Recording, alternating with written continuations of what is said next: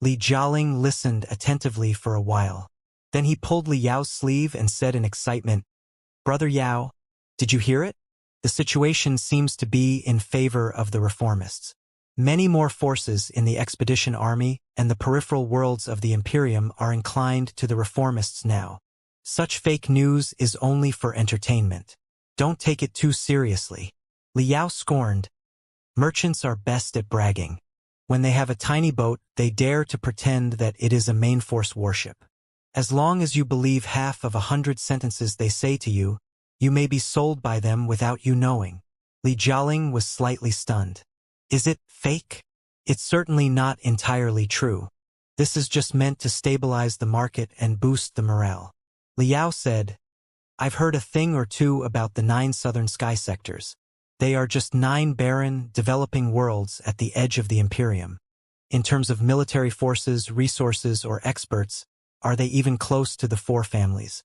Even if the 9 southern sky sectors intend to keep neutral, they will only cheer for other people without doing any real work at best. How would they dare to compete with the 4 Kurfürst families openly? Wouldn't it be like a slap in the face of the 4 Kurfürsten if they claim that they will not follow the illegitimate order? Those sector masters are certainly not bold enough to do so. As for the second news, all the fleets in the 4th battle area of the expedition army are pledging loyalty to Lei Qinghu, Marquis Liaohai. In terms of prestige, connections, and combatability of the fleet, Lei Qinghu is indeed the toughest general in the expedition army. He deserves to be the highest commander of the expedition army. Besides, the expedition army's stance is rather obscure. Most of the soldiers in the expedition army are from the peripheral worlds of the Imperium, although they receive the command of the 4 families. But right now, the expedition army is the real neutral one here, neither helping the peripheral worlds nor helping the 4 families. It is obvious that they intend to claim all the advantages in the end. However, I do not believe that the 4th battle area of the expedition army has openly declared loyalty to Lei Qinghu. The most crucial thing here is resources. The reformists have only occupied the Imperial Terminus sector. It is impossible to supply the expedition army with only the resources of the capital. The peripheral worlds where the business alliance of 10,000 sectors is at are too far away from the newly recovered territory. However abundant resources the 7 Seas Grand Market have, it is barely possible to ship them to the front line and meet the astronomical consumption of the expedition army every day. The result is that the battle areas of the expedition army still count on the supplies from the 4 families to sustain themselves. Their necks have been tied up by the supplies and logistics. How can they break up with the 4 families easily? Tilting his head, Li Jialing thought for a while and said in disappointment, It does seem the case. The business alliance of 10,000 sectors is rather shameless to make up such lies. It may be too far to call them lies. There is something behind them. Li Yao thought for a moment and said, I believe that the warlords of the 9 southern sky sectors and the leaders of the expedition army must have secretly reached out to the business alliance of 10,000 sectors or even reached agreements with them. That's why the business alliance of 10,000 sectors is bold enough to release such fake news first. Whether or not it is true, the morale of the 4 families will be affected, and the 4 families' relationship with other forces will be weakened. Speaking of which, God of War Lei Qinghu's movements are rather mysterious. He was pinned into the heartland of the 4 families like a nail in the beginning. By logic, the 4 families should pluck the nail in their heartland before they start any massive military operation. However, I did not hear that the astounding Thunder Fleet encountered any major battle. Is Lei Qinghu aware of Black Star the Great Secret or not? If he does, what's his attitude? What is the veteran who has been fighting wars for 200 years thinking? Li Yao was deep in thought. His impression of Lei Qinghu was not bad. While the guy was a cold, heartless, model immortal cultivator, he was also a respectable opponent who deserved to be fought with strength, unlike the selfish, false immortal cultivators of the 4 families, who were scumbags like sticky slugs. The former reminded Li Yao of Iron Commander Zhou Hengdao, the soldier of iron and blood from the Star Glory Federation. He respected the man even in a life-and-death battle. As for the latter, Li Yao would consider it a stain to his boots even if he stepped on them. In Li Yao's plan, Lei Qinghu was a part that was as critical as Jin Yuyan. However, the stubborn immortal cultivator was certainly not as easily persuaded as Jin Yuyan might be. Chances were that he would even ardently worship and support Blackstar the Great. So, he needed to make thorough plans. Li Jialing jabbed him with his elbow and asked, "Brother Yao, let's leave Lei Qinghu behind for now. How exactly are we going to approach Jin Yuyan?" Li Yao narrowed his eyes and looked around. Pointing at a splendid and crowded building ahead, he said, "Do you see it? It's Commodity Market, the center of the Seven Seas Grand Market." Li Yao told Li Jialing that the Seven Seas Grand Market was divided into the internal district and the external district. The internal district was for the staff of the Business Alliance of 10,000 sectors and the VIPs. Jin Yuyan usually lived and worked in the internal district. With Li Yao and Li Jialing's skills, it was not difficult to get a VIP card. However, going into the internal district required thorough safety checks. Not only was massive destruction magical equipment forbidden, but even the Cosmos rings would also be locked tightly. Their identities would also be investigated. Could be quite troublesome. Li Yao estimated that the Business Alliance of 10,000 sectors must have been deeply infiltrated by Blackstar the Great's secret spies, and Wu Yingqi's guys must be lurking in the critical posts around Jin Yuyan, who had received orders to kill Jin Yuyan in advance should anything go wrong. Li Yao was reluctant to place Jin Yuyan in unnecessary danger, or to let Wu Yingqi know that he had come to the Seven Seas Grand Market. Therefore, he couldn't openly enter the internal district and request to meet Jin Yuyan. Zhou Tianying, the manager of the Blue Sky Market, gave Li Yao a channel through which he could talk to Jin Yuyan in secret. However, after much deliberation, Li Yao still abandoned the means of communication in the end, because Zhou Tianying was merely a common manager, and it was rather suspicious how secret the channel under his control was. One couldn't be too prudent about Blackstar the Great's methods. Chances were that he had monitored every communication channel around Jin Yuyan, and the first syllable that Li Yao spoke to Jin Yuyan would be heard by Wu Yingqi, who was thousands of light years away. The safest approach was still to sneak to Jin Yuyan's side so that the two of them could have a face-to-face talk after blocking the sound waves with rune arrays. Through Zhou Tianying, Li Yao learned that while Jin Yuyan usually worked in the internal district, he would come to the commodity market in the external district every other day in the last few months. The so-called commodities referred to the trades whose total amount was above 50 million free coins. It was the foundation that supported the Business Alliance of 10,000 sectors. Jin Yuyan would show up every other day to host part of the trades and to talk with his old friends. Even if he did nothing, it would still hold the confidence of the market as a sign that he would live and die with the Seven Seas Grand Market. With a great war coming near, confidence was more precious than marrow crystals. Unless a very serious crisis took place, Jin Yuyan would certainly not break the norm.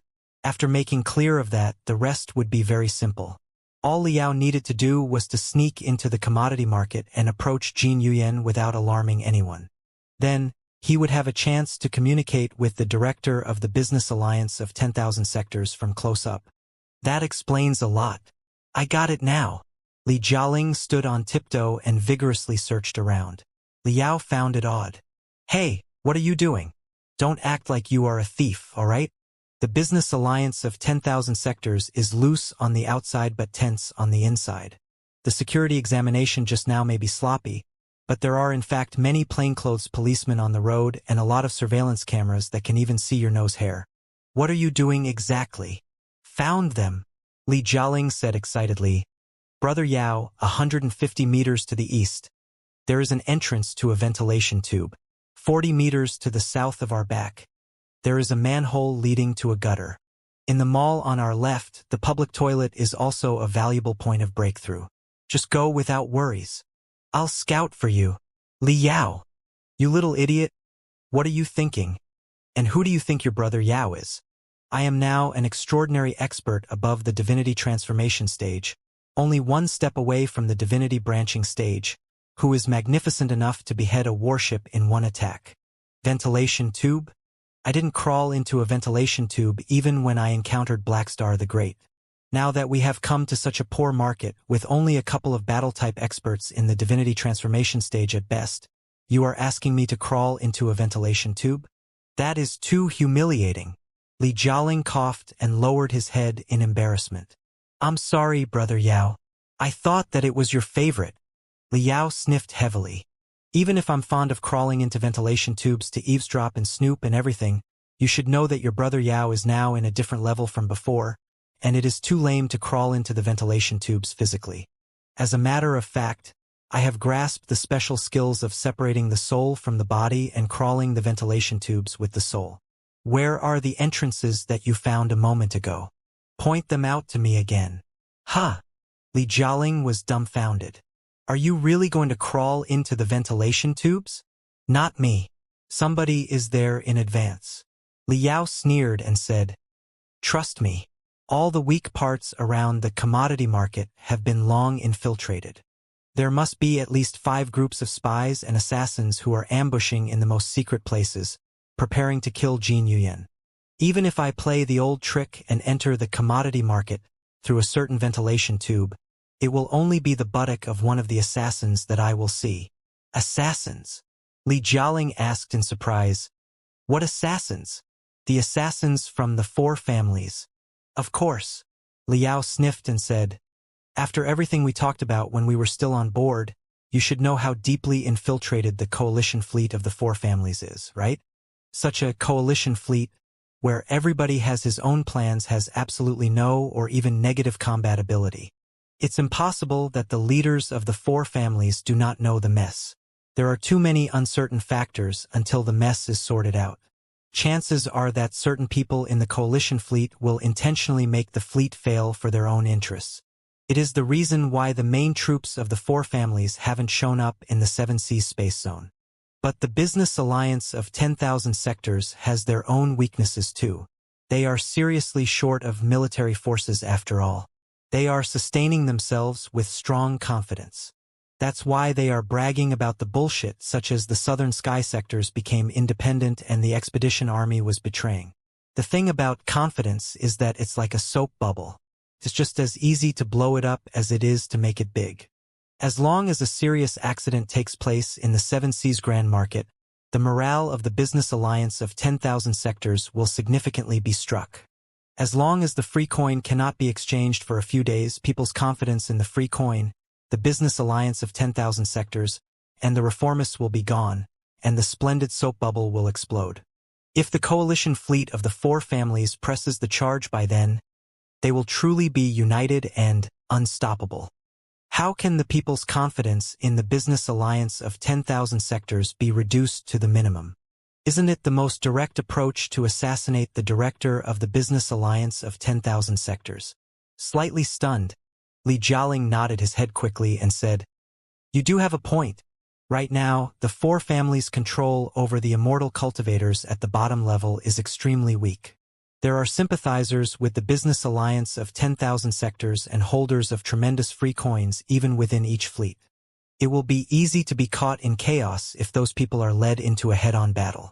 However, it is still practical to select a batch of central descendants in the 4 vast families who boast abundant resources and therefore will absolutely not be bought over by the business alliance of 10,000 sectors, like Li Wuji. An elite commando team made of 100 or so strong core descendants will be able to infiltrate the 7 Seas Grand Market and wait for an opportunity to launch a critical strike. As long as Jin Yuyan is taken down and preferably great damage is caused to the 7 Seas Grand Market, the credit of the free coin and the business alliance of 10,000 sectors will definitely hit the rock bottom. As long as the free coin is devalued by 20 to 30%, there will be crazy dumps and bank runs. Once the tide of panic is formed, both the business alliance of 10,000 sectors and the reformists will be screwed. It's a very comprehensive analysis. Li Yao said, The corrupt leaders of the 4 families as high-level immortal cultivators will never trust the people at the bottom level. In their eyes, the bottom-level people are as untrustworthy as the bottom-level immortal cultivators. Therefore, a commando team made of the central disciples who are few in number but have high combat abilities will be their best option. That boy Li Wuji vaguely received messages from the family too. It seems that a batch of descendants of the Li family was selected for a confidential mission. While he did not know the nature of the mission, he saw the list of the participants whose specialty was stealth and assassination. He also learned that the core descendants of the other few families who had similar talents were also secretly selected and mobilized. Nobody knew where they were sent to. It's not like that they snuck into the capital to assassinate the queen, right? It would be too insane and unpromising. So, I dare say that quite a few squads of elite assassins from the four families are ambushing near the commodity market right now. They have taken the most advantageous spots of assassination, like the ventilation tubes or sewers you mentioned. So why do I have to join them? With my identity today, I will not crawl into a ventilation tube that other people have already crawled once. That explains a lot, but it still doesn't make sense, Brother Yao. Thinking for a moment, Li Jialing asked, if the assassins from the four families have long infiltrated the Seven Seas Grand Market or even snuck into the perfect spots of assassination like you said, why haven't they done anything so far? The Seven Seas Grand Market has been quiet these days. There's no news that Jin Yuyan suffered any assassination. This is exactly the tranquility before a storm.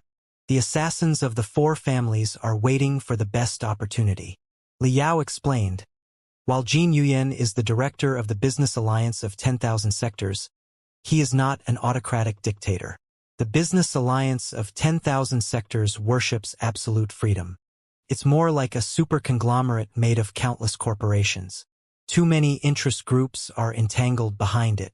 The architecture of the organization is very complicated. Rather than a leader, it's more appropriate to say that he is the chief executive officer as well as the largest shareholder of the Business Alliance of 10,000 Sectors. He might not even be the largest shareholder, but merely the spokesperson of many powerful shareholders. To some extent, killing Jin Yuyan will result in chaos, but the chaos will only be temporary. The Business Alliance of 10,000 Sectors boasts astonishing abilities in self-recovery. Other than Jin Yuyan as the director, there are 5 senior leaders including the chief operating officer, chief financial officer, etc. They can totally elect one of them to replace Jin Yuyan and restore people's faith in the free coin. If the brief window is not seized to launch an assault at the Seven Seas Space Zone, the assassination with such a great cost will be for nothing. Then what exactly is the brief window? The best scenario is that the moment the Seven Seas Grand Market is reduced to chaos because of Jin Yuyan's sudden death, and all the guards, mercenaries, and business teams are in a panic, the coalition fleet of the four families will be teleported.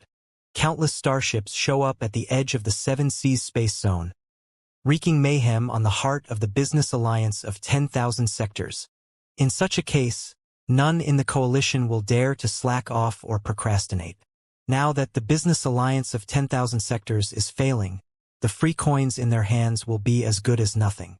The only way they can make up for their losses is to loot the Seven Seas Grand Market. I imagine that it is exactly the purpose of the four families. Right now, the coalition fleet of the four families hasn't been fully gathered. They certainly wouldn't rush into the assassination. However, according to the secret intelligence that Boss Bai sent to us the last time, however slow and unwilling the local armed forces in the peripheral worlds were, they were mostly prepared for the space jump. The four families have also dispatched a few rather tough senior fleets to supervise the attack, with almost 10 lords of the same level as Li Wuji as supervisors. It's obvious that they are doing it for real. According to Boss Bai's estimation, in a couple of days, the general attack at the Seven Seas Grand Market will begin. The defense system at the edge of the Seven Seas Space Zone may seem indestructible, but when thousands of starships appear at the same time and all their cannons glow, the whole space will be set on fire. It was 2 days ago when Boss Bai sent the message. In other words, the assassination may begin at any moment. Chances are that Jin Yuyan's life will be ended today, which is his inevitable doom that has nothing to do with my arrival at all. Li Jialing immediately grew anxious. Then, should we stop the assassins of the four families? We'll wait and see. The defense forces of the Business Alliance of 10,000 Sectors are not dead people. According to rumors, the Business Alliance of 10,000 Sectors has hired the 4 greatest assassin groups at the edge of the Imperium that have the highest success rate, namely Black Flag, Bloody Skull, Life Claimer, and Lamp of Death. Those are the best brands in the circle of killers and assassins. If they have been hired as the security team of the Business Alliance of 10,000 Sectors, How would Jin Yuyan be killed so easily? There won't be any need for us to do anything.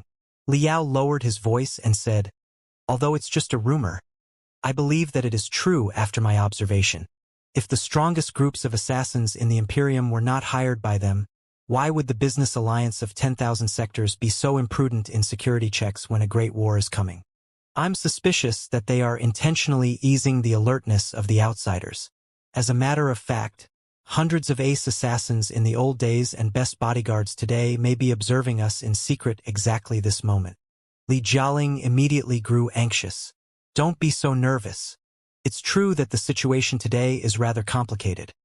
But the more complicated it is, the more convenient it will be for us to take advantage of. If the enemy is a united team, how can the two of us expect to compete with them even though I am one of the top 3 experts of the Imperium in terms of the comprehensive capabilities? Liao said, all in all, the key to the battle of 7 seas that is about to break out lies not in the vast sea of stars but exactly around us.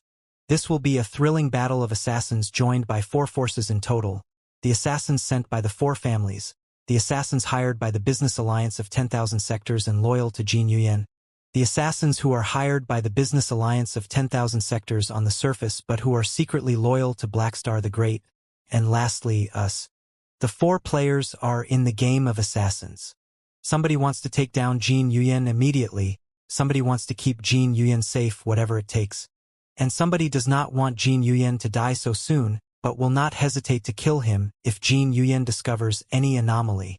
The key to the final victory is not necessarily dependent on one's strength, but on who distinguishes friends from foes and trustworthy cooperators from malicious schemers sooner. Isn't it exciting? It's been a long time since I last played such an interesting game. Let's go. The game is on. Liao and Li Jialing did not go straight to the commodity market. As a place where Jin Yuyan appeared every other day, the market certainly had the most thorough safety measures. It was not unusual that 50% of the crowd in the market were plainclothes guards. Barging in recklessly and alarming the enemy was certainly not a good idea.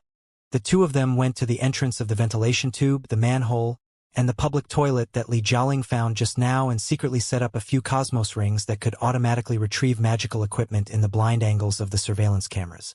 Then, they found a few trash cans and inconspicuous corners and put down a few cosmos rings as fast as before.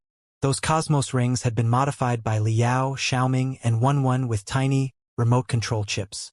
When necessary, they could eject all the items stored inside at Liao's command. Inside most of the cosmos rings, Liao had stored non-lethal crystal bombs, including the smoke grenades made of the ink sacs of the black jellyfish dragon, the stun grenades that might cause intense dizziness and temporary loss of hearing and sight, and the shriek bombs that could unleash supersonic waves and disrupt the nervous system. In case of an accident, those items would be the best help for them to escape or to sneak in.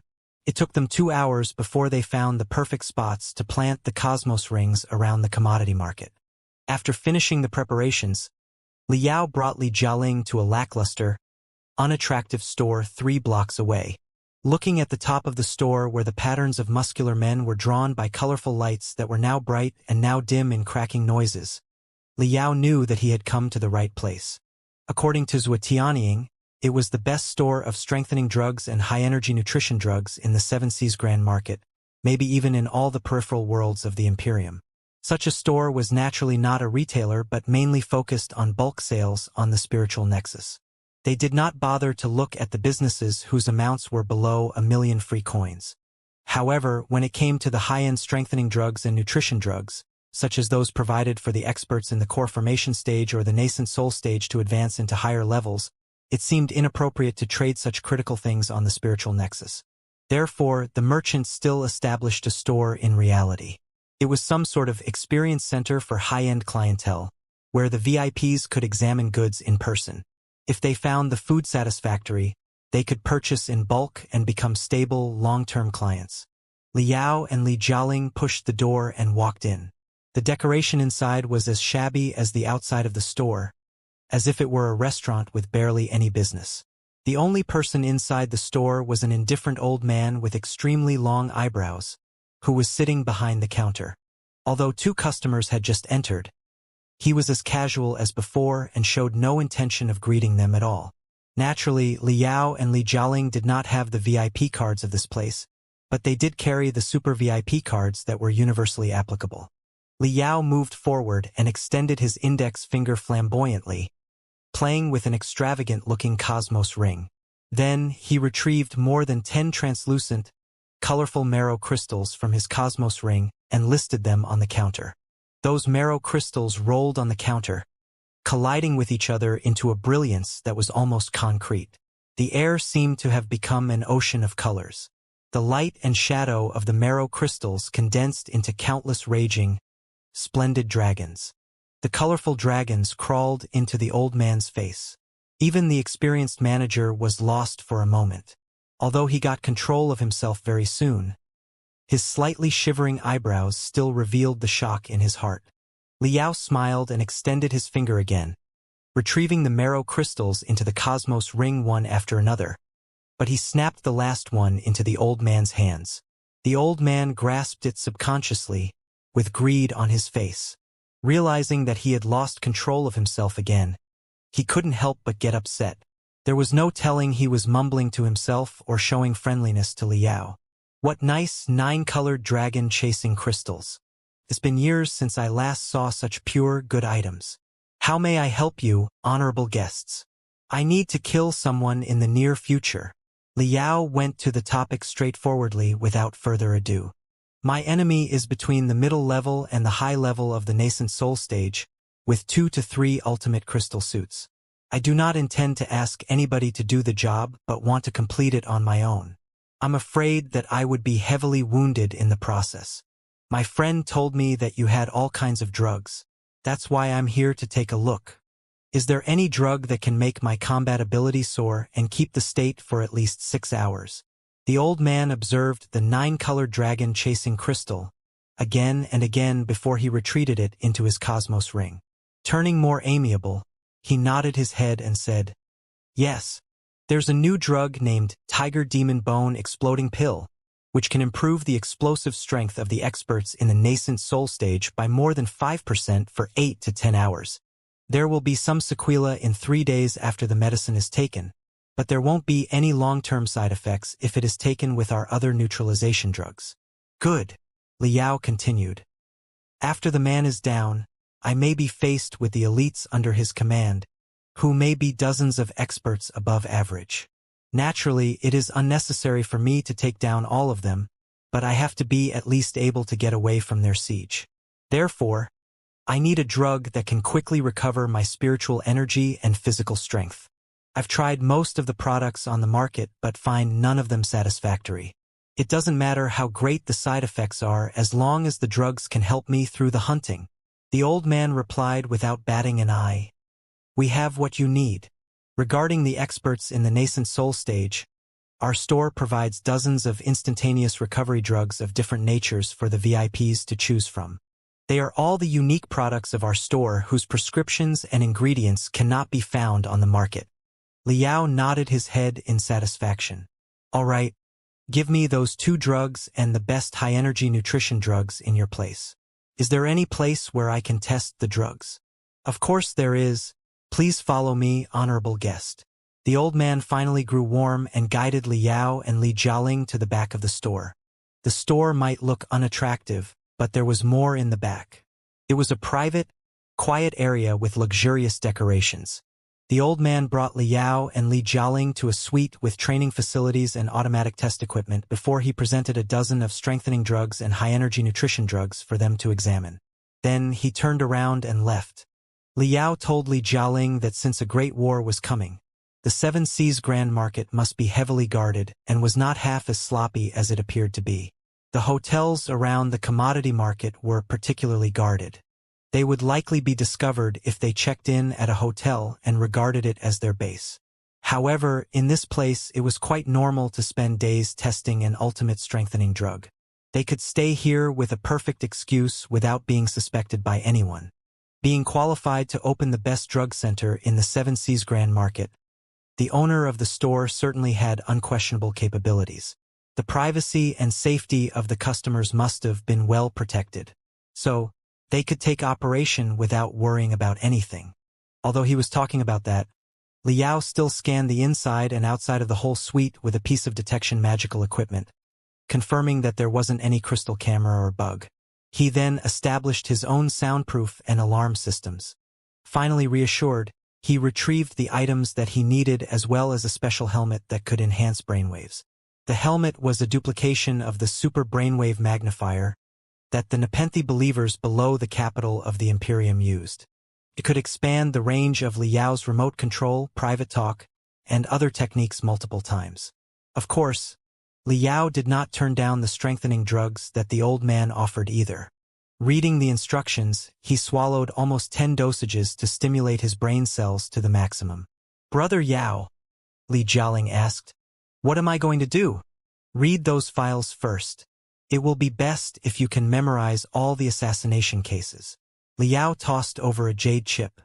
"They're all about the 4 greatest assassin groups at the edge of the Imperium, particularly the leaders of the groups.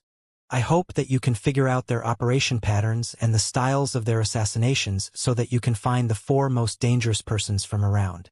For the selfish, dog-eat-dog immortal cultivators, each had plenty of enemies. Killing was anything but unusual.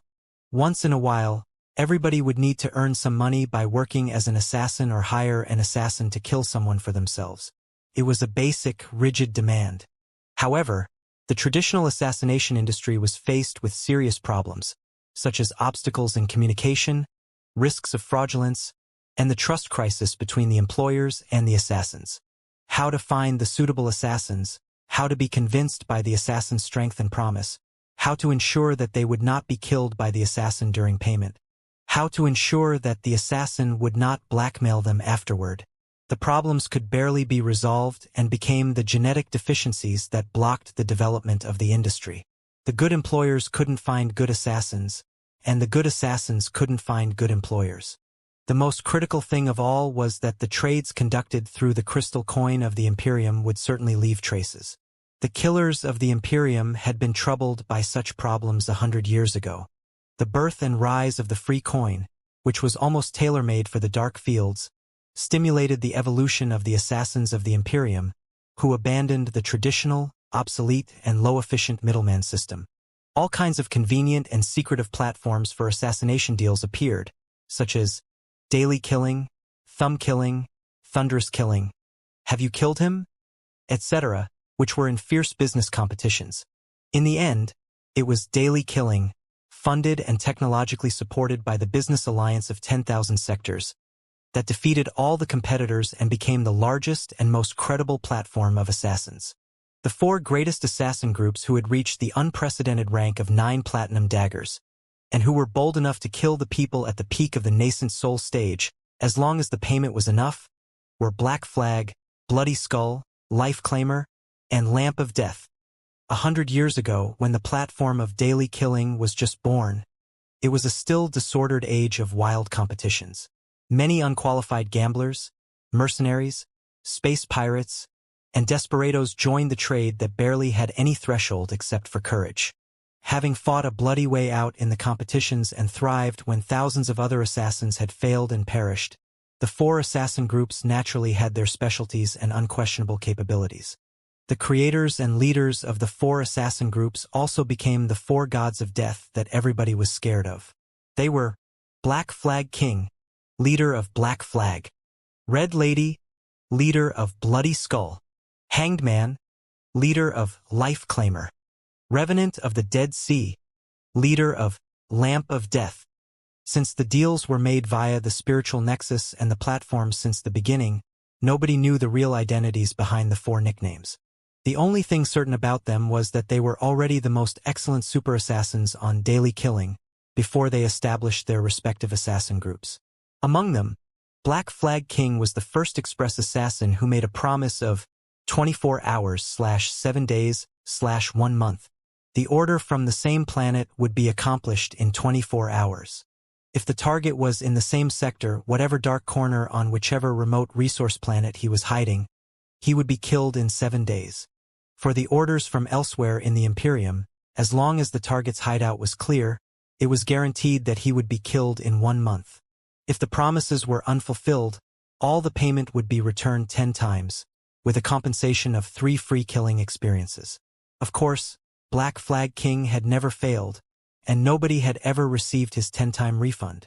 Red Lady, leader of Bloody Skull, on the other hand, was the first assassin to bring business from the periphery of the Imperium to the territory of the Four Families, claiming that she would not hesitate to kill the descendants of the Four Families. Because of her slogan, Bloody Skull and herself had been wanted and attacked by the Four Families countless times. After 100 years, too many people in the Four Families had died under the poisoned daggers of the assassins, but Bloody Skull was still as thriving as before. Life Claimer was a unique group that claimed to be a professional team of spectral cultivators. Their leader, known as Hanged Man, was likely to be the best spectral cultivator in the Imperium and made full use of the advantages of the unpredictable ghosts. His team was the first team of assassins that received a venture of more than 500 million and embarked on the formalization process. When the target was a ghost, it would never be wrong to choose Life Claimer. The mysterious assassin Revenant of the Dead Sea, who founded Lamp of Death, was perhaps the strongest and most insane one of the 4 assassin leaders. He started his career slightly later than Black Flag King, Red Lady, and Hanged Man, who had already divided the market. In order to rise to fame soon and seize the high-end market, he declared that he specialized in killing the people in the nascent soul stage, and he successfully completed 62 orders whose targets were all in the nascent soul stage within 1 year, taking down 1 expert in the nascent soul stage every 6 days.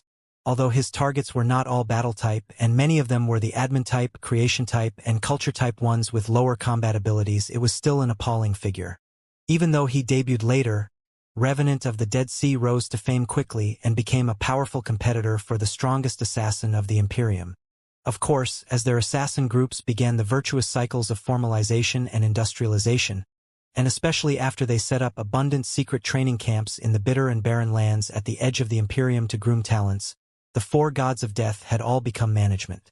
It had been decades since they killed anybody in person, and it was usually their disciples who ran the team. However, judging from the last cases they did in person, Liao inferred that the 4 gods of death were all likely to be in the divinity transformation stage. Even the battle-type divinity transformation stage experts might have different styles. Some people were good at charging at the enemy on a colossus in a head-on battle. They could defeat thousands of enemies on their own. Some other people were good at stealth, camouflage, poisoning, explosion, assassination, and all kinds of other unpredictable, vicious methods. It was doubtless that the latter was 100 times trickier than the former. The 4 gods of death were exactly the best experts in the second field.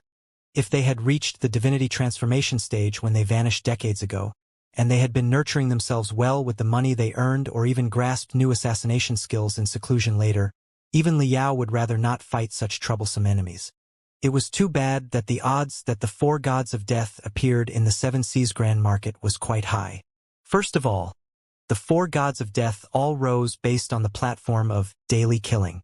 Later, they invested in daily killing, instead, turning into the shareholders of the platform. So, they were half-official groups of assassins. The greatest shareholders of daily killing, on the other hand, was the business alliance of 10,000 sectors. Based on the connection, the 4 gods of death extended their hands to the fields relevant to the assassination business, such as the underground weapon platforms where massively destructive magical equipment was sold, the free mercenary platform that was dedicated to fighting large-scale wars for other people, etc. Even the shipping corporations under the business alliance of 10,000 sectors had the shares of the 4 gods of death. Just like that, they were deeply associated with each other through all kinds of exchanges of interests. Also, the bloody business of the 4 assassin groups was based on the free coin, making them natural partners of the business alliance of 10,000 sectors. That was why Liao inferred that the security work of the 7 Seas Grand Market was actually the job of the 4 assassin groups. Zhuotianying even speculated that one of the 4 senior managers of the business alliance of 10,000 sectors was among the 4 gods of death, although he did not have conclusive proof. In terms of financial interests, the 4 gods of death should be Jin Yuyan's hardcore supporters. After all, their enterprises were all on the business alliance of 10,000 sectors platform and based on the free coin. They were even the shareholders of the business alliance of 10,000 sectors themselves. However, if the four of them had advanced into the divinity transformation stage since decades ago, financial interests might not be their only concern. Position, power, or even breakthrough in levels could all attract them. If the four Kurfürst families lured them with a whole resource planet or even a sector, plus an authentic, hereditary knighthood, or if the Black Star the Great presented the cultivation arts he stole from the mausoleum of the Supreme Emperor, promising that he could help them advance to the high level or even the peak of the divinity transformation stage, would they really not be tempted at all? If Liao were the Kurfürsten or Black Star the Great and intended to remove Jin Yuyan, he would certainly try to win over the four heads of assassins who controlled lethal combat ability. As long as they could kill Jin Yuyan, he would agree to any term they proposed.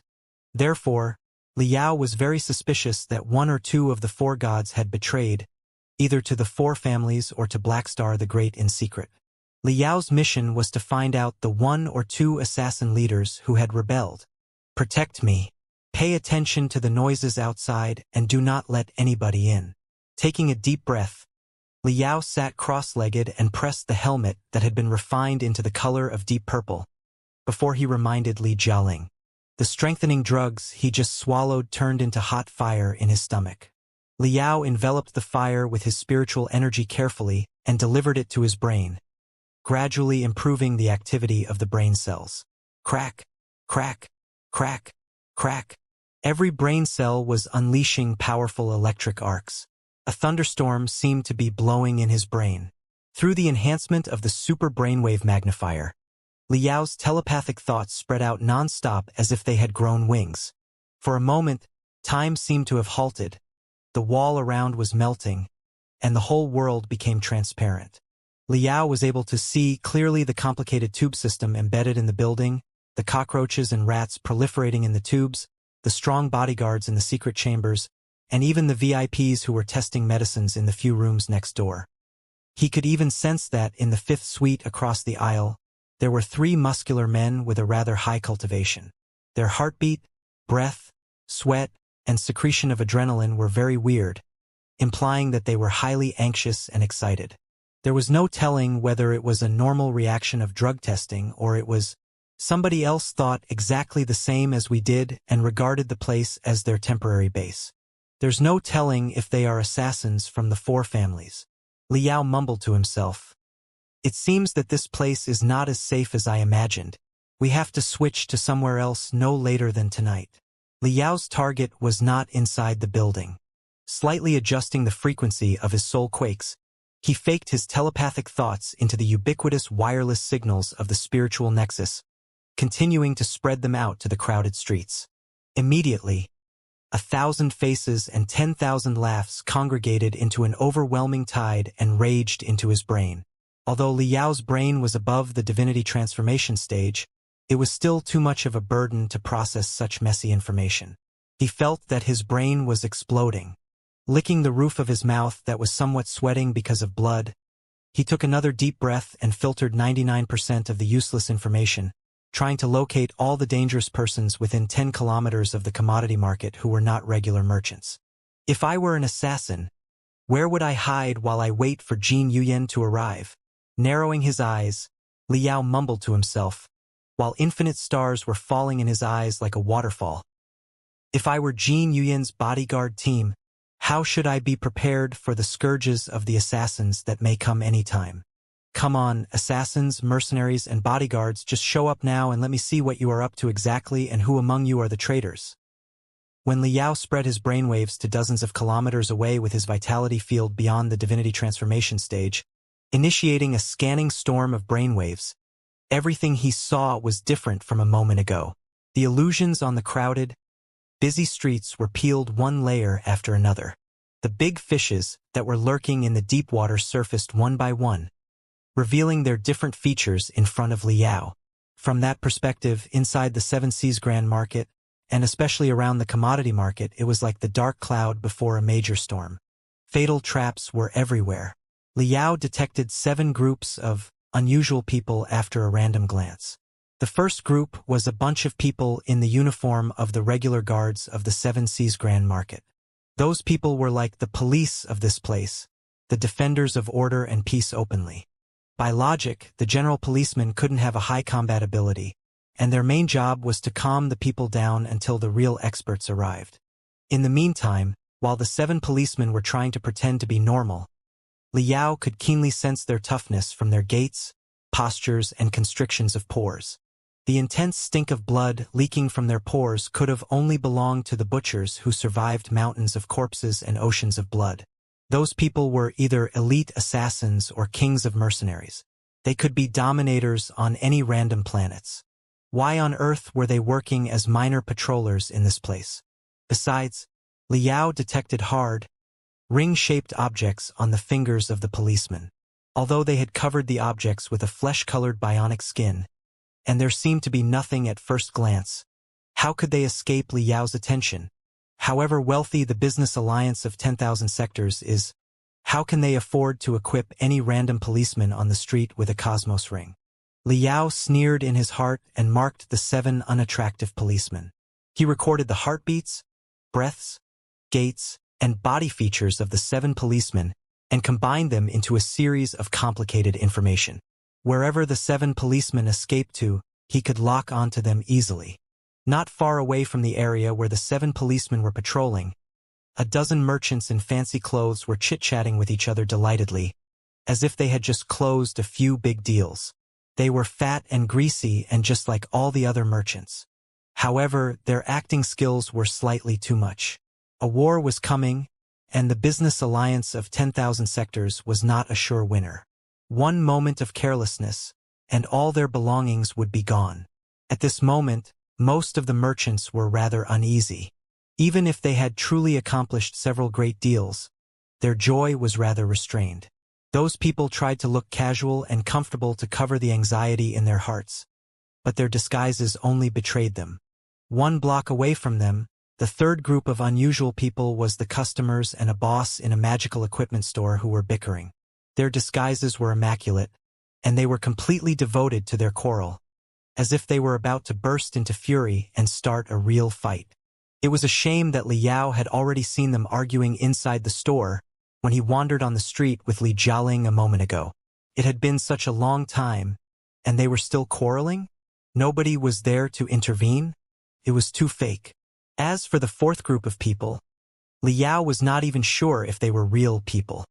It was an open van parked in a dilapidated street, fully loaded with rusted battle puppets and the remnants of artificial bodies. At first look, it was picking up the wasted and abandoned artificial bodies from the magical equipment stores on the street.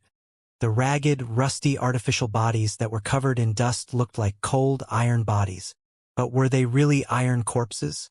Liao recalled Life Claimer, one of the 4 major assassin groups. The killers in the group were all ghosts. Hanged Man, their leader, was a powerful competitor for the strongest spectral cultivator of the Imperium. If the open van was not loaded with outdated artificial bodies but ghost killers with Hanged Man himself among them, what would happen? The other 3 groups of people were of similar cases. They were all lurking around the commodity market under different disguises. In the meantime, they were absolutely not the only death dancers on the stage, just the weakest rookies, which was the reason why Liao noticed them after only a quick look. Liao had no doubt that more dreadful, stealthy, and fatal assassins were hiding in places he could not see, holding their breaths and stopping the release of their brainwaves, transforming them into cold stones while they waited in patience. It could be seen from the raging swirls in the air caused by the collisions of the wireless signals and the brainwaves. There were simply too many telepathic thoughts in the air, as if hundreds of experts were releasing their senses and examining the environment. With Liao's capability right now, if he were to boost his brainwaves to the maximum, it would be possible for him to track all the assassins hiding in the dark.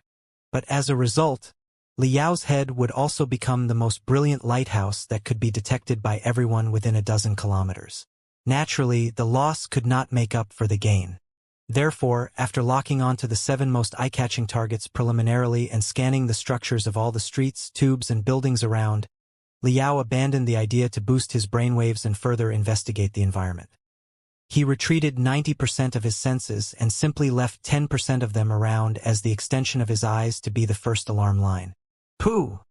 Although he retreated most of his telepathic thoughts in time, his brain cells were still seriously worn out. Liao felt that his head was dizzy and vomited a mouthful of golden blood. "Brother Yao?" Li Jialing asked in a hurry. "Are you all right?" "I'm fine. I simply increased the speed of metabolism by 10 times and consumed countless cells before I vomited the dead cells in the blood to make room for the new cells." Liao said, "Grab 2 growth hormones for me to stimulate the development of new cells."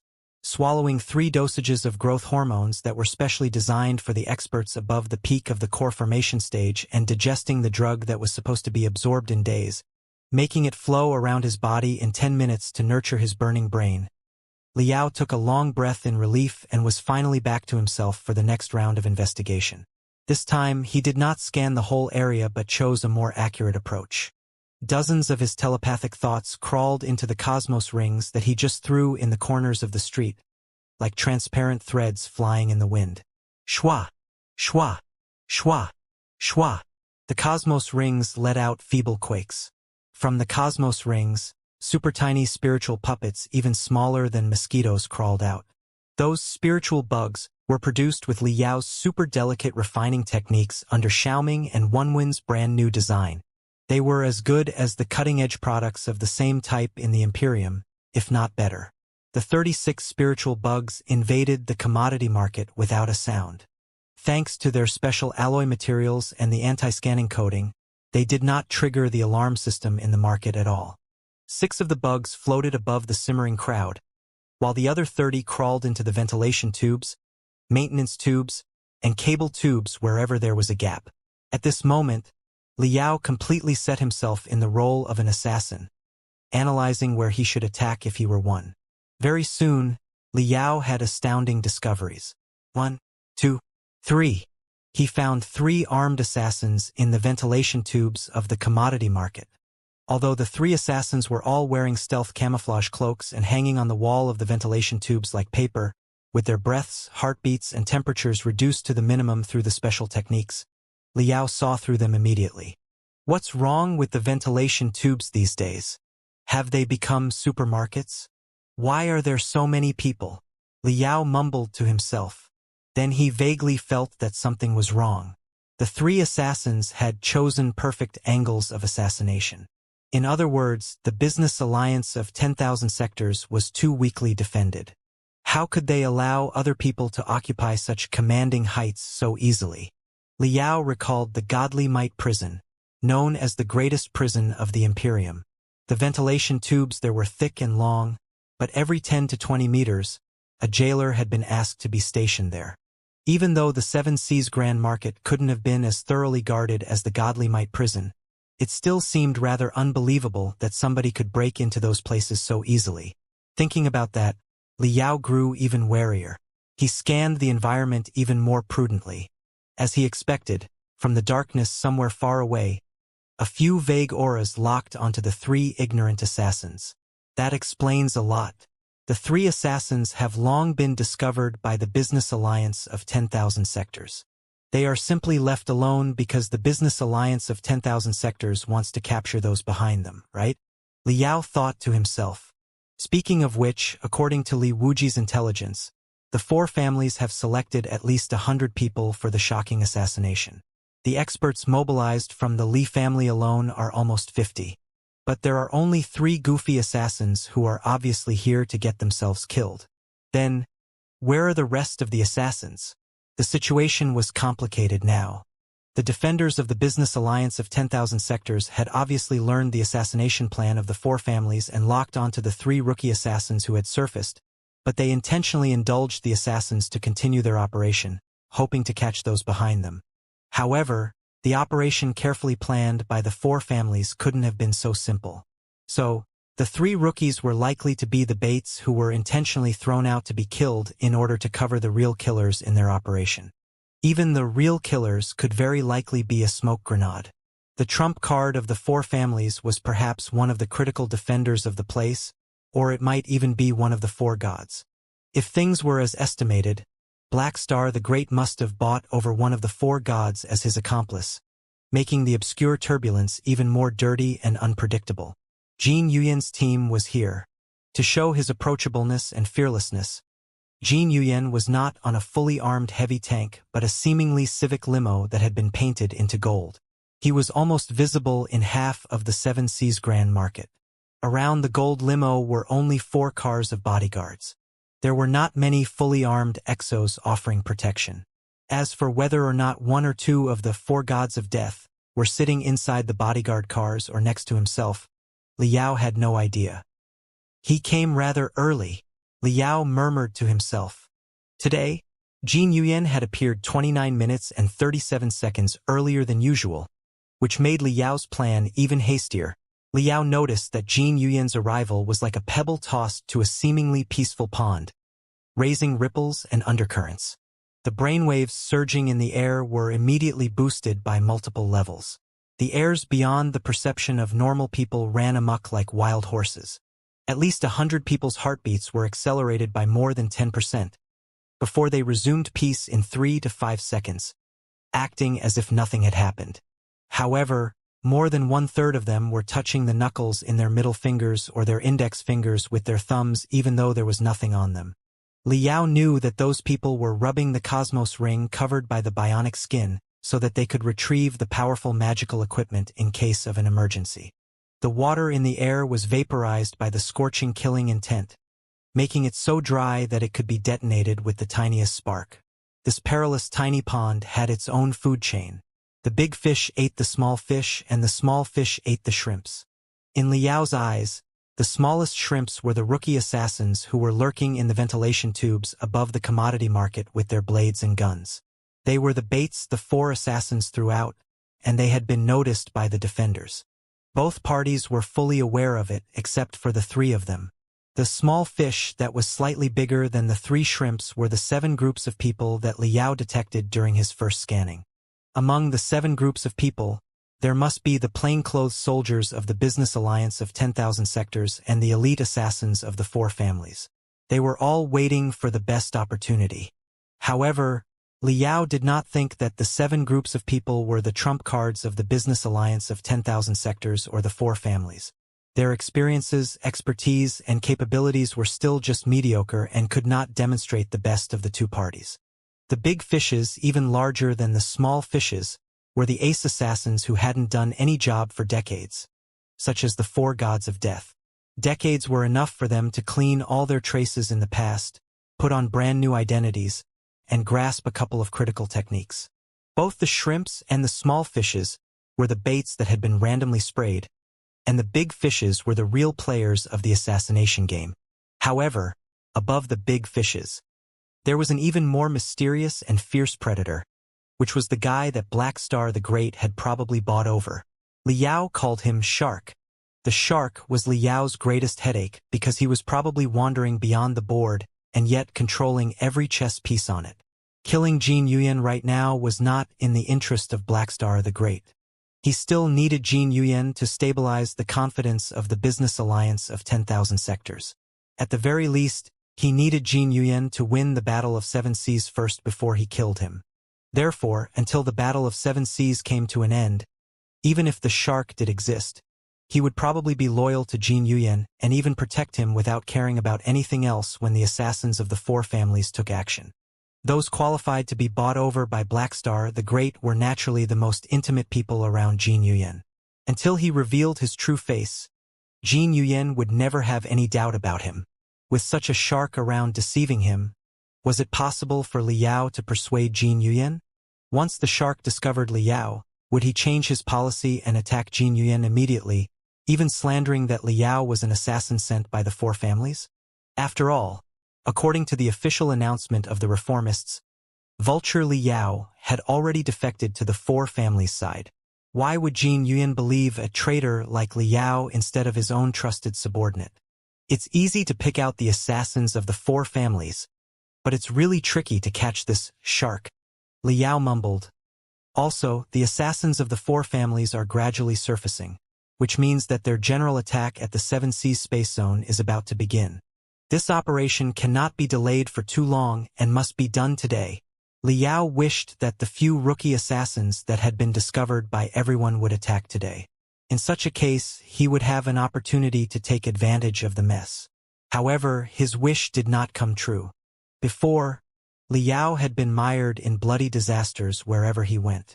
Of course, it was not his own bloody disasters but the important people around him who often had uncanny accidents. However, while the undercurrents were raging below the water, the surface of the water was peaceful and quiet today. By the time Jin Yuyan's team stopped outside of the commodity market, and the kind, friendly face of the director of the Business Alliance of 10,000 Sectors appeared before everyone, the three rookie assassins were still absolutely quiet like three rocks of ice. Their breaths, heartbeats, and temperatures did not rise at all, and they showed no intention of preparing the heavy armor-penetrating sniper rifle in their arms. Liao knew that the three rookie assassins were using the heavy anti-equipment gun, named Thunder 9.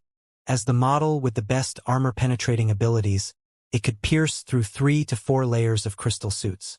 The three assassins had chosen this weapon obviously because they considered that Jin Yuyan must have carried the state-of-the-art defensive magical equipment, which could automatically unleash spiritual shields. However, to empower Thunder 9 with the highest damage, the weapon must be preheated at least half an hour in advance. The three assassins did not do anything when Jin Yuyan arrived, which suggested that it was still not the best time for assassination, and they were instructed to stand still. Now that the three shrimps were still, the small fishes, the big fishes, and the shark on the upper part of the food chain were certainly still too. Liao could only watch Jin Yuyan greet the merchants lightheartedly, and gave a short speech on the podium outside of the commodity market, stating that he supported the neutrality of the 9 southern sky sectors and would increase the number of assets to be delivered to the expedition army so that the soldiers in the front line would not be worried about supplies. He elaborated for 10 minutes, but none of the assassins disrupted him. Finishing his speech, Jin Yuyan was about to walk into the market. The commodity market had only 2 gates, one in the front and the other in the rear, both meticulously defended. Liao did not intend to meet him in such a half-enclosed environment. He was even less interested in playing the game of Guess Who I Am with the shrimps, the small fishes, the big fishes, and the shark. If you were so fond of playing, Brother Yao would simply kick your table and see how long you can remain calm. Jialing, have you read the files? Destroy the jade chips after you're done and warm yourself up. Prepare to take action. Liao declared aggressively. Remember, your mission is not to assassinate or to protect anyone, but to observe the general picture and remember the most eye-catching people in the chaos to come. Then, as a common merchant, you will observe the changes in the 7 Seas Grand Market in 1 to 2 days and check who the greatest beneficiary of the chaos is. After that, you will tell all the information to me via the secret communication channel. Do you understand? Got it. Li Jialing clenched his fists and asked, Brother Yao, what are you planning to do? The 7 Seas Grand Market today is a stagnant pool. The shrimps, the small fishes, the big fishes, and the shark are too lazy to move. Then, just let me be a vigorous eel and stimulate them to move. With a smile, Liao declared, one word after another, I'm going to assassinate Jin Yuyan. He blew a whistle, and a streak of redness dashed out of the cosmos ring on his finger, melting together with the mental devil that lunged out of his forehead. It revolved quickly and aimed at Jin Yuyan with 37 walls in between.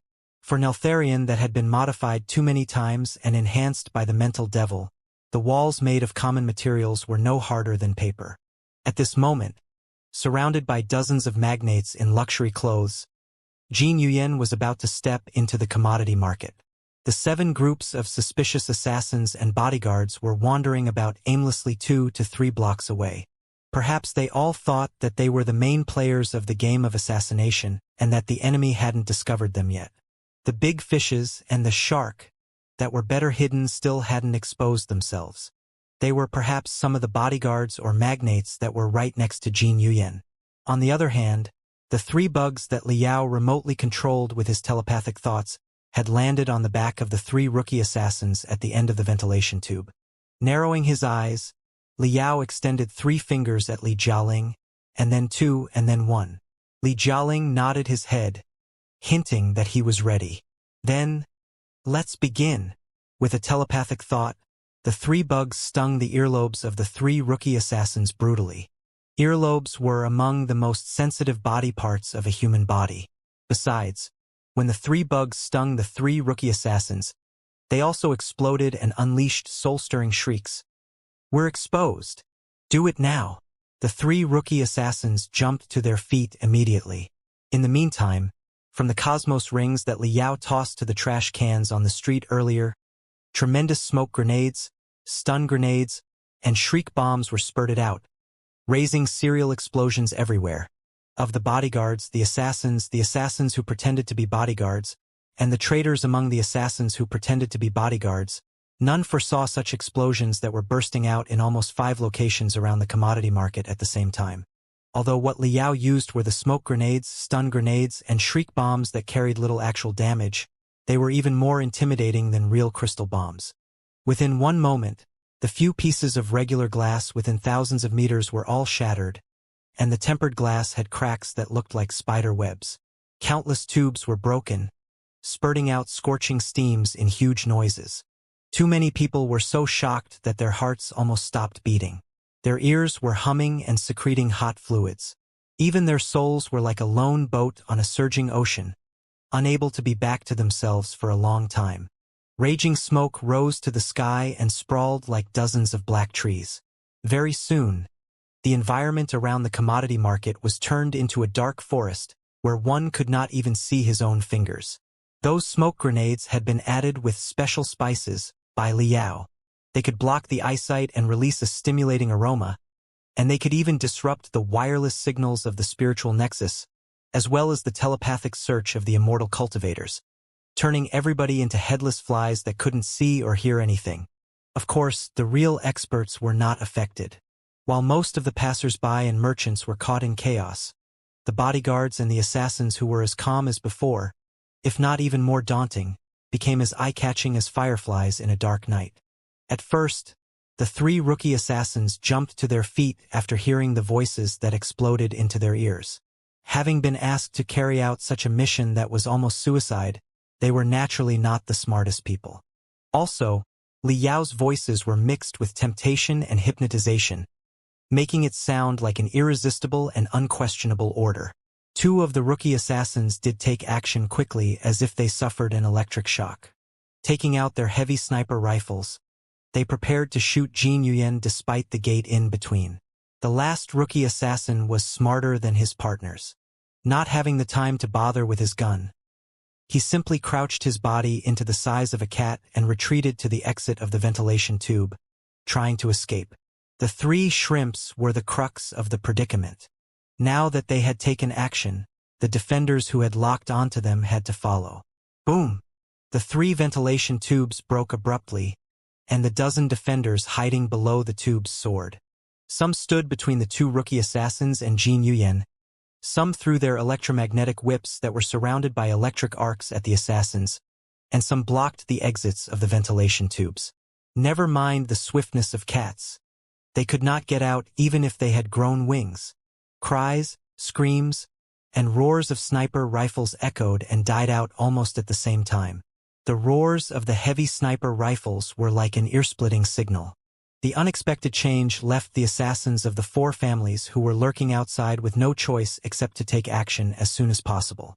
Although it was not the best time to assassinate Jin Yuyan today, Jin Yuyan's security would certainly be upgraded after the mess today. He would even stay in the safest chambers in the internal district for the next few days. Then, the assassination operation that they had planned for a long time would fall out. The 7 groups of people Liao locked onto just now all started to take action. The seemingly fat merchants who were talking to each other delightedly a moment ago unleashed the most intense killing intent.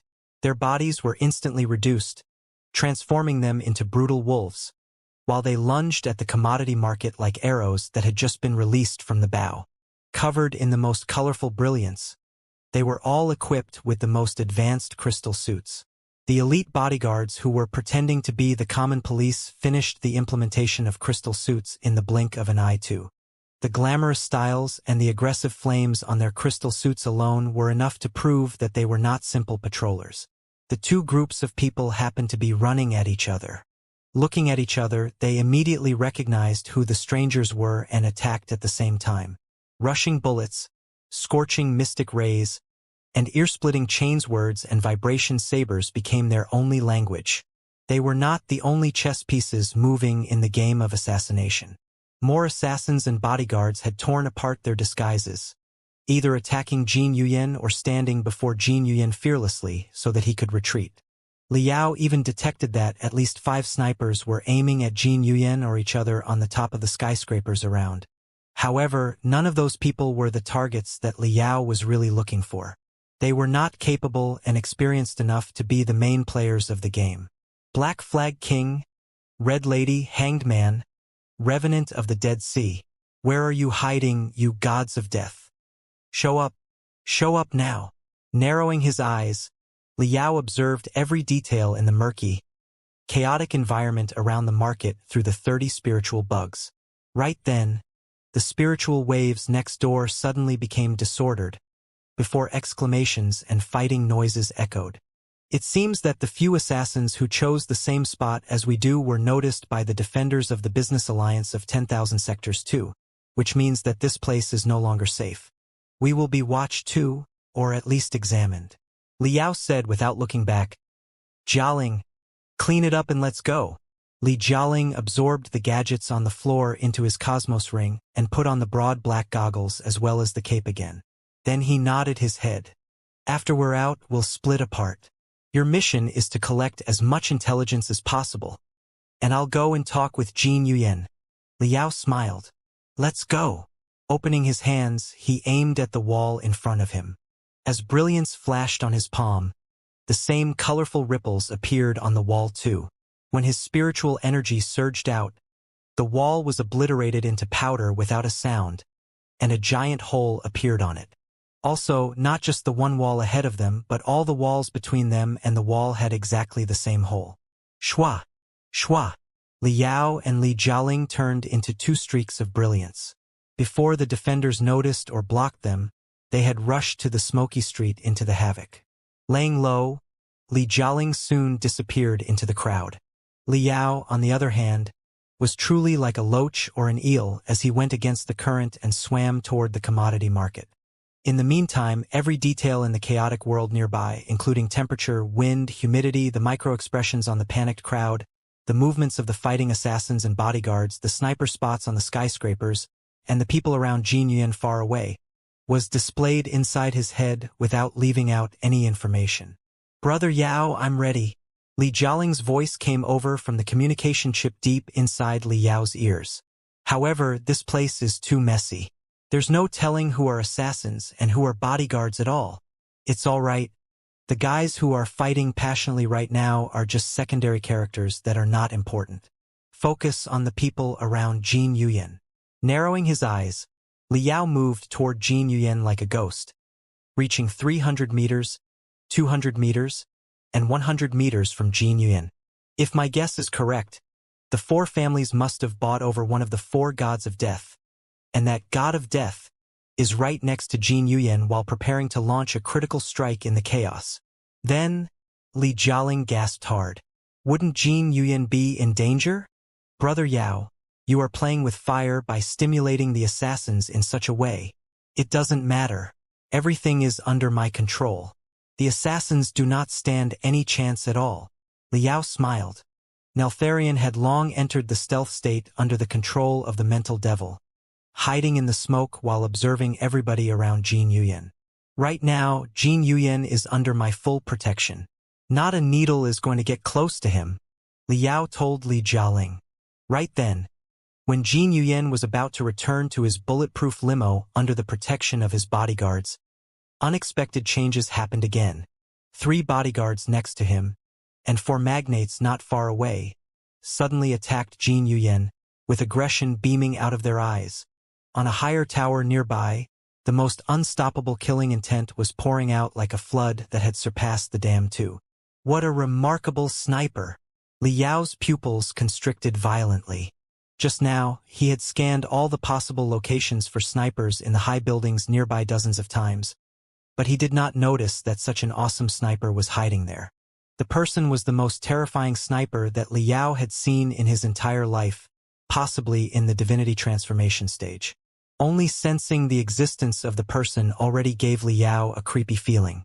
Is that so, Red Lady? Red Lady, leader of Bloody Skull, was one of the best gun experts of the Imperium who was best at shooting over a long distance. Other than her, Liao really could not think of a second person who could bring him such a sense of horror as if a viper was staring at him. Right when the 7 assassins hiding around Jin Yuyan revealed their real appearances and lunged at Jin Yuyan, the super sniper, suspected to be Red Lady, launched a critical strike too. The bullet vanished into thin air after it slid out of the barrel, covering 1,000 meters in between in the blink of an eye, and did not crawl out of the void again until it was only 20 meters away from Jin Yuyan's head. Everybody's attention was focused on the melee assassination from the 7 killers. None of them noticed the bullet that was rushing close without a sound. Liao, however, had been locking onto the ballistic trajectory the whole time. Neltharion turned into an aggressive streak of bloody brightness and hit the bullet precisely, blowing the bullet away from Jin Yuyan's body. As long as Vulture Liao is here, nobody is going to touch Jin Yuyan today, Liao sneered with unparalleled confidence. The confidence that was beyond the divinity transformation stage. In the next second, Jin Yuyan's head exploded like a watermelon that had fallen to the ground from the 10th floor. The scene was like a whole bucket of red paint being poured on a messy picture. Jin Yuyan's head was entirely gone. His blood sprang from his neck to almost 4 floors high and sprayed everybody around. The headless body cramped for a while and fell to the ground. The scorching and chaotic air was immediately frozen. Everybody was dumbfounded for 3 seconds, finding it hard to believe that Jin Yuyan, the business tyrant at the edge of the Imperium and the director of the Business Alliance of 10,000 Sectors, had died just like that. Liao's eyes almost popped out into flails that were swung to Jin Yuyan's dead body. Seriously? You've got to be kidding me. Brother Yao. Li Jialing's voice came from somewhere far away, mixed in indescribable shock. Jin Yuyan seemed to have suffered. Well, a headshot, didn't he? It's impossible. It's unreasonable. These are just illusions. They can't fool me. Scratching his face, Liao was almost jumping. Jin Yuyan can't have been killed just like that. I've locked onto every inch of space around him. Bullets, mystic rays, or highly compressed venom. Nothing could have possibly escaped my attention. I guarantee with my honor. No, I guarantee with my own head that absolutely nothing hit Jin Yuyan's head a moment ago. However powerful the bullet from the sniper was, and no matter what techniques it had been endowed with, it was impossible to blow up Jin Yuyan's head when it was knocked so far away by me. It was impossible. I can say, with confidence and without exaggeration, that even if Black Star the Great were here a moment ago, he couldn't have killed Jin Yuyan secretly while escaping my eyes. Liao's head was humming for a moment. His every brain cell was like an overloaded crystal processor. The heat that they emitted even twisted the air around. In the chaotic market, Liao was the first one to calm down. Something was greatly wrong with Jin Yuyan's death. The game wasn't over yet. Or rather, it had only just begun. Shwa, shwa, shwa. Liao's telepathic thoughts went to the sniper spot between 2 high towers where the bullet came from like invisible electric arcs. He clearly sensed that the sniper of the divinity transformation stage accelerated to the highest speed the moment the bullet was shot out in order to retreat to the edge of the market, not even having time to check the result. An excellent sniper always considered it more important to preserve themselves than to eliminate the target. The assassin who was supposedly Red Lady was clearly not an idiot who would wait on the spot to be captured. Perhaps she was confident that the shot must have killed Jin Yuyan. By the time Liao's telepathic thoughts covered her, she had already dashed out for 1,000 meters like a viper that had grown wings, about to disappear from everybody's search range under the cover of the skyscrapers and the complicated tubes.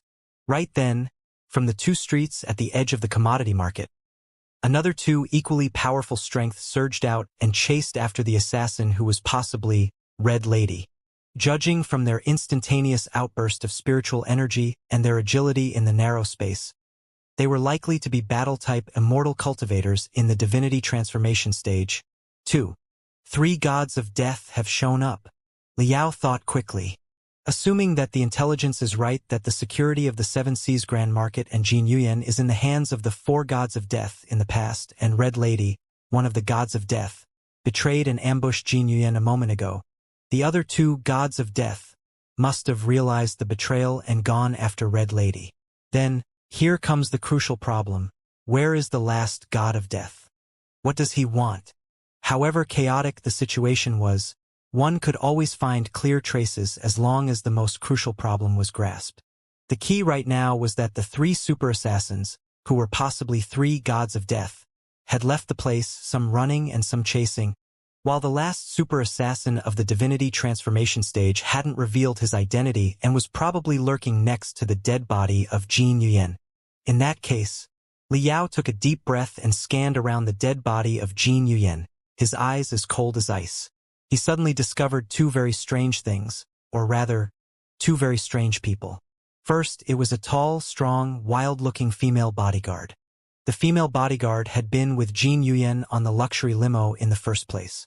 After Jin Yuyan got off, she had been following her master closely too, implying that she must have been one of Jin Yuyan's most trusted bodyguards. However, the woman who looked like a chimpanzee was hardly qualified to be a bodyguard. First of all, she was rather weak compared to other bodyguards. Judging from the spiritual waves and the vitality field, her spiritual energy was abundant, but she was obviously short of long-term, high-intensity combat training. The output of her spiritual energy was continuous but lacked explosive strength that could be unleashed in one moment. It was not suitable for fighting but more apt for the management or creative jobs that counted on brain cells. Perhaps she had practiced some sort of secret technique that altered and disguised her real form with spiritual energy. Even Liao was deceived by her in the beginning. But now that everybody was on high alert, she subconsciously exposed her habitual way of releasing the spiritual energy. Naturally, Liao saw through it immediately as an expert above the divinity transformation stage. Secondly, bodyguarding was a very special profession that needed to regard the employer's life to be more important than their own.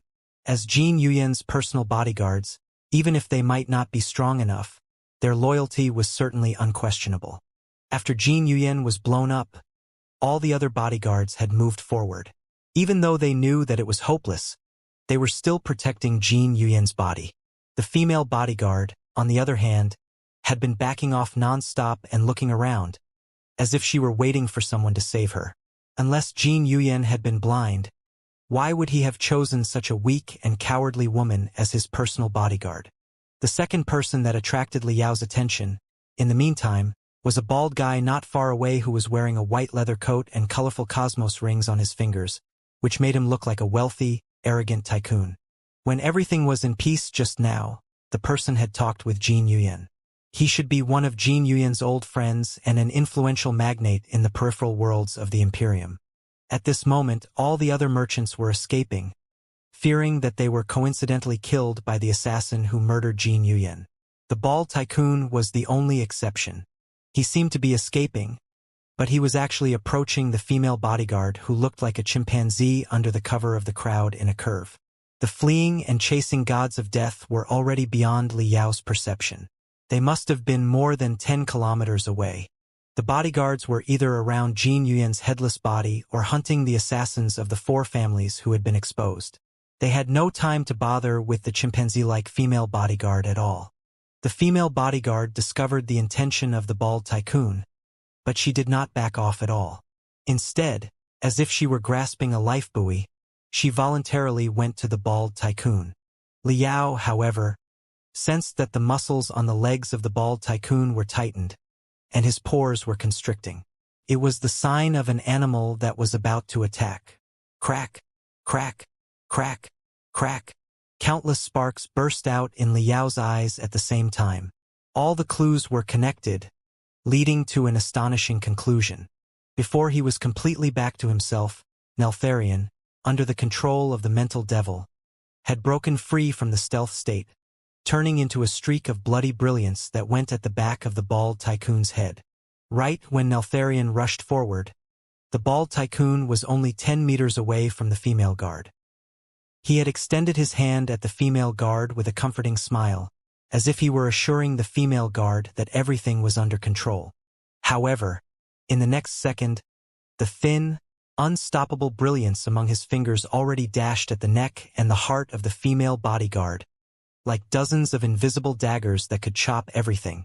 If everything had gone naturally, the dozens of daggers would have cut the female bodyguard's throat, carotid artery, and cervical vertebra more than easily, before mincing her internal organs into pieces. They could have also pierced into her eyes and churned her brains into a pot of tofu. However, the mental devil's attack was far beyond the bald tycoon's expectation. He was forced to bend his back and dodge it, which resulted in half a second's delay in his attack. Taking advantage of the half-second delay, Liao filled his cape with spiritual energy and threw it at the bald tycoon, having no time to keep his disguise anymore, and jumped at the panicked female bodyguard himself. Cling, cling, cling, cling, cling, cling, cling. The same shiny and thin daggers blinked out of Liao's fingers and crashed into the bald tycoon's daggers quickly. The speed of both parties was too high for them to be caught by the naked eye. It could only be seen that the cape Liao threw out was torn into thousands of shreds in only one moment before it was set on fire by the splashing sparks. Gotcha! Liao stood before the female bodyguard and put on a cruel smile. The brief battle of 1 second had informed him that the bald tycoon was also an expert in the divinity transformation stage. Liao did not think that the magnates from the peripheral worlds of the Imperium could have been so strong. He must be either the Black Flag King, Red Lady, Hanged Man, or Revenant of the Dead Sea. Red Lady had escaped, and the Hanged Man was a ghost. So, the guy was either Black Flag King or Revenant of the Dead Sea. As one of the best divinity transformation stage assassins at the edge of the Imperium, why was he interested in a female bodyguard when Jin Yuyan had been killed, to the point that he had to kill the unimportant female bodyguard through such brutal methods? There could only be one answer. The guy whose head was blown up a moment ago was not Jin Yuyan but just a stand-in. The female guard, who seemed unrefined, hideous, and like a chimpanzee was the real Jin Yuyan. Now that you've dropped your disguise, let me see who you are exactly. Liao sniffed, protecting the female guard behind him with one hand. He snatched at the bald tycoon with the other hand. It was just a casual catch, but 3 overlapping giant marks of hands immediately appeared in the air. The first mark was boosted by the spiritual energy, the second mark was the surging air, and the third mark was the vivid red. It almost looked like 3 enormous hands reaching for the man's bald head at the same time. The bald tycoon could never have dreamed that such an unparalleled expert like Liao would emerge out of nowhere when his plan was about to work out. His face color immediately changed greatly. Sensing Liao's strength entailed in the attack, he had no courage to take it the hard way at all but simply crouched and crawled out of his white leather coat, throwing the coat at Liao's attack as his stand-in, while he retreated quickly like a shadow. During the moment, the man's skin was like the softest jelly, changing and transforming non-stop. He turned from a tall, strong, bald man into a slim, short, mediocre-looking guy.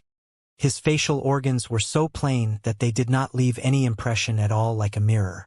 Neither Liao's attack nor the mental devil's harassment with Neltharion stopped the man. He was like a wisp of smoke that was now gathering and now dispersing as he dashed to 100 meters away into the protection of dozens of guards. At this moment, it had been 3 minutes since Liao detonated some of the grenades. The whole Seven Seas Grand Market was mired in alarms. Fully armed defenders were flooding over from all directions. The mirror-like man who had revealed his true self stared at Liao. His eyes that looked like scalpels seemed to have seen through Liao's identity instantly. In the next second, he pressed his ears softly and shouted, "Capture the director's personal female guard and the ugly ace assassin. They are the accomplices who contributed to the director's death." The mirror-looking man seemed to boast a rather high stature in the defense system of the business alliance of 10,000 sectors. At his command, countless pairs of eyes were immediately focused on Liao and the female guard, accompanied by the aiming lights of too many guns. Liao pondered for a moment who the ugly ace assassin was. Fury immediately beamed out of his eyes. He was of a mind to kill the mirror-looking man, but if the guy was an ace assassin in the divinity transformation stage who was now protected by so many defenders, he would not be someone that Liao could kill easily. Besides, Li Yao's purpose was not to kill anyone, but to keep Jin Yuyan safe and stabilize the situation in the Seven Seas Grand Market, attracting the entire business alliance of 10,000 sectors to take his side. Even if he went on a killing spree and massacred the Seven Seas Grand Market, he would only be helping the four families and not himself. Hey! Li Yao spoke to the chimpanzee-like female guard behind him without looking back. Miss, you are actually not a woman but Jin Yuyan, right?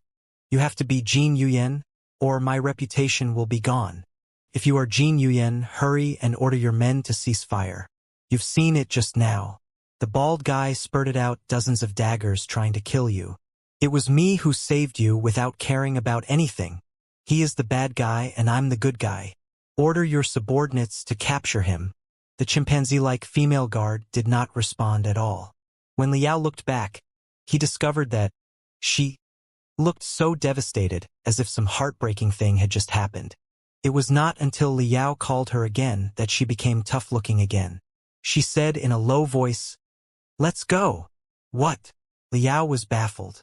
The guy did not deny his identity as Jin Yuyan, but if she was Jin Yuyan, director of the business alliance of 10,000 sectors, couldn't she have instructed all the bodyguards to protect him?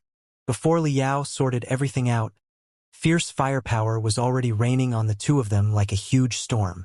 Even though Li Yao was in the divinity transformation stage, he could not completely ignore the barrage of hundreds of crystal suits and thousands of battle puppets. Besides, he needed to protect Jin Yuyan.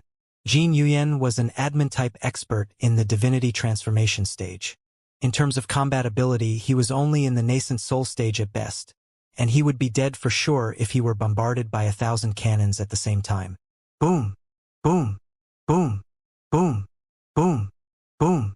A series of fireballs exploded outside of the spiritual shield that Li Yao had condensed in a haste, as if throwing Jin Yuyan and him into an oven to bake them.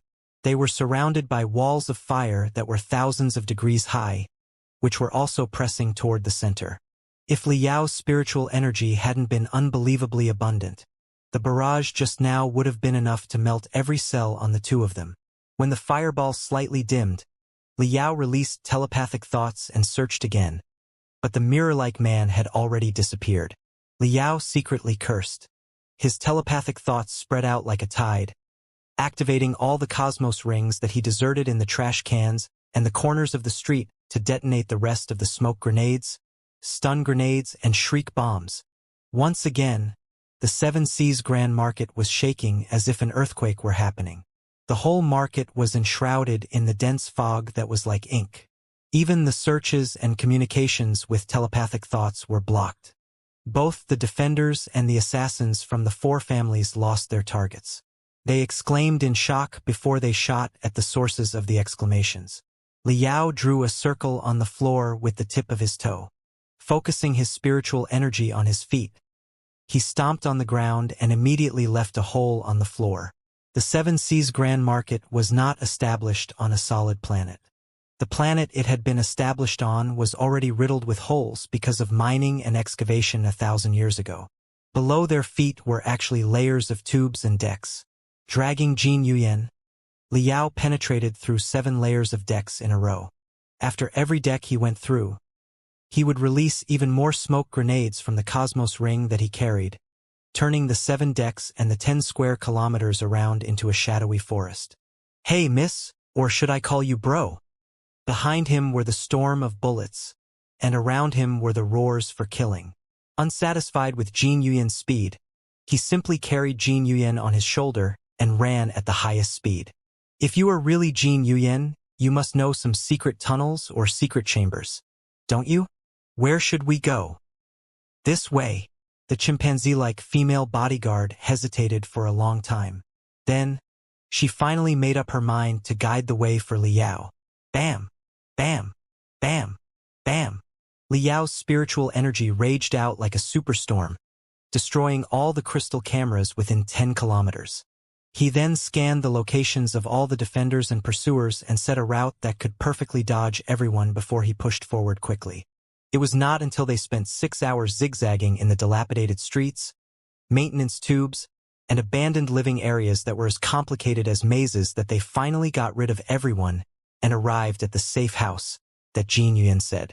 It was an abandoned warehouse whose thermostatic rune arrays had something wrong. It was so cold that a drop of water would be frozen into ice instantly. Also, there was no light at all, making the dark and gloomy place look like a gigantic iron coffin. Despite Li Yao's enormous strength, he was unable to go on a killing spree, but had to flee for 6 hours in total under the storm of bullets. He was rather tired despite his cultivation above the divinity transformation stage. Tossing the chimpanzee-like female bodyguard aside, he breathed hard in a corner and turned on the communication with the young lion. Jialing, what's the situation out there? It's quite a mess, but the situation is getting under control. Li Jialing said. It is said that the 4 Kurfürst families hired Red Lady, the former ace assassin and the leader of Bloody Skull, to be one of the most useful assistants around Jin Yuyan to kill Jin Yuyan. Right now, Red Lady and her assassins from Bloody Skull, as well as the other assassins sent by the 4 families, are on the run and putting up a desperate resistance, but I don't think they can get away. All right? Li Yao scratched his chin. He was very clear that, whether or not the 4 families hired Red Lady, her previous shot had missed the target. Even Jin Yuyan's stand-in was not killed by her. Then, who's in charge of the 7 Seas Grand Market now? Now that Jin Yuyan has been killed, somebody needs to stand out and lead everybody else, right? There are 2 people, Li Jialing said. One of them is Qi Yuanbao, a senior manager of the Business Alliance of 10,000 Sectors. He has been in charge of the businesses concerning mercenaries and weapon deals in the black market, and he is also responsible for the security of the 7 Seas Grand Market. Now that the director has been shockingly assassinated, he certainly needs to stand out and clean the mess. The other is Jin Yuyan's wife, his widow Wu Qinxin. She is a manager of the Business Alliance of 10,000 Sectors herself, with remarkable connections and influence. After Jin Yuyan's death, all his shares will go to his widow. So, nobody has any disagreement when she stands out and sustains the situation with Qi Yuanbao. Jin Yuyan's widow? Li Yao was stunned for a long time. Looking at the devastated female guard, he somehow felt that the person might have complicated family issues. Pausing for a moment, he complimented, "Job well done. How did you collect so much intelligence after only a few hours?" "It's not a big deal," Li Jialing said casually but could not hide the pride in his voice. He explained, "Just now, 2 assassins of the 4 families passed by me and tried to kill me, but I captured them instead and interrogated them. That's how I got the critical intelligence. All right, just keep staying outside. Whenever anything happens, let me know. Also, take care of yourself." The assassins in the divinity transformation stage, such as the 4 gods of death, may not have the highest levels, but they are certainly adept at the arts of killing. They are not to be messed around with easily. Should you encounter them, just run away as quickly as possible. A great man knows when to yield. You can always settle the scores later. Li Yao reminded Li Jialing again and again before he finally cut off the communication and looked at the gloomy female guard. He stared at the 2 clusters on the person's chest that looked like basketballs and scanned for a long time, but he was still not sure. He thought to scan the person's pants, but it did not seem appropriate. He did not remember being struck by anything when he carried the person to rush away crazily a moment ago. So, was the weird woman Jin Yuyan or not? Well, Li Yao and the thick woman who looked like a chimpanzee looked at each other for a while, both feeling somewhat weird. Li Yao felt that his silver tongue was needed again to break the dilemma. "Are you old Jin Yuyan, director of the Business Alliance of 10,000 Sectors? You haven't been a woman the whole time, right?" No, I'm not biased against women at all. I believe great women can accomplish astonishing achievements too. However, you have a wife, right? According to the latest news, your wife is working with Qi Yuanbao, the senior manager of your conglomerate who is responsible for black market weapons, the mercenary platform, and security. They have announced your death and appear to be abandoning you so that they can monopolize the business alliance. The chimpanzee-like woman stared at Li Yao. Her eyes seemed to be covered in frosted glass, making it impossible for Li Yao to tell what was on her mind. If my guess is correct, Qi Yuanbao was the man who pretended to be the bald tycoon in the white leather coat, and who became as unpredictable as the smoke in a mirror later, right? Liao opened his hands to show his sincerity. If you are really Jin Yuyan, even if you are not a battle-type immortal cultivator, you must have felt the guy's hostility and determination of killing at the critical moment, didn't you? If I hadn't taken action in time, you would have been chopped into dozens of pieces. One other thing, your stand-in was not shot remotely. That fatal bullet was disrupted by me in time and brushed past your stand-in. Also, I assure you that no external force was imposed on his head when your stand-in exploded. In other words, some sort of force from within his head broke it apart. What exactly was that about? I believe you can tell me the answer. The chimpanzee-like woman was still in a trance, like a hideous black statue dwelling in her own world. Even Liao was not sure whether or not she had heard him. Are you really a woman who pretended to be a man the whole time? Frowning, Liao scratched his chin and nodded his head cleverly. I got it now. The real Jin Yuyan has always been a woman. However, the identity of a female was too inconvenient for you to make a living at the chaotic edge of the Imperium. That's why you pretended to be a man.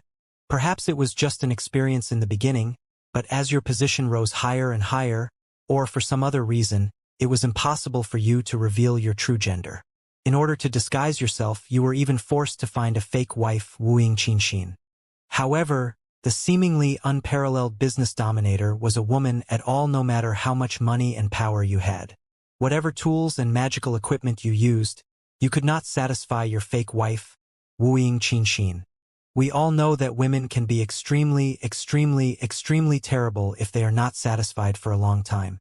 Wooing Qianxia was unwilling to be a widow for the rest of her life. Naturally, she had other plans. As for Qi Yuanbao, what's his role in all this? Is he only your fake wife's lover? Or is there a more complicated triangle relationship? Say he is also your lover? Otherwise, why did you trust him so much and entrusted the most important safety work to him? Could it be that you and your fake wife, wooing Qianxia, fell in love with Qi Yuanbao at the same time, and the intense fire of jealousy between the two of you led to the great tragedy? Aya, what a drama! The frosted glass in the eyes of the chimpanzee-like woman finally broke. If her eyes could spurt out blood, she would have shot out thousands of blood arrows and blew Liao apart. Are you done? The chimpanzee-like woman stared at Liao and gnashed her teeth hard. What nonsense are you talking about? Lover, triangle relationship, or unsatisfied desires? Of course I am a man, an authentic man. Why do you think I am a woman pretending to be a man? What's falling in love with Qi Yuanbao at the same time about? A third-rate soap opera. Ah, you're finally talking. Liao chuckled and rubbed his nose. Observing the man carefully again, he said, I too feel that the real Jin Yuyan is unlikely to be a woman. Telling such a lie carries no benefits at all. However, judging from your remarkable body curve, it's hard to believe that you are not a woman. Of course, the experts in the divinity transformation stage can freely adjust the secretion of hormones inside their bodies. If you forcefully suppress your androgens and stimulate the estrogens, it is indeed possible for your body to go through drastic changes. But still, such changes are too extraordinary. I can't tell any trace of a man from the body at all. You naturally can't see any trace of a man because this body is a 100% authentic woman. The chimpanzee-like woman said sullenly, But I, Jin Yuyan, have been a man since I was born, a real man. I've never pretended to be a woman or had any transsexual surgeries. Ha! Liao blinked his eyes quickly. What do you mean? Jin Yuyan is a man. You are Jin Yuyan. Your body is a woman. Could it be? Liao thought of an unbelievable possibility, and his face immediately became weird. That's right. This is not my real body. The chimpanzee-like woman, Jin Yuyan, smiled bitterly at first, before he heaved a long sigh and collapsed. He mumbled, My soul is imprisoned inside the body of a woman, unable to get out. Thinking quickly, Liao was stunned for a long time before he replied, So, it is possession and reincarnation? If you have possessed the body, I'd say it's a terrible choice. This is obviously the body of a pure warrior, but not the best warrior. Also, the form of the brain is more suitable for brief battles but not for steady thinking for a long time. It is utterly unfit for your soul. What happened? How were you imprisoned or deceived into such a body?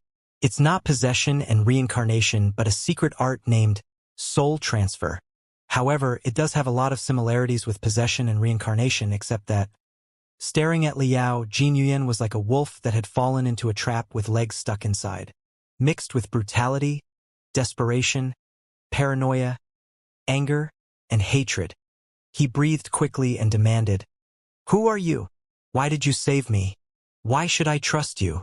Liao did not intend to hide who he was in front of Jin Yuyan in the first place. Immediately, he rubbed his face with both hands, taking off all the potions and artificial skin, before he slightly readjusted the facial muscles. Then he smiled at Jin Yuyan and said, "Old Jin, it's me. It's you, Vulture Liao?" Jin Yuyan took a deep breath again. His wariness was slightly eased, but he was even more confused than before. On the reformist's march to the capital, Liao and Jin Yuyan were both important subordinates for Queen Li Linghai. Although the two of them were not intimate, they did see each other several times. So, Jin Yuyan recognized Liao immediately. However, he was obviously aware of Liao's recent doings, too. Frowning, he mumbled, "I don't understand. According to the intelligence from the capital, you have betrayed the reformists and joined the four families. All the assassin groups under the business alliance of 10,000 sectors were asked to hunt you. However, if you had joined the four families, wouldn't it have been the best option to simply watch my stand-in and the real me be killed? Why did you save me? Twice? Was it because you wanted to persuade me to join the four families too?" Jin Yuyan's eyes grew sharp again. Even though his soul was not residing in his own body, a fury that was almost concrete was still emanating from his body. His eyes closed, he sighed and said, "When you take a gamble, you have to be braced for failure. I've lost the game that I've carefully planned for 100 years after all, but it is impossible for me to surrender.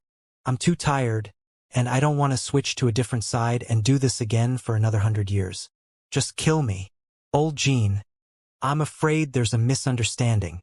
Liao still said with a smile, "I was never bought over by the four families. On the contrary, I have always been the firmest reformist since the beginning. I am a real immortal cultivator, a righteous immortal cultivator, and a patriotic immortal cultivator. It was exactly because I was so pure, righteous, and patriotic that the scoundrels and schemers who blended into the team of reformists found me intolerable and had to banish me.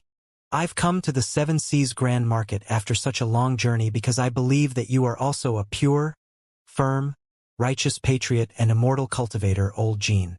That's why I want to join hands with you and continue the cause to renew the Imperium, utterly transforming the decayed, corrupt Imperium of true human beings." "What?"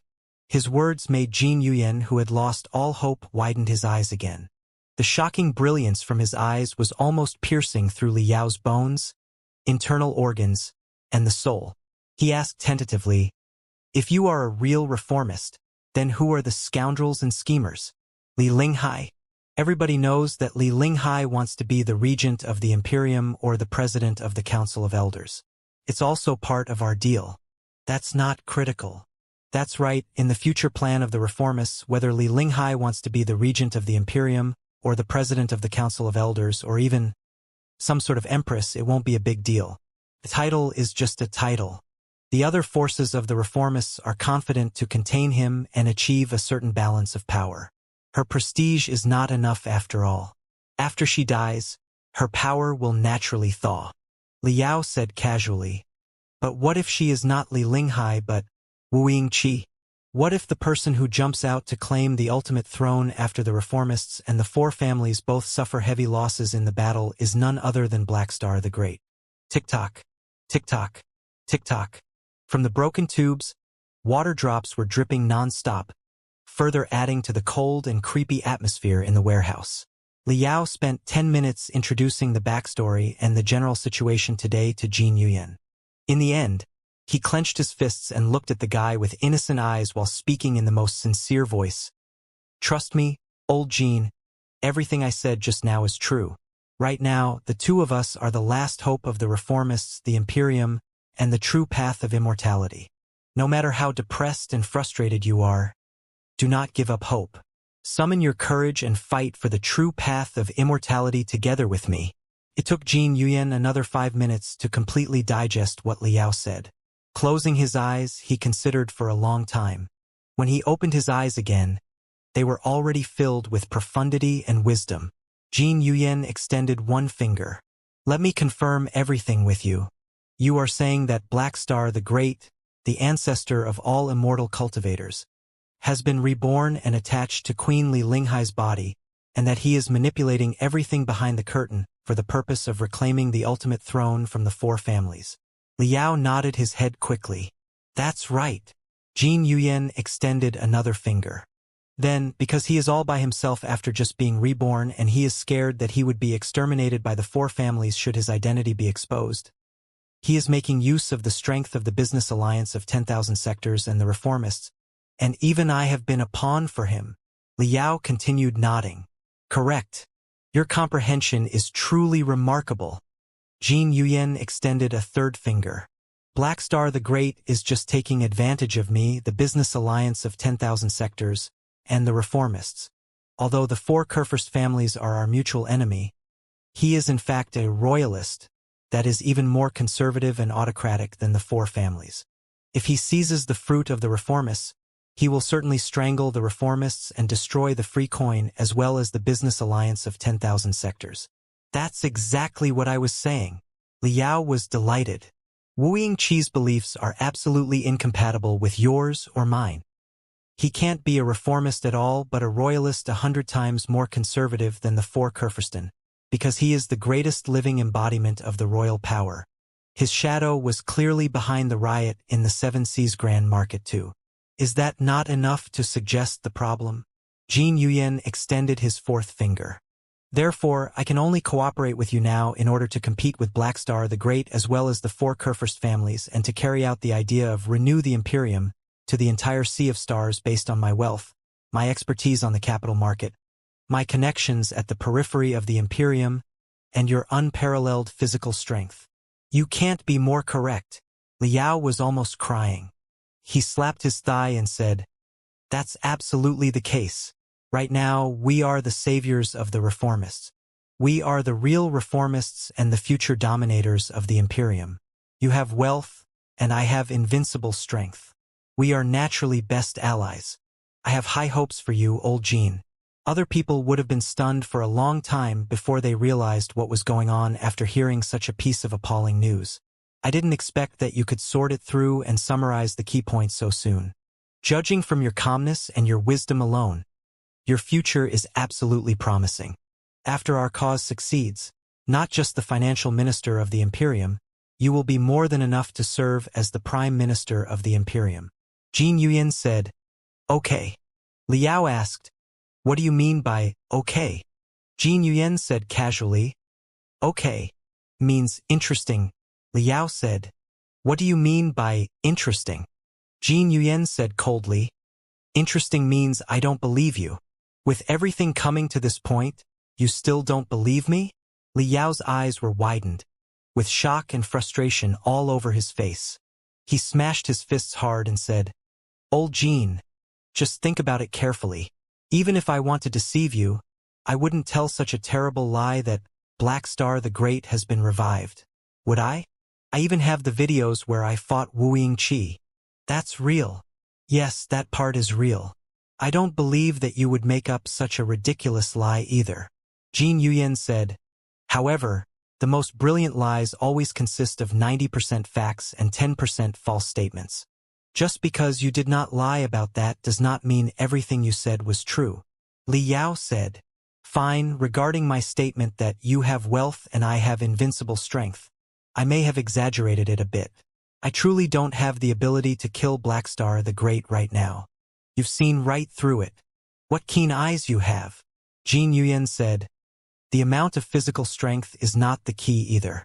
I know very well what Vulture Liao is capable of. Although you might not be invincible, your expertise should be more or less enough. What I cannot think through is something else. I would like you to enlighten me. If you can give me a perfect answer, there won't be a problem. However, you want me to cooperate with you. I am a dying man after all, and I can't be any greater loser whatever wild gambles I am to take again.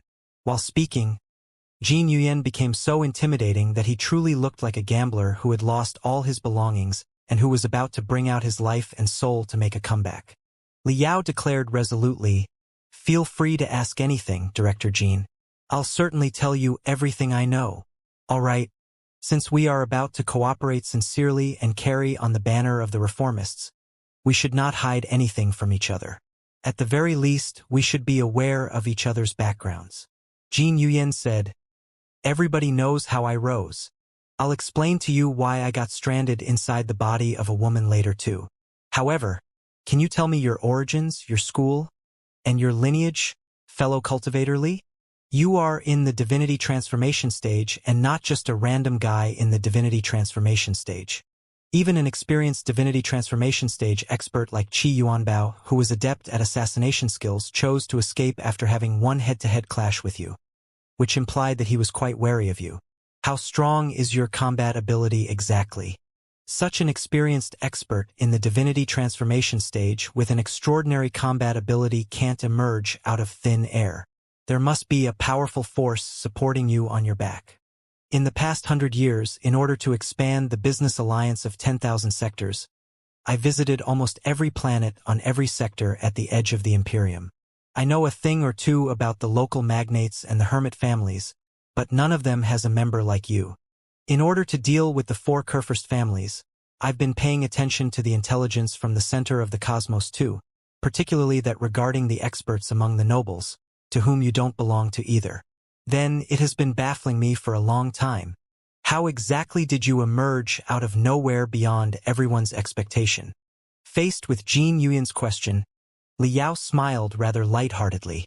As I've already explained it to the fellow reformists earlier, I was a dark warrior that the Queen raised in secret to help her carry out the most secretive, dangerous, and clandestine missions. Is it strange at all that people from the outside world never heard my name before? Jin Yuyen nodded his head. That's right. In the past, you explained it in such a way. At that time, although I was not entirely convinced, I was not bothered by it too much, but now that I think of it, something is greatly wrong.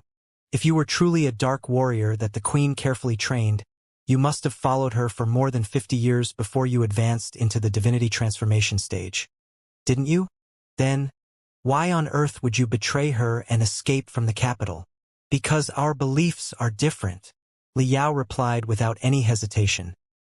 Although the Queen groomed me, I still grew into a real reformist thanks to the lessons on the ideas of the reformists. When I discovered that the Queen was merely realizing her own ambitions with the renewal of the Imperium as a disguise, and the most terrible Black Star the Great was residing inside her body, I certainly had to split apart from them and even stop them. Old Jean, we are both men with beliefs and the real immortal cultivators. Unlike the fake immortal cultivators of the 4 families who are cowardly and only care about their own interests. If you are willing to be sacrificed for what you believe in, why can't I? That's exactly what baffles me. Jin Yuyen said, according to what you said just now, you had followed Li Linghai for more than 50 years, and you were her most trusted subordinate that she trained in person. She invested astronomical resources in you, and you lived up to her expectations and became her toughest dark warrior, making great contributions for her. On the other hand, it has been decades, if not longer, since Black Star the Great's remaining soul was attached to Li Linghai. It was Wu Yingqi who raised Li Linghai's ambitions first. That was the reason why Li Linghai recruited subordinates, expanded her influence, and trained the dark warriors like you. Then, since the very beginning, the people who trained you shouldn't have been just Li Linghai but should have also included Wu Yingqi. Even if it was inconvenient for Wu Yingqi to show up in person, he should have inculcated the idea about the supremacy of the royal power into your head. How on earth did you become a reformist? Stop telling the bullshit like you stood uncorrupted and you somehow came up with the ideas of the reformists on your own. You should have been trained by Wu Yingqi and Li Linghai when you were at your weakest. Was the almighty Black Star the Great not able to create a most loyal dog after decades of work? If such a dog had random thoughts easily and even got out of control beyond the master's control, I find it hard to believe that the Black Star the Great was authentic. This is exactly my greatest confusion. Please give me a straight answer, fellow cultivator Lee. Who are you exactly? Where do you come from? Where did you get such enormous capabilities? What is it that you are really after? After Jin Yuyan finished his speech coldly, the atmosphere somehow became awkward. Puffing his cheeks like a globefish that surfaced on the water, Liao thought for a long time and finally surrendered. It's indeed hard to explain. Or rather, I can come up with 10,000 explanations, but every one of them will be an insult to your wisdom. So, is it possible that we can neglect the unimportant details for now and focus on our mutual enemy in good faith? You tell me, Jin Yuyan said. I've just been betrayed by my wife and my most trusted subordinate, who reduced me into such ghastly conditions. How can I cooperate with you if you cannot explain your identity and your purpose? Fair enough. Liao sighed and took out a glittering jade chip from his pocket. Delivering it to Jin Yuyan, he said, "Seeing is believing. About my real identity, please take a look at this, Director Jin. This is..." Jin Yuyan narrowed his eyes, turning extremely solemn and weird. Taking over Liao's jade chip with both hands, he rubbed it softly in his palm. The more he touched it, the more surprised he became. Sweat the size of beans was falling from his forehead non-stop. Since Director Jin has managed the business alliance of 10,000 sectors for years, you must be knowledgeable enough to tell the background of this item. Liao closed his eyes and sighed, before he said gloomily, "It's been 1,000 years since this item appeared at the center of the cosmos." Jin Yuyan glanced at Liao in disbelief and then observed the jade chip in his hands carefully. He was indeed a knowledgeable businessman. Surprisingly, he knew how to activate the item. Placing his hands into a gesture that looked like a blooming lotus flower, he restricted his vitality field into a special unlocking form, which made the upper half of the jade chip blossom too. In the next moment, the torrent of light that entailed infinite brilliance flowed out like a glittering spring, soaking the entire warehouse in the vast sea of stars. From among the infinite stars, the most splendid silver lines emerged and entwined into a complicated, splendid stamp. Although it was just an illusionary stamp, it felt like a whole planet was pressing down. Jin Yuyan was dumbfounded under the blast. This is the cosmic stamp. The cosmic stamp that was passed on from the Star Ocean Imperium and brought away by Firefly after the collapse of the Star Ocean Republic. Jin Yuyan's voice was shivering. The thousands of streams of information inside the stamp congregated into an overwhelming torrent that flooded into his brain, making a magnificent, grave voice echo inside his brain. We hereby appoint Liao as the special representative of the Speaker of the Star Ocean Republic. The voice announced almost 20 mighty, awesome-sounding titles in a row. Basically, Liao was a representative of all the advanced officials in the Star Ocean Republic. He was also asked to be fully responsible for the diplomacy, trade, or even war between the Star Ocean Republic and the Imperium of true human beings. All in all, endorsed by the cosmic stamp, Liao was a living embodiment of the Star Ocean Republic. You are a cultivator?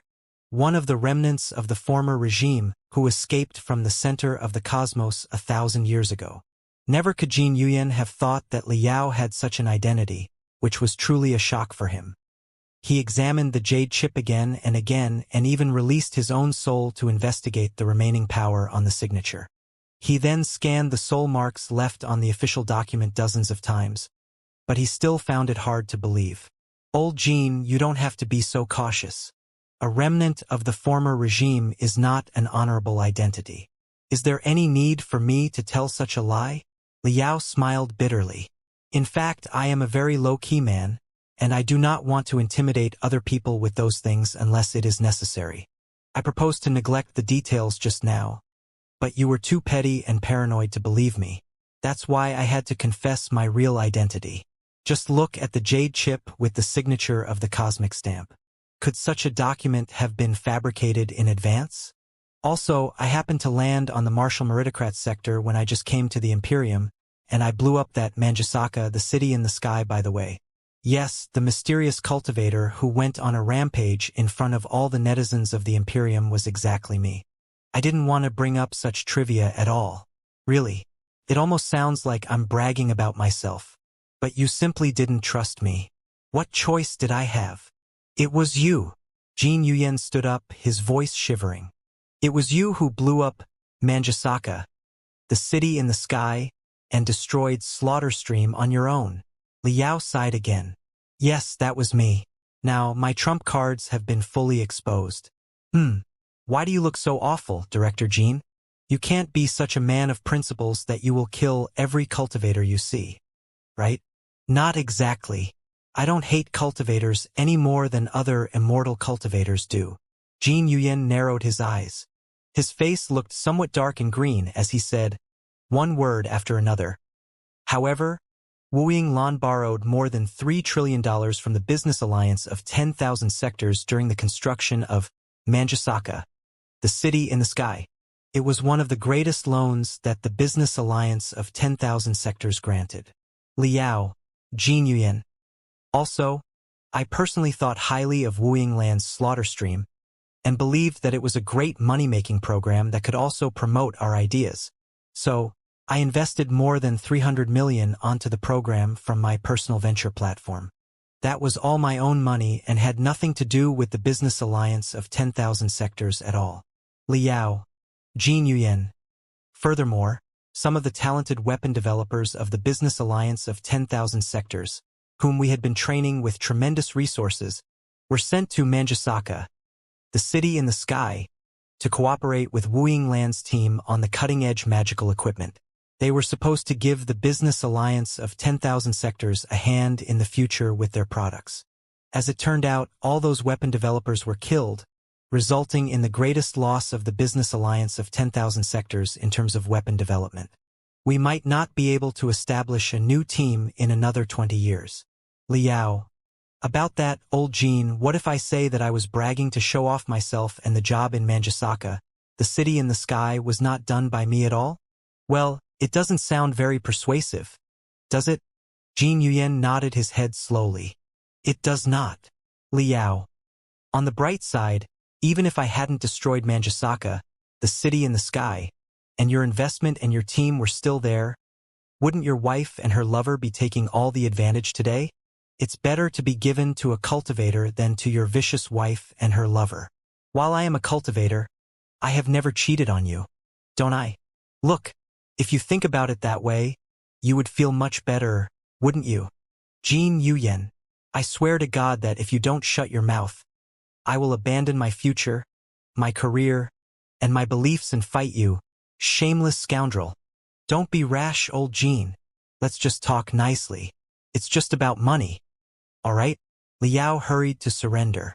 The Star Ocean Republic has nothing except money. Calm down, you have to calm down. Everything is negotiable.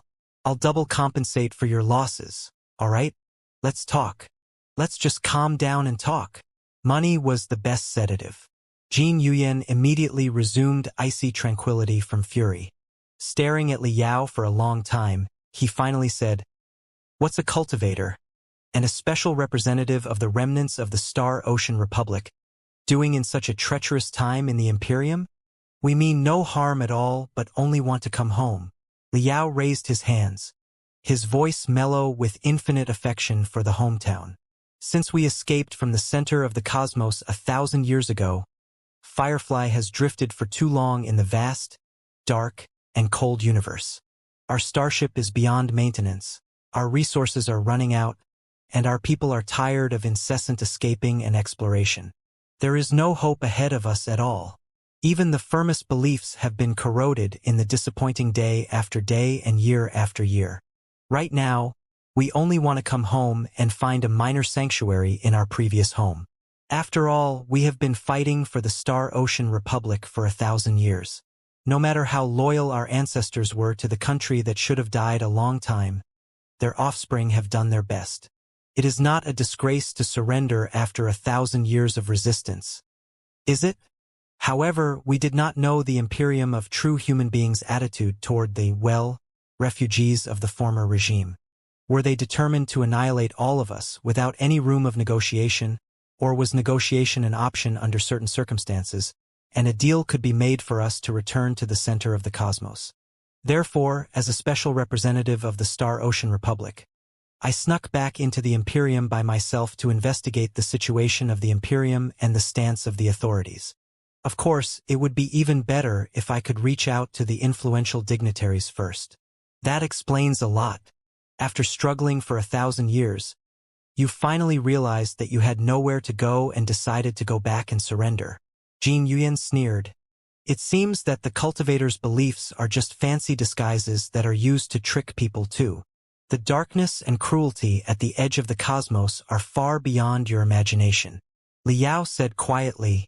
Too many things that I would rather not talk about happened in the 1,000 years after Firefly left the Imperium, which significantly changed our beliefs and even allowed me to view problems from the perspective of the immortal cultivators.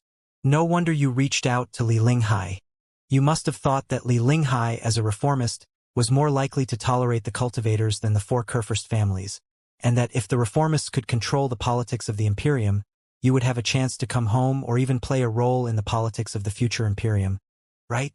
Flashes of lightning were accumulating inside Jin Yuyan's eyes.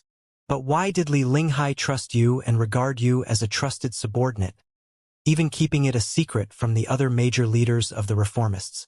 Li Linghai had never really trusted me, no more than she ever trusted you. It was just a deal.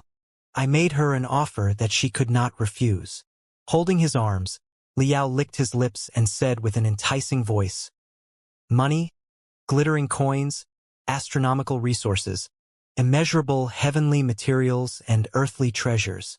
The government in exile of the Star Ocean Republic is short of many things, but money is certainly not among them." However, Li Linghai hated the cultivators. She did not hate the cultivators' money. It required money either to overthrow the four families or to reestablish order in the Imperium.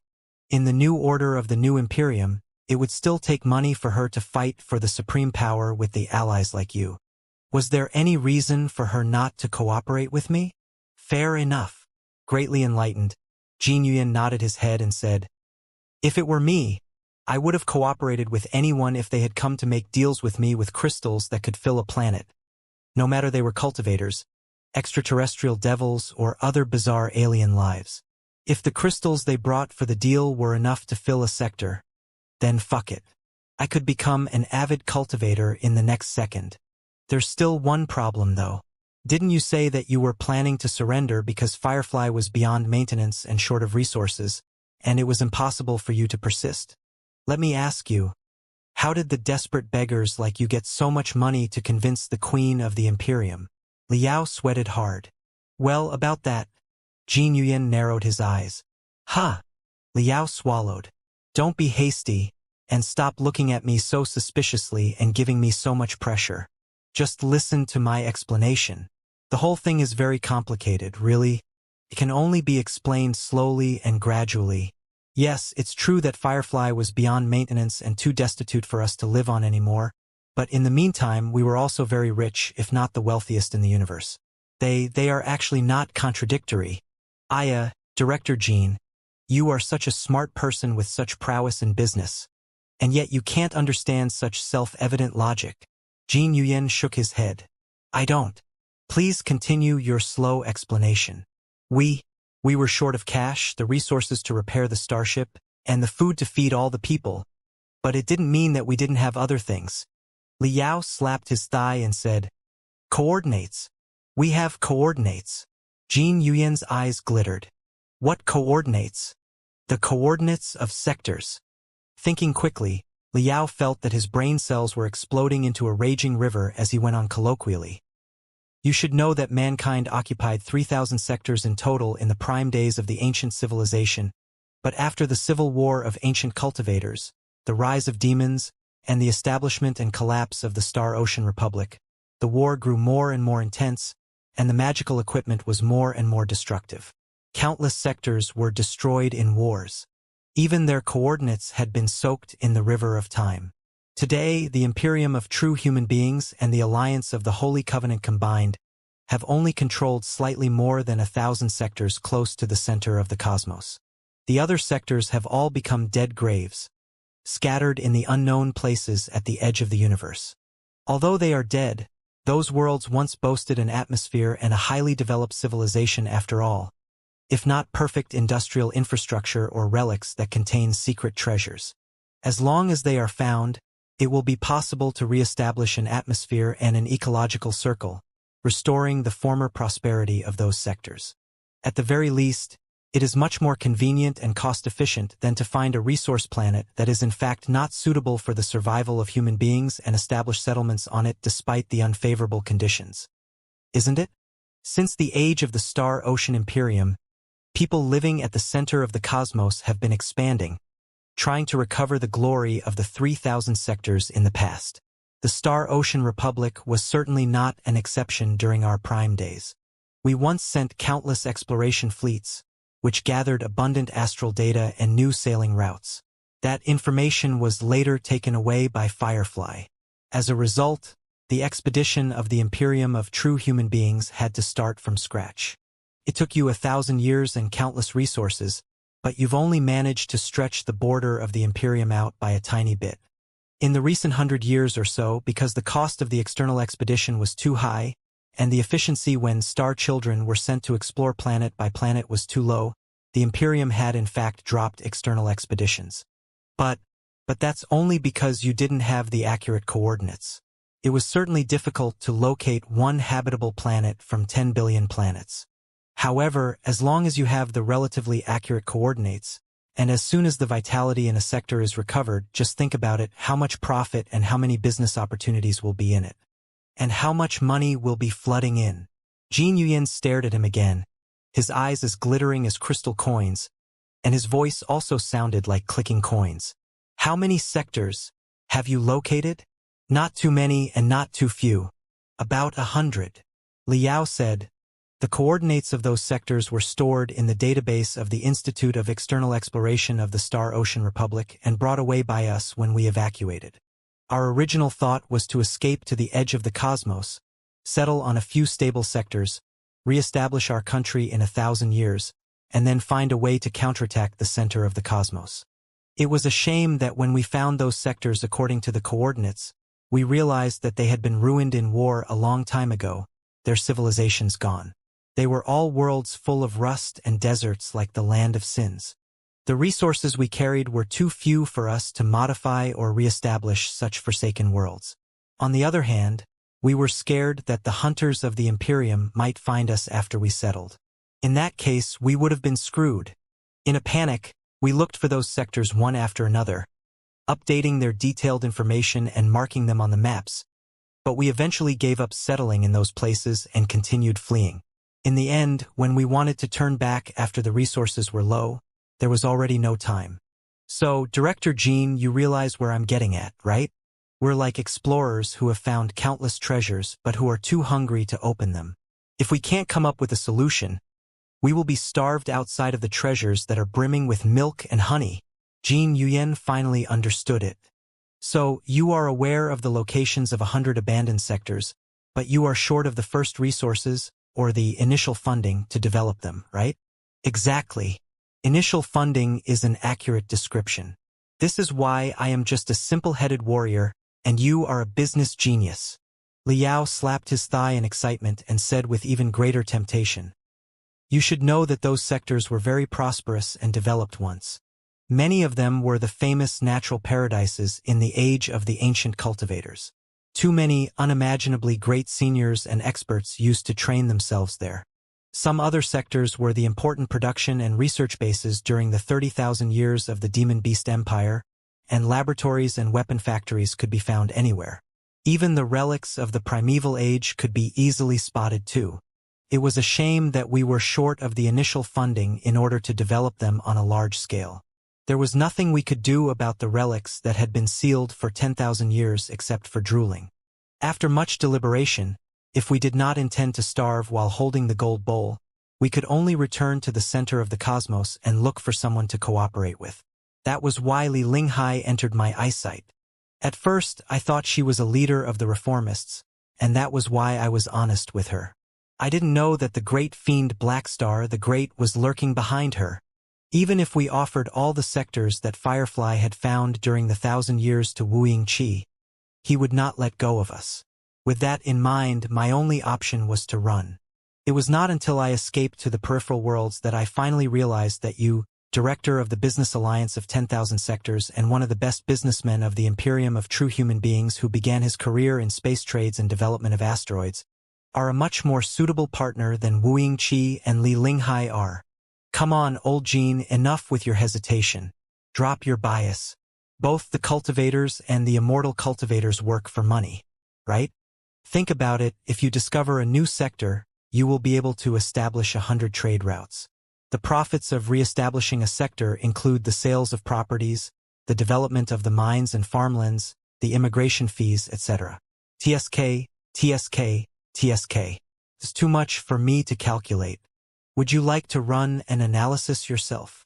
Jin Yuyen was obviously breathing faster. Even though he was trying to suppress his heartbeat, he was not controlling his own body after all, and the little details still betrayed him without him knowing it. Is it true? He asked a meaningless question. I know it is hard to convince other people when I make such a statement without any evidence. Liao opened his hands and said calmly, however, if you could think from a different perspective, why are you not convinced when Li Linghai and Wu Yingqi have believed it? Slightly stunned, Jin Yuyen was deep in thought.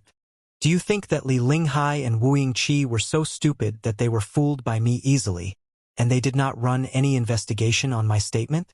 Liao said, my cooperation with Li Linghai during the past half of the year had been quite pleasant until we fell out after I accidentally noticed the existence of Wu Yingqi. Therefore, it was their problem, not mine. If I had lied to them, I would have been killed by them a long time ago. Jin Yuyen took a deep, deep breath. I still feel that you're lying, but at least the ratio of your lies has dropped from 10% to 1%. My instincts tell me that the routes of space trades that you talked about are a real thing, and it is indeed possible for me to make a great fortune if I cooperate with you. Jin Yuyen held his forehead and said, it's truly a very weird feeling, but whether or not you are speaking the truth, in the situation today, I don't seem to have any option except to trust you without any reservation. Liao smiled brilliantly. Exactly. You and I are both left with no choice except to open our minds and cooperate with each other. Then, you will have to help me win back the 7 Seas Grand Market and the control of the business alliance of 10,000 sectors first. Looking at his somewhat clumsy body, Jin Yuyen sighed and said, it's absolutely impossible for me to compete with them with my current look. That's not a problem. Liao agreed quickly. Like I said just now, your wealth plus my strength, we will be invincible. Also, despite your lousy performance just now and your ridiculous lies, I would rather believe that it was your disguise. You institutionally pretended to be shameless and incapable in order to ease my wariness. Jin Yuyen looked at Liao. Didn't you? Liao. Of course, it was totally my disguise. You've seen through me after all. You are clearly an unparalleled expert in the divinity transformation stage, and yet you have completely hidden your gravitas and your dominance. You do not have the vibe of someone superior at all but vividly strike me as a shameless scoundrel. It is evident that your computational ability is very high. Jin Yuyen went on. Since your computational ability is so high, you must have calculated that you and me are far from enough to challenge Blackstar the Great and the 4 Kurfirston at the same time. So, may I boldly assume that you have powerful reinforcements out there and even a whole plan for victory? Of course I have reinforcements and plans. Everything is within my calculation. However, the enemy cannot be destroyed only with calculation. I still need your help. I need the business alliance of 10,000 sectors to play a greater role in the renaissance of the Imperium. Liao said, however, we need to figure out what has happened to you first. How were you tricked into this body by Qi Yuanbao and your wife? Also, what's the situation of the business alliance of 10,000 sectors today? Which managers have possibly been convinced by Qi Yuanbao and your wife to take Blackstar the Great side? And which ones are too tied to the business alliance of 10,000 sectors to surrender? I believe you must know the answers as the director of the organization, right? Jin Yuyen was stunned for a long time. Rubbing his rough face in disgust, he said in a hoarse voice, rising from a tiny group of merchants to the largest business group in the Imperium today, the business alliance of 10,000 sectors has certainly encountered many storms. We also expanded and protected our business routes with violence and took down those who jeopardized our business interests countless times. Killers and assassins played an important role in the process. Black Flag, Bloody Skull, Life Claimer, and Lamp of Death, the four most powerful groups of assassins in the Imperium, are all deeply associated with the business alliance of 10,000 sectors. The super assassins who lead the four assassin groups are also our partners whom we have worked with for more than 100 years. They are the shareholders of many agencies under the business alliance of 10,000 sectors. There is a deep trust between us. Of the four gods of death, the one I trusted most was Qi Yuanbao, leader of Life Claimer, who is known as Hanged Man. Wait, Liao asked in surprise. Qi Yuanbao, the senior manager of the business alliance of 10,000 sectors, is Hanged Man, one of the four gods of death? But I was told that Life Claimer is an assassin group exclusively made of ghosts, and Hanged Man is one of the strongest spectral cultivators in the Imperium. Was the bald man in leather coal who tried to kill you with daggers outside of the commodity market not Qi Yuanbao? Yes, he was exactly Qi Yuanbao, one of the strongest ghosts in the Imperium. Jin Yuyan explained, that is exactly why he is horrifying. The general ghosts, however tough, can only crawl into the artificial bodies and control the machines to move. However, Qi Yuanbao has practiced a weird art named body puppet technique. He soaks the newly deceased bodies in a mixture of special drugs for polishing, and after 81 days, the bodies will not decay anymore but remain vivid with temperature and air, like living people. His remaining soul could hide in those bodies, allowing him to regard the real bodies as his artificial bodies. In such a way, he can easily turn into any random person. He is unpredictable and beyond recognition. Except for me and my wife, few people know his secret. Everybody only pays attention to the rigid mechanic bodies when they are wary of his assassination. As a result, he often takes advantage of their weakness and kills the enemies in bodies of flesh and blood. Body puppet technique. So to speak, the bald man I fought a moment ago was not a living person at all but a dead body that had been specifically refined. Liao felt that his head was dizzy. There were indeed countless peculiar tricks in the vast space. He did not know that there was such a weird technique. Yes, that was only one of the body puppets that Qi Yuanbao often used. I don't know how many similar body puppets he has secretly refined in secret. Jin Yuyan sighed and said, as one of the 5 senior managers, his position is not much lower than mine in the business alliance of 10,000 sectors.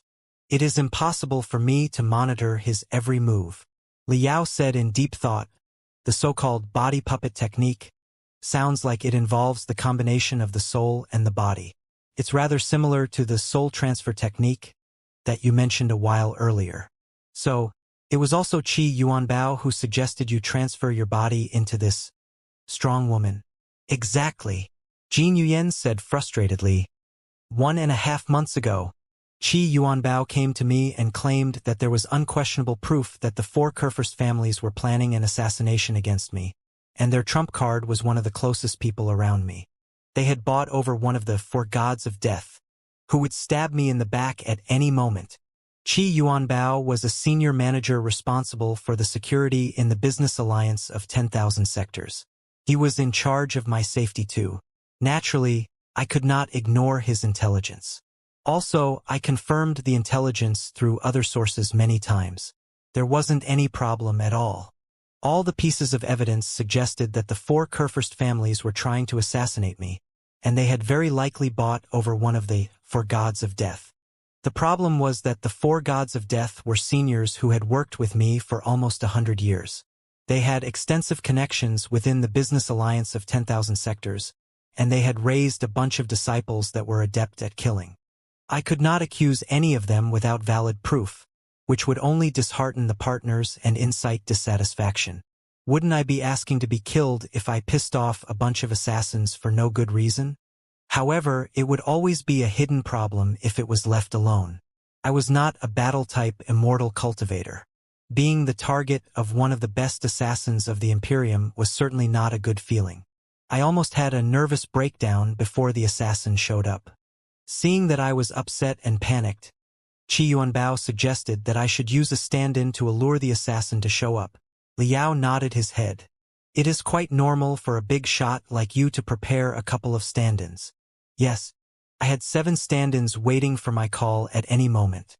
They had all received plastic surgeries and looked identical to me. Even their gaits, tones, and habitual movements had been trained. Sometimes, even I couldn't distinguish them from myself. Jin Yuyen said. However, such stand-ins could only fool the regular assassins.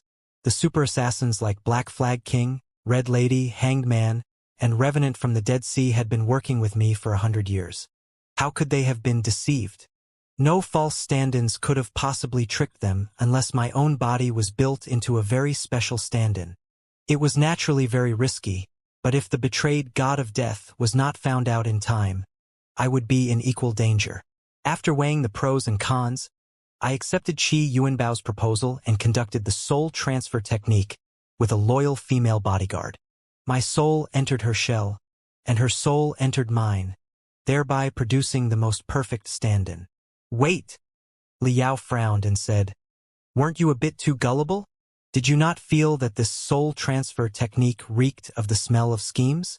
It was a dangerous thing to let the soul leave the body.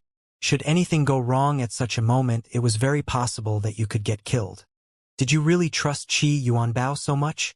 Even if I didn't trust Qi Yuanbao, I at least trusted my wife Wuing Qinxin. Jin Yuyen said gloomily. The suggestion was made by Qi Yuanbao, but the soul transfer technique was performed under the supervision of my wife. My wife is of the same origin as Qi Yuanbao.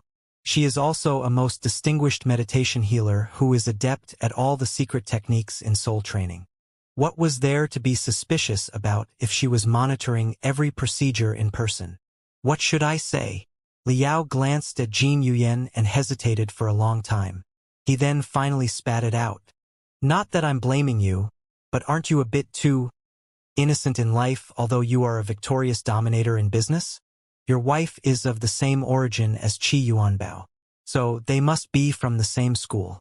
When they suddenly proposed such a plan that was full of the air of plots, why did you not grow wary at all or consider the possibility that they were having an affair and conspiring to murder you? Did you really not notice any anomaly in your daily life, not realizing that they were often hanging around stealthily? What's wrong with your head? Have the most excellent cultivators on Firefly become so dirty and underbred after being corrupted by darkness for 1,000 years? Jin Yuyen burst into fury. Who says that they are from the same school or that they are having an affair? Your imagination is truly remarkable. They did hang around a lot, sometimes even in my own house openly. But wasn't it perfectly normal? By of the same origin, I meant that Qi Yuanbao and my wife Wuing Qinxin are biological siblings. They are even twins who were born with a gap of only several seconds. Qi Yuanbao is my brother-in-law. Who else should I have trusted if not them? Liao was stunned for a long time before he finally replied in embarrassment. So, Qi Yuanbao and your wife are biological siblings. Nobody could have seen that coming. Neither Qi Yuanbao, a senior manager of the Business Alliance of 10,000 sectors, nor Wuing Qinxin, Jin Yuyen's wife, was a Mr. Nobody. Liao had naturally collected their files before, but none of the files mentioned the slightest connection between the two of them. Therefore, it was perfectly reasonable that Liao had certain inappropriate deductions. It's their most deeply hidden secret. Outsiders don't know anything about it at all. Jin Yuyen sniffed and said, my father-in-law was named Wuing Yuanshan. 150 years ago, he was the sector master of Spiritual Mountain Sector, a rather prosperous world at the edge of the Imperium. Also, he made a lot of friends and accumulated tremendous wealth, which vaguely turned him into the leader of the Wuing Group. The Wuing Group? Liao immediately recalled that there was indeed a Wuing Group in the business world of the Imperium of true human beings. 500 years ago, since the royal power declined and the four families rose, the previous members of the royal family had shriveled. Part of the members lingered in the capital, turning into the ragged imperial guards that did not have any morale or training. Some other members of the royal family left the capital and found a way out in various parts of the universe with their family belongings. The four families had been controlling those members of the royal family strictly in politics. They were only allowed to be the sector masters of the peripheral worlds of the Imperium but forbidden to touch the power at the center of the cosmos again. However, even the slimmest camel was larger than a horse. The Wuxia family had governed the center of the cosmos for 500 years after all. Neither their wealth nor their power could have thawed in the blink of an eye. Besides, the four families still needed the emperor from the Wuxia family to reign the Imperium. Naturally, they could not push the Wuxia family too hard. Should it raise the intense resistance of the Wuxia family, and the two parties got into a huge fight, it would be other people who would step in and take the advantage. Therefore, the four families and the members of the royal family somehow reached an unspoken deal. The Wuxia family was not to reveal the ambition for the supreme power, but it was not a problem for them to go to the edge of the Imperium and be extravagant merchants, which was even supported by the four families in secret. Every man sought after either power or fortune. Now that the Wuxia family had lost hope to rise to power, if they did not want to live the rest of their life like swine, they could only devote themselves to the pursuit of money. They carried the wealth of the people that they exploited during the first 500 years.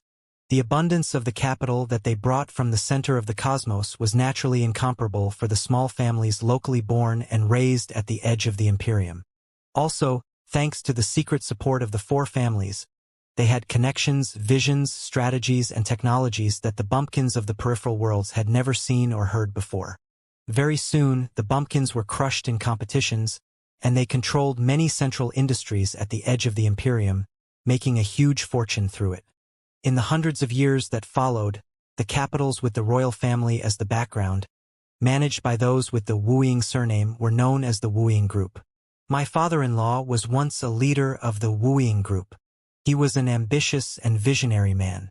In his prime days, he even thought to focus all the capitals of the Wuxia Group in order to accomplish an unprecedented achievement. Xianxia sighed and said, it was a pity that he was too determined and confident to forget the reason why the four families supported the Wuxia Group in the beginning. Did those people really want them to make a fortune? Of course not.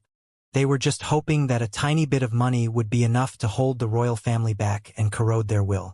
If the members of the royal family stayed at the edge of the Imperium, living an extravagant and obedient life, the four families would not bother to deal with them at all. But my father-in-law was planning to concentrate all the capitals for a great cause. He was asking to be killed. Then, it was the classic drama where revenge is a dish best served cold.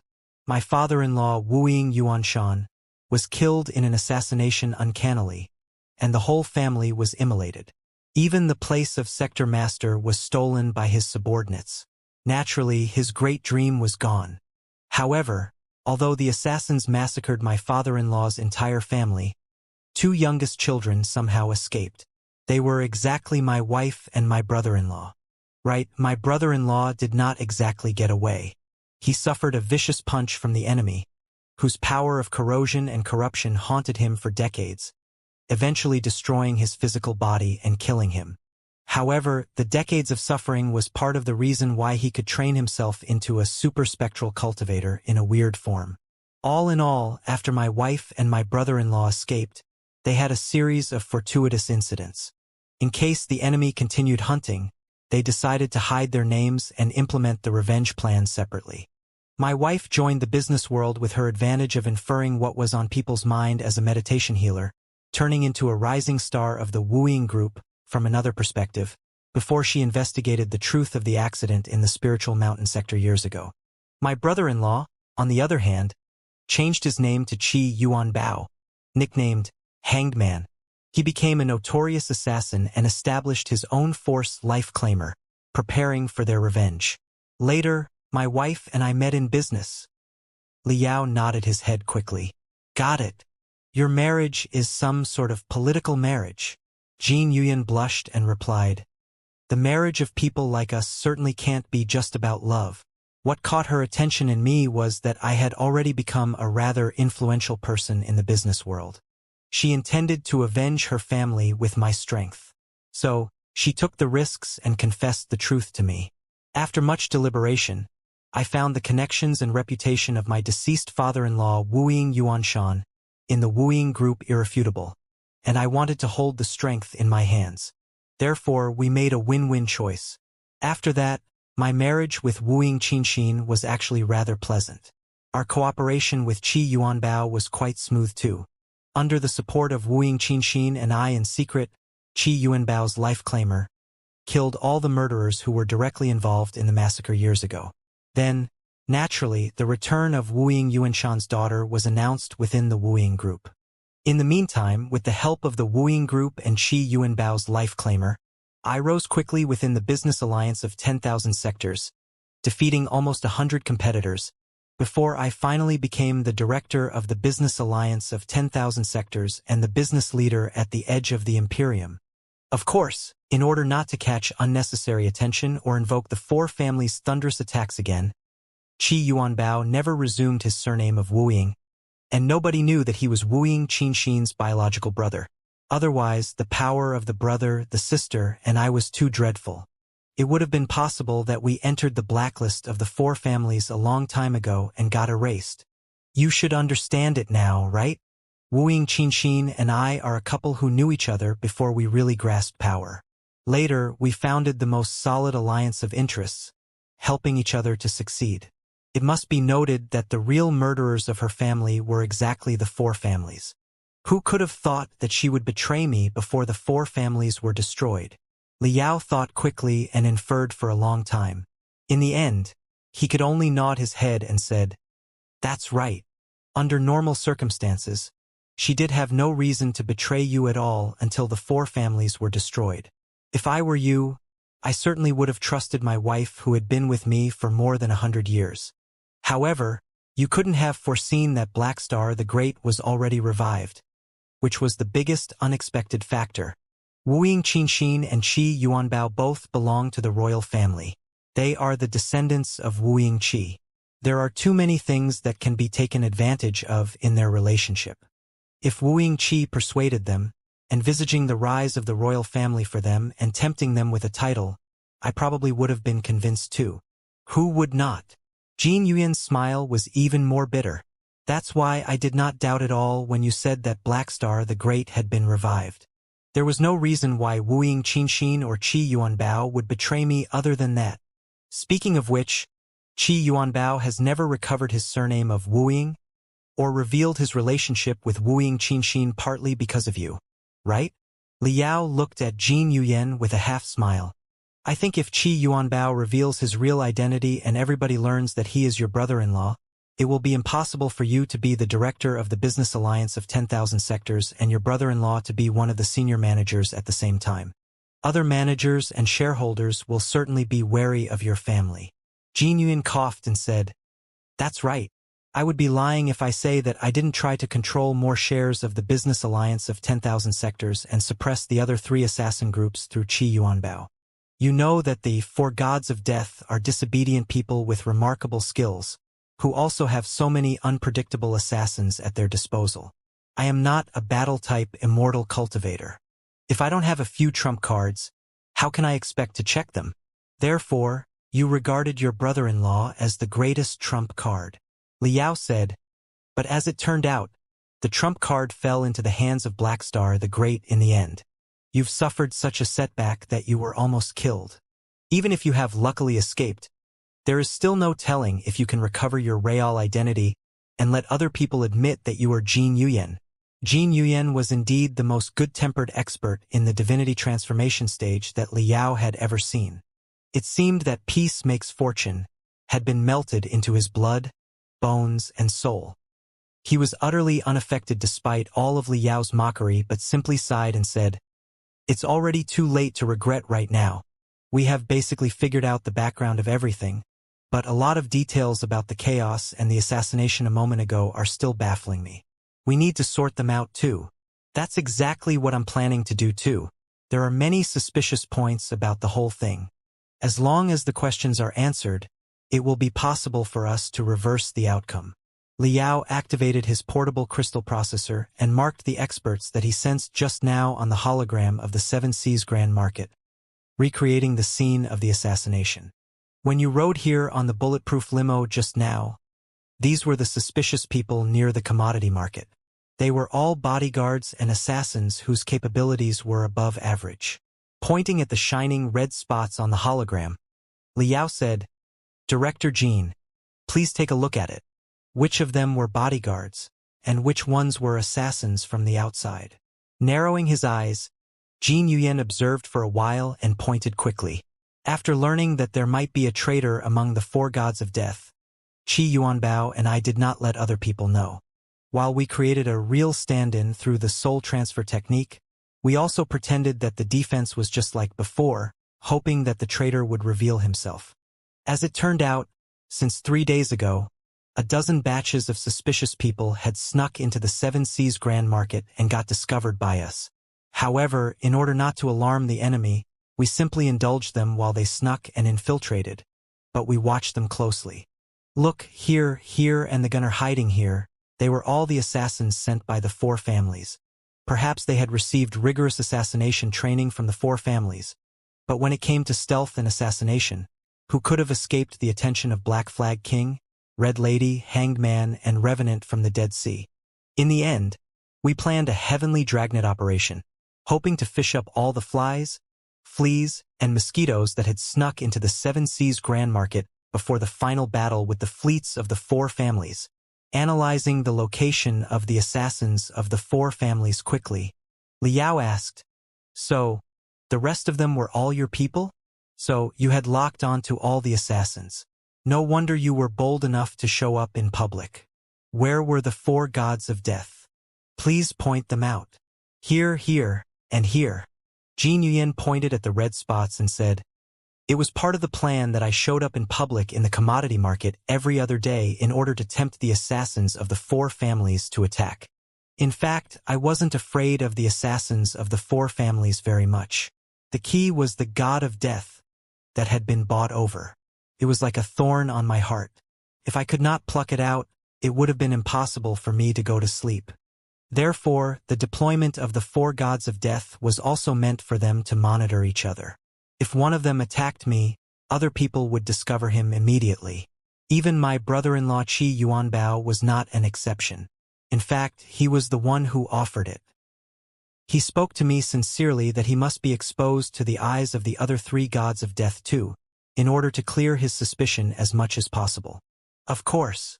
Liao sniffed and said, "Even if Wu Yingqi intended to kill you, it shouldn't have been now, but after the Battle of Seven Seas was won and the four families' coalition fleet was crushed.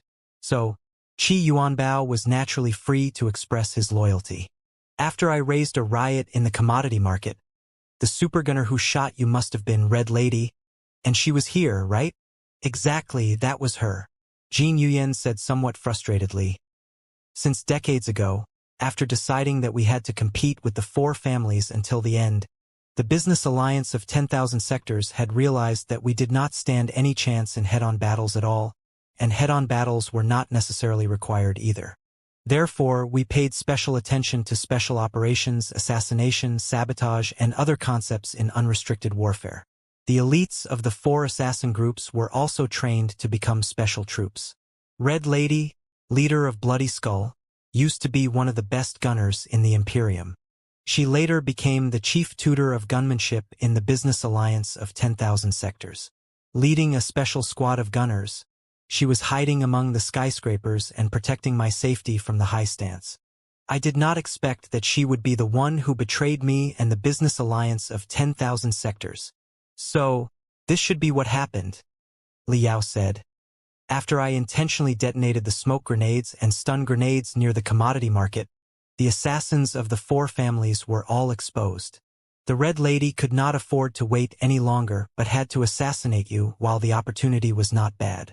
The moment she attacked, Black Flag King, Hanged Man, and Revenant from the Dead Sea sensed her.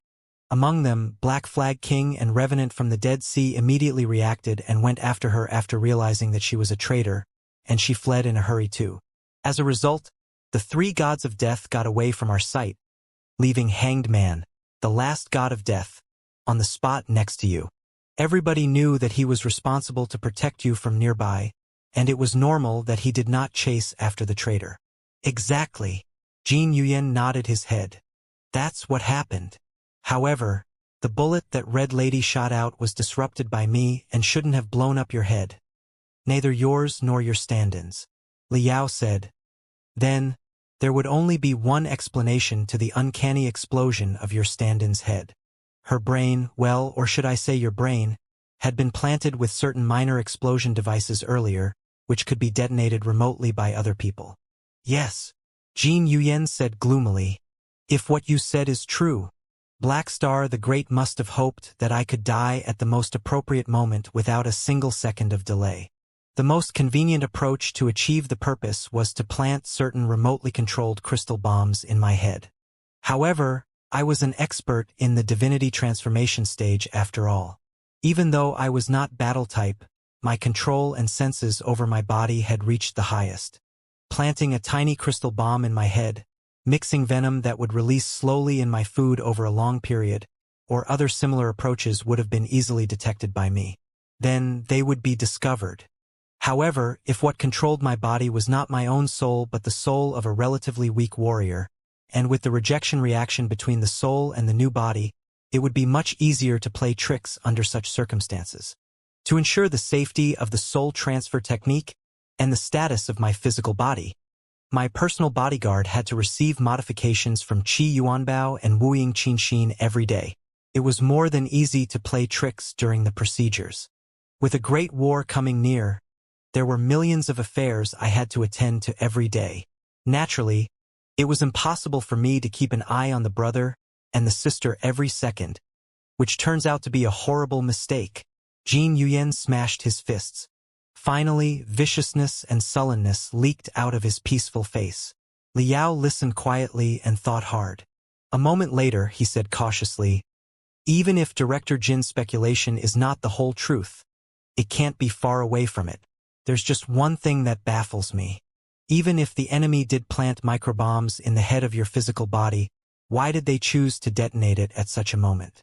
You had been the director of the business alliance of 10,000 sectors for decades. Your connections, prestige, and control over the business alliance must have been incomparable for Qi Yuanbao and Wuying Qinxin, right? After you died, whether or not the murderer was captured, and no matter how they were to stabilize the situation, people's confidence in the business alliance of 10,000 sectors would certainly waver, casting a shadow on the upcoming battle. Black Star the Great does not look like such an impatient man. Why would he want you dead at such a critical moment? Jin Yuyen was slightly stunned by the question. He thought for a long time. The more he thought, the brighter his eyes became. In the end, he even put on a smile. We have a chance now, Jin Yuyen said delightedly. How so? Liao hurried to ask. The reason is simple. If it were Black Star the Great who gave the order in person, he certainly wouldn't have hoped that I died now, which was not in his best interests. Like you said just now, it was his purpose to let my strength be drained in the Battle of Seas before I was killed. Jin Yuyen said, however, are the interests of Wuying Qi, as the decision-maker, and the interests of Qi Yuanbao and Wuying Qinxin, as two executors, absolutely the same? Wuying Qi does not want me to die right now. But what about Qi Yuanbao and Wuying Qinxin? There are a lot of changeable factors in all this. Pondering for a moment, Liao asked, what changeable factors? The possibility that I may change my belief and surrender to Black Star the Great completely as an obedient dog under his feet. Jin Yuyen sneered. Qi Yuanbao and Wuying Qinxin betrayed me only because they were greedy about the control of the business alliance of 10,000 sectors. Or rather, Wuying Qi bought them over at a high price because he thought that they could replace me and control the business alliance of 10,000 sectors. However, what if I am still willing to cooperate after learning the truth that Wuying Qi is residing inside Li Linghai's body, or even to kneel down and lick Black Star the Great's toes? Yes, under most circumstances, it's absolutely impossible. I will not trust Wu Yingqi, and Wu Yingqi can hardly trust me 100% too. But it is undetermined after all. Whoever masters the Imperium in the end, they will need a financial minister. If I am willing to surrender to Blackstar the Great 100%, there will be no place for Qi Yuanbao and Wu Yingqin. Or rather, after learning the truth, I may burst into fury and launch crazy retaliation against them. For the two of them, only my death could have completely eliminated the uncertainty and ensured their control of the business alliance of 10,000 sectors so that Wu Yingqi's promises such as titles and lands could be fulfilled. Even though my death might have resulted in the instability of the army, the opportunity was still too great to be missed out. That is to say, the assassination was not a direct order from Wu Yingqi, but Qi Yuanbao and Wu Yingqin's own doing without asking for permission. Liao rose abruptly, his eyes glittering. It's possible that Blackstar the Great is unaware of what has happened in the Seven Seas Grand Market yet. We still have a chance. Yes, Qi Yuanbao and Wu Yingqin must have decided to kill me a long time ago. However, if they did it when it was peaceful and quiet, not only would it raise the suspicion of other managers and shareholders of the business alliance of 10,000 sectors, but it would also infuriate Blackstar the Great. It would have been too risky. Jin Yuyan said calmly. When he mentioned his wife, he seemed to be talking about a stranger that he didn't even know. However, Red Lady's assassination gave them the best opportunity to assign the blame of my death to the four families and take over everything I left behind justifiably. That was why Qi Yuanbao took the chances despite the risk. If it hadn't been for the unexpected factor that was you, it was very possible that he would have succeeded. As long as he got the situation under control and led the business alliance of 10,000 sectors to defeat the coalition fleet of the four families, I don't think Blackstar the Great would complain much later or care about how exactly I died. After all, it's just like what the immortal cultivators say. Victors enjoy impunity. However, Qi Yuanbao's critical attack did not work out, and you are still alive. Curling his finger, Liao tapped his thigh softly and said, so to speak, Qi Yuanbao's attack was rather hasty. It was possible that he hadn't been prepared for everything, and he couldn't have dared to report what happened in the Seven Seas Grand Market to Wu Yingqi at all. Otherwise, when Wu Yingqi realized that he was more of a saboteur than a contributor and had put his enterprise in unnecessary risks, he would have certainly killed him. Director Jin, what do you think Qi Yuanbao and Wu Yingqin will do next? They will probably convene a temporary meeting of managers and shareholders, where they will try to win the support of the managers and the shareholders so that they will temporarily take over the supreme power of the business alliance as well as the leadership of the garrisons and special squads under the business alliance. Jin Yuyan said, there are 5 senior managers in the business alliance of 10,000 sectors, more than 40 managers of different levels, and more than 100 very influential shareholders. Behind the managers and shareholders are the warlords and sector masters from the peripheral worlds of the Imperium. Some are even the middle class of the 4 Kurfürst families who cannot rise any higher. Qi Yuanbao and Wu Yingqin have to win the support of those people if they want to succeed. Considering that the coalition fleet of the 4 families would launch a destructive strike at the Seven Seas Grand Market in a couple of days, the warlords and sector masters, as well as the middle class and the bottom class within the 4 families, are anxiously deciding which side they should take too. They are vacillating between destroying the business alliance of 10,000 sectors according to the Kurfürsten's will, burning their money bags and the hope to rise in the meantime, and rising up ruthlessly to fight the big shots of their families who have been shitting on their necks all the time. Such a thing cannot be postponed forever. If the chaos in the Seven Seas Grand Market lasts more than 24 hours, many people in the coalition fleet of the 4 families will certainly change their attitudes and abandon the friendships of more than 100 years. Therefore, Qi Yuanbao and Wu Yingqin have to get all the permissions in one day and become the new leaders of the business alliance of 10,000 sectors. Then, pondering for a moment, Liao asked, do you think the possibility is high that they can convince the many managers and shareholders?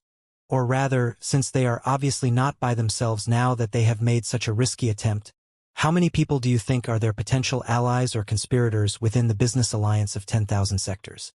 not taking us into consideration. The possibility that Qi Yuanbao is successfully elected as an acting director of the Business Alliance of 10,000 Sectors is very high. Jin Yuyan said, first of all, the capitals of the Wuying Group and the big shots behind them will undoubtedly support him and Wuying Qinxin. They may have even reached a secret alliance earlier and been bought over by Blackstar the Great. Secondly, the outside world is unaware of the truth and thinks that I've been assassinated by the four families. So, the subordinates loyal to me and the resources at my disposal will fall into the hands of Wuying Qinxin and be used to support Qi Yuanbao. Thirdly, with a war coming near, lack of leadership means suicide. Since the coalition fleet of the four families is about to flood into the Seven Seas space zone, as long as Qi Yuanbao acts tough enough, nobody will compete with him at such a moment. Even the senior managers who are not particularly fond of him will certainly consider the big picture. That is to say, Li Yao said, we have to reveal their scheme in 24 hours. When Qi Yuanbao and Wuying Qinxin convene a temporary meeting of managers and shareholders, in order to stop them, it's a pity that nobody will believe us. Looking at his thick and stupid body, Jin Yuyan smiled bitterly again, with a hoarse voice that was mixed with sorrow and helplessness. My body right now is a woman from inside to outside. Even my soul has slightly mutated because of the soul transfer technique. The soul signature that I make is completely different from the past. I cannot even open the safes that I locked, the checks that I signed, or the cosmos rings that I sealed myself before. How can I convince other people that I am really Jin Yuyan? As for you, Vulture Liao, it is even more impossible for you to be exposed. You are the greatest traitor that every reformist knows. All the assassin and mercenary groups under the Business Alliance of 10,000 Sectors are aware of the bounties for you. Too many people are whetting their sabers ready to claim your head. The moment you reveal your real identity, you will be drowned in a storm of bullets. Think about it. The news from the capital is that you've been bought over by the four families and betrayed the reformists. Now, you suddenly appeared in the Seven Seas Grand Market, right after Red Lady betrayed the Business Alliance of 10,000 Sectors and killed me. How are you going to explain everything? If you were an outsider who doesn't know anything about the situation, would you believe that the woman next to Vulture Liao, who looks like a chimpanzee, is Jin Yuyan? Or any of the bullshit about the soul transfer technique? Liao scratched his head. It is indeed hard to explain. Explanation means the confession of truth, which brings us to an even more critical problem. It's impossible for you to tell the truth. Jin Yuyan continued, in order to reveal Qi Yuanbao and Wuying Qinxin's scheme, you will have to confess your real identity and your background. Then, you have to let everybody know that you are a cultivator from Firefly that has fled for 1,000 years. Regretfully, not all the immortal cultivators consider money, capital, and profit as their belief like me. As long as there is a 1,000% profit, you can ask me to strike an alliance with the cultivators that is sworn with blood. Most of the immortal cultivators' disgust, hatred, and wariness of the cultivators are deep to their bones. Your real identity is even more sensitive than a traitor bought over by the four families. Besides, you destroyed Manjusaka, the city in the sky, resulting in the heavy loss of investment for many people in the Business Alliance of 10,000 Sectors. Many promising researchers were killed in the incident too. Don't blame me for not reminding you. The 5 senior managers, the dozens of regular managers, and the hundreds of shareholders, large and small, had investments in Manjusaka, the city in the sky. Many of them even sponsored slaughter streams personally. After the mess you caused, they were all vomiting blood because of the huge deficits. Even if they do not care that you are a cultivator, you cannot expect them to be fond of you in the slightest. Let me ask you, how are you going to convince them? Liao scratched his head quickly. Well, one other thing. Qi Yuanbao knows that I'm not dead and that you are out there. With his cunningness, it shouldn't be hard for him to guess who you are. Jin Yuyan further increased the difficulty.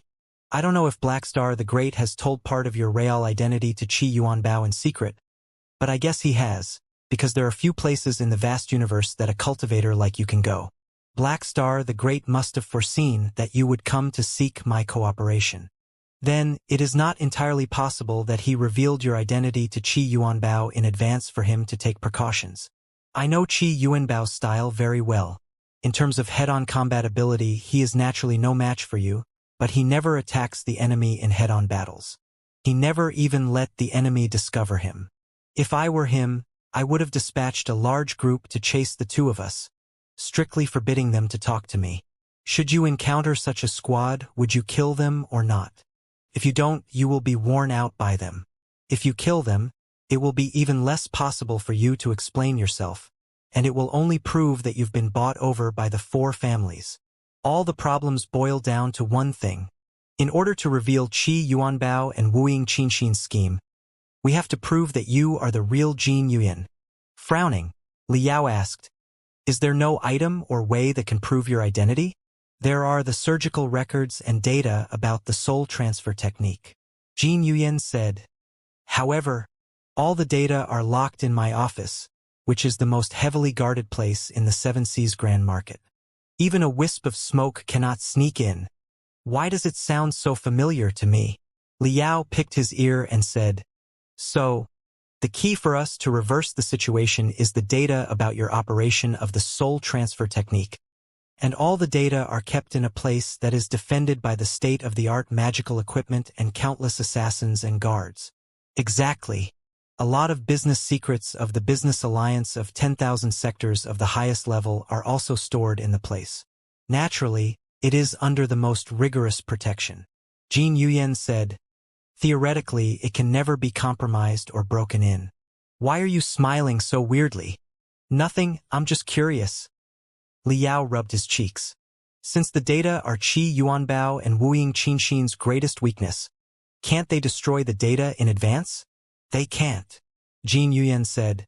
"To destroy the central data, they must have the highest permission of the director, and to get the highest permission, they have to convene a temporary meeting of managers and shareholders and win the votes of more than 2/3 of the participants. Therefore, the data cannot be destroyed by them, at least not in the next 24 hours. While talking, Jin Yuyan drew the structure of the internal district of the Seven Seas Grand Market as well as the defense map around his office. The defensive measures and the distribution of the guards turned into a waterfall of data and poured down. Li Yao studied and gasped. Grimacing, he said, "Isn't your office too rigorously defended? Also, why are the ventilation tubes and the sewers so narrow and twisted, with the sharp daggers of mystic rays flying all the time? According to the structure, nobody can break in without 3 days and 3 nights.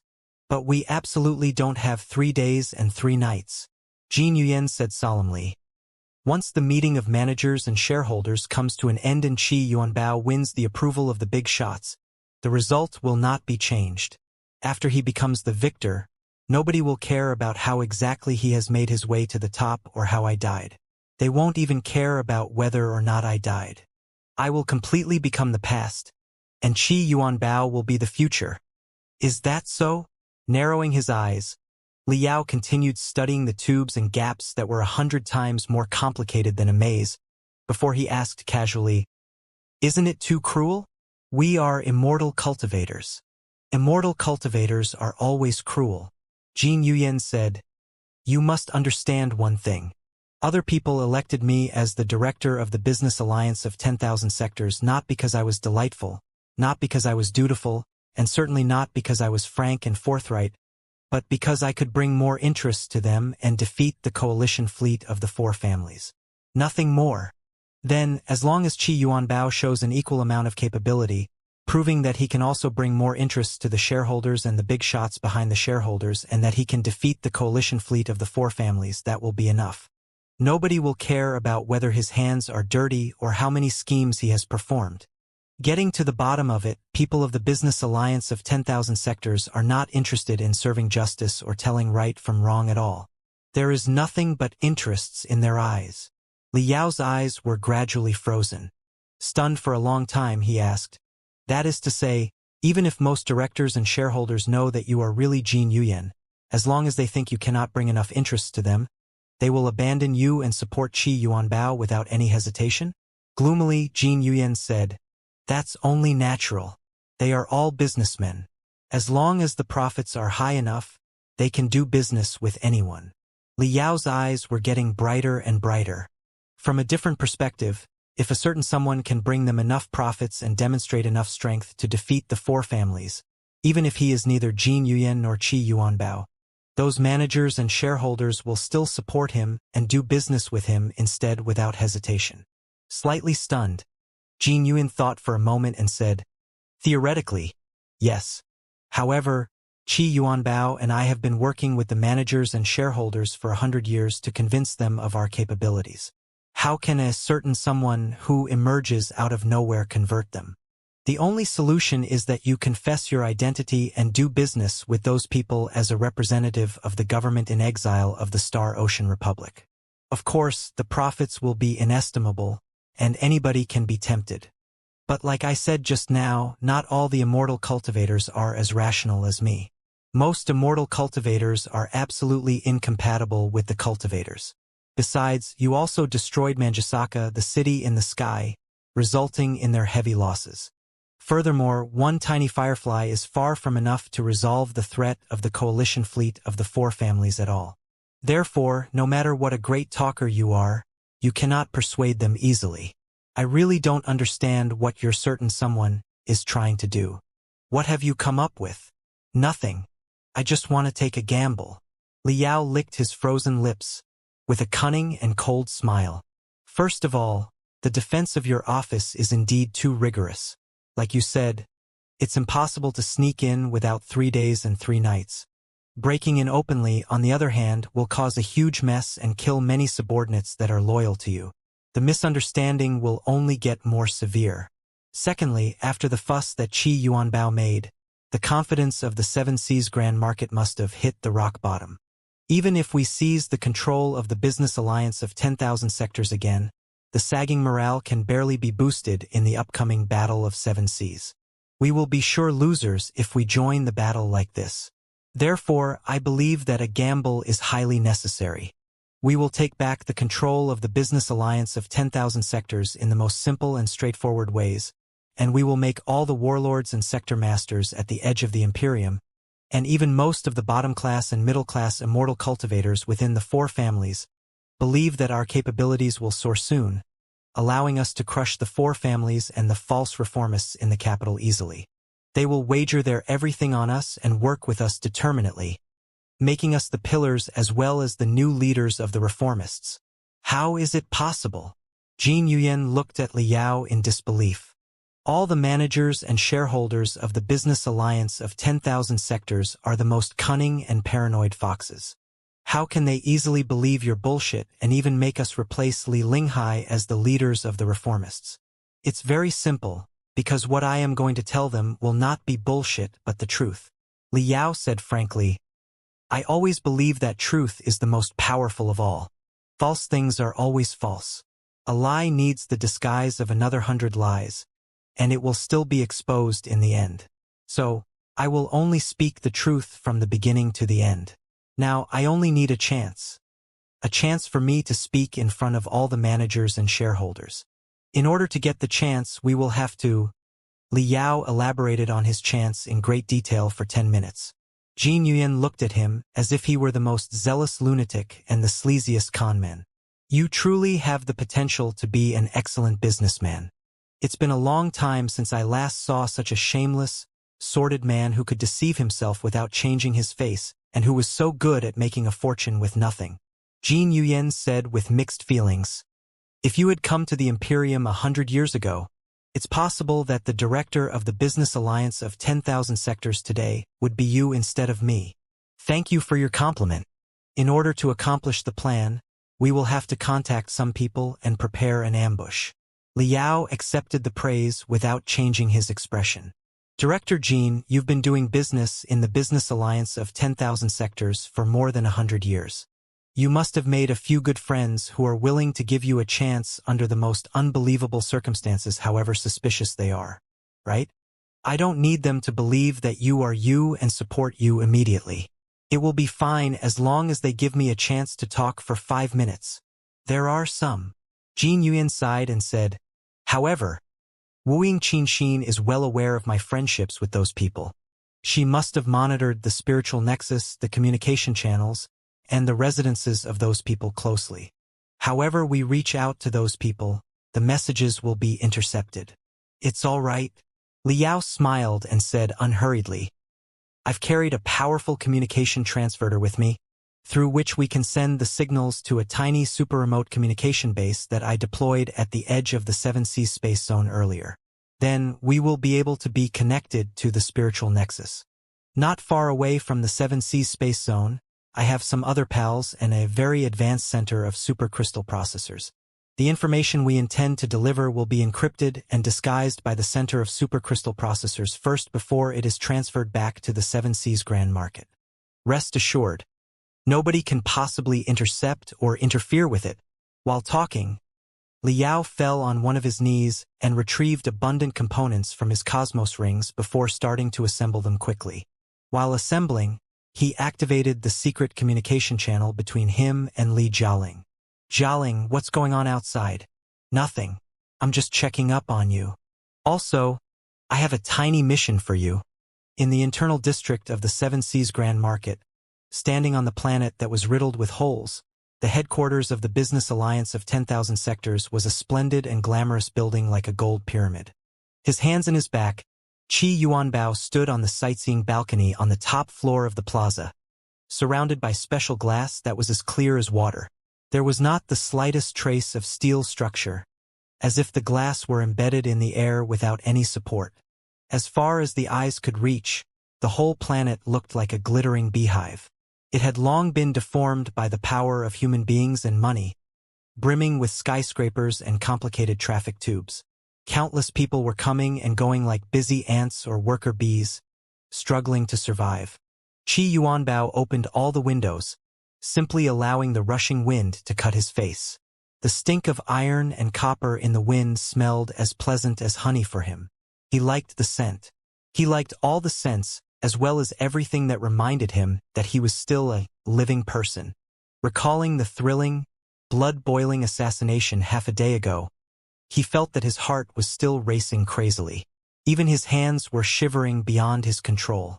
The feelings let him know that he was still a living person, not a ghost that was haunted by vengeance and lust for power. Soft footsteps echoed from his back. He did not need to turn back to know that it was his twin sister, Wu Yingqinxin. During the past 100 years, he had been very jealous of his sister because she got to live as a human being, unlike him who had to hide in the shells of other people through the body puppet technique, until he was unable to tell who he was exactly in the end. However, right now, he had been used to and even grown fond of the form, and he considered himself to be some sort of existence that was above mankind. He was not a human being, not even an immortal cultivator, but something entirely different and much more superior. Perhaps it was exactly because of such arrogance that he defied Blackstar the Great and took action in advance, killing Jin Yuyan at an inappropriate time. It was a pity that something went wrong during the operation, but he was absolutely capable of resolving the minor error that was named Vulture Liao. What's the situation outside? Qi Yuanbao turned back and looked at Wu Yingqinxin. Are the managers and shareholders here? Also, have Red Lady and that guy been caught? Due to the emergency, all the managers and shareholders in the 7 Seas Grand Market have been gathered here. The shareholders who are not in the 7 Seas Grand Market are also joining the meeting through representatives. Jin Yuyan's widow Wu Yingqinxin looked as perfect as if she were a statue made of marble. She was so perfect that she did not even seem real. Even the vague sorrow covering her eyes and face was like a carefully designed mask. Nobody could see through what the woman wanted. Not even her biological brother Qi Yuanbao. Wu Yingqinxin paused for a moment and went on. Red Lady and the assassins of Bloody Skull have been surrounded in a narrow corner in the 27th district. We have locked down all the tubes from the 27th district to the outside world and dispatched 3 crystal suit legions to besiege them. There are also 2 colossi aiming at and suppressing them from space. Even though Red Lady is an expert in the divinity transformation stage, it's impossible for her to get away.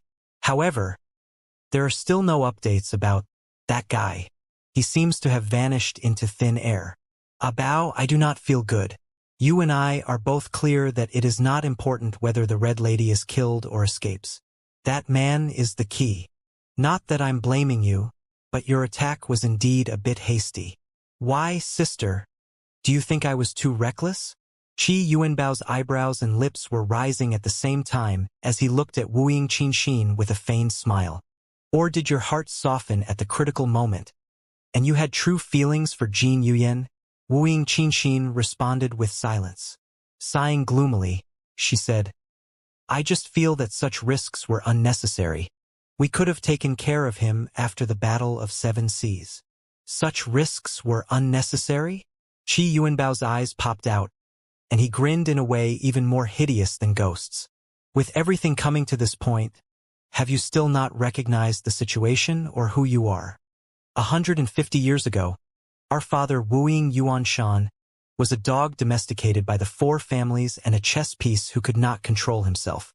When he was needed, he was praised to be the business leader of the Wuing group. By the time his value was fully exploited, and he showed the slightest ambitions, those people changed their attitude without any hesitation and massacred his entire family. That's exactly the ending for a dog and a chess piece. In the 100 years that followed, you and I had been struggling in the dark, bloody sea of stars for a slim chance of survival. After the hard work, we seem to boast minor positions and power today, but we are never the masters of our fate. Those things are just candles in the wind and towers on the sand, and they can be obliterated instantly. You should be very clear that Jin Yuyan married you because of the hidden connections behind you. He wanted to make use of or even absorb the wealth of the Wuing group through you. The only reason why he supported me was that he hoped that I could help him suppress the other 3 assassin groups and swallow the entire business alliance of 10,000 sectors. In other words, we are still chess pieces and dogs that will be cooked when there are no more hares to hunt. Nothing has changed after 100 years. Even if Black Star the Great has been reborn and promises us high positions and hereditary titles, so what? Do you think that our ancestor really cares for his descendants? Don't be silly. We are still just chess pieces and dogs in his eyes. To be the real masters of our own fate, we have to boast irreplaceable value and unparalleled strength. If we wait until the Battle of Seven Seas is over like you said, there will be too many unexpected factors. Who knows whether or not Jin Yuyan would suddenly change his mind and surrender to the Black Star the Great. In that case, will there be anything that the two of us can do? Even if Jin Yuyan is determined not to surrender, who knows whether or not Black Star the Great will send someone from the capital to regroup the business alliance of 10,000 sectors in our place. Don't forget that countless members of the royal family are still lingering in the capital. They belong to the system of the imperial guards and have always been incompatible with the Wuing descendants at the edge of the imperium who focus on business. Wu Yingqi was rather surprised. She asked subconsciously, It's impossible. Why would His Majesty do that? Don't forget who he is. That is Black Star the Great. Who knows what's on his mind exactly? Qi Yuanbao sneered. After all, you and I have been working in the business alliance of 10,000 sectors for 100 years. What if we have been too corrupted by the air of freedom to be controlled easily in his eyes? If I were him, chances are that I would play a few tricks so that the two of us would die with Jin Yuyan, before I pick a few trusted subordinates from the capital to take over the business alliance of 10,000 sectors that is in a mess. Is that what you want? Wu Yingqinxin was stunned for a long time, and her face gradually turned pale. The struggles in the past 100 years have taught me the most important lesson. When an opportunity comes, seize it. When it's time to take risks, do it without hesitation. Qi Yuanbao said. As long as we seize the supreme power of the business alliance of 10,000 sectors thunderously and win the Battle of Seven Seas, allowing the business alliance of 10,000 sectors to expand into the unquestionable dominator at the edge of the Imperium, then even His Majesty at the capital will have no reason to extend his hands to our place. By then, we will be able to play the game of balance between the capital and the four families, rising from chess pieces and dogs into players. Wu Yingqinxin narrowed her eyes, which were turning cold. It seems that my sister has thought it through. Qi Yuanbao smiled and held Wu Yingqinxin's hand. Drawing circles in his sister's hand, he said in a low voice. He is just a random man, right? After we seize the business alliance of 10,000 sectors, you can have however many men you want. Why do you care about a Jin Yuyan? In the past 100 years, he had plenty of affairs outside, and you were certainly not idle when you were lonely either. Why are you acting like you are a chaste woman now? Remember, after our cause succeeds, you can have however many men like Jin Yuyan you want, but you only have one twin brother. The universe is a vast place, but we only have each other now, don't we? You are right. Wu Qinxin finally made up her mind and said, however, you still need to track Jin Yuyan and the guy, who is likely to be Vulture Liao, who rescued him. You've seen the results of the guy's battles in the past too. He is certainly not easy to deal with and may cause serious trouble to our plan. Rest assured. Vulture Liao is indeed tough. But why do I have to fight him the hard way? With weird brilliance beaming out of his eyes, Qi Yuanbao said casually, as a matter of fact, I've already guessed where he is right now. Deep inside the complicated tubes between the internal district and external district of the Seven Seas Grand Market, a dark shadow that was covered in a special stealth suit was wriggling inside the tubes. The suit was very characteristic and looked like a cluster of clear jelly, helping the guy squeeze into all kinds of gaps without alarming anything. Also, it could secrete grease that looked like a shell on the surface, blocking the dispersion of temperature, breath, heartbeat, or smell. Suddenly, Z, Z, Z, Z, Z, Z, Z. Dozens of green scanning rays darted from the depths of the tubes and pierced at the cluster of black jelly precisely. An amazing thing happened. Right before the mystic rays hit the target, the jelly turned from black into transparency. Even the shape of the human covered inside was entirely gone. The mystic rays passed through the jelly and shot out from the back after complicated computations without being affected or deviated at all. The guy lurking inside the jelly was not detected either. The green mystic rays crossed and scanned for a long time, only to discover no anomalies. They gradually dimmed. The jelly turned from transparency into black again. The invader inside was more or less relieved and continued slithering forward, crawling into the tubes skillfully. None of the more than 10 traps and defense lines behind could stop the invader. He snuck into the internal district of the Seven Seas Grand Market despite all the dangers. Taking a brief rest, he continued crawling toward Jin Yuyan's office. Inside Qi Yuanbao's office, 100 3D light beams were displaying every corner in the internal district of the Seven Seas Grand Market, particularly the route through which the invader broke in. The ventilation tube in which the invader was wriggling forward vigorously was closely monitored too. The Kina sensors hidden on the internal wall of the ventilation tubes were recording the slightest shiver of the ventilation tubes. When all the data of shivers were analyzed comprehensively, even the most brilliant invader would be immediately exposed. The defense system was designed by Qi Yuanbao, the head of security, in person. As a super assassin for more than 100 years, he naturally knew how to deal with the stealthy invaders best. Thud, thud, thud, thud. From another dozens of 3D light beams, it could be seen that countless exos who had been armed to their teeth were quickly surrounding the tube that the enemy was sneaking inside. As long as the invader was beleaguered and caught, it would be another proof that he had malicious plans. There would be no way that he could prove his innocence at all. So much for Vulture Liao. He's just a pig that has walked into the trap on his own. Qi Yuanbao crossed his fingers, truly like a player who was sure about his victory. Getting to the bottom of it, he is just another simple-headed warrior with more brawn than brain, and he will be killed by me more than easily.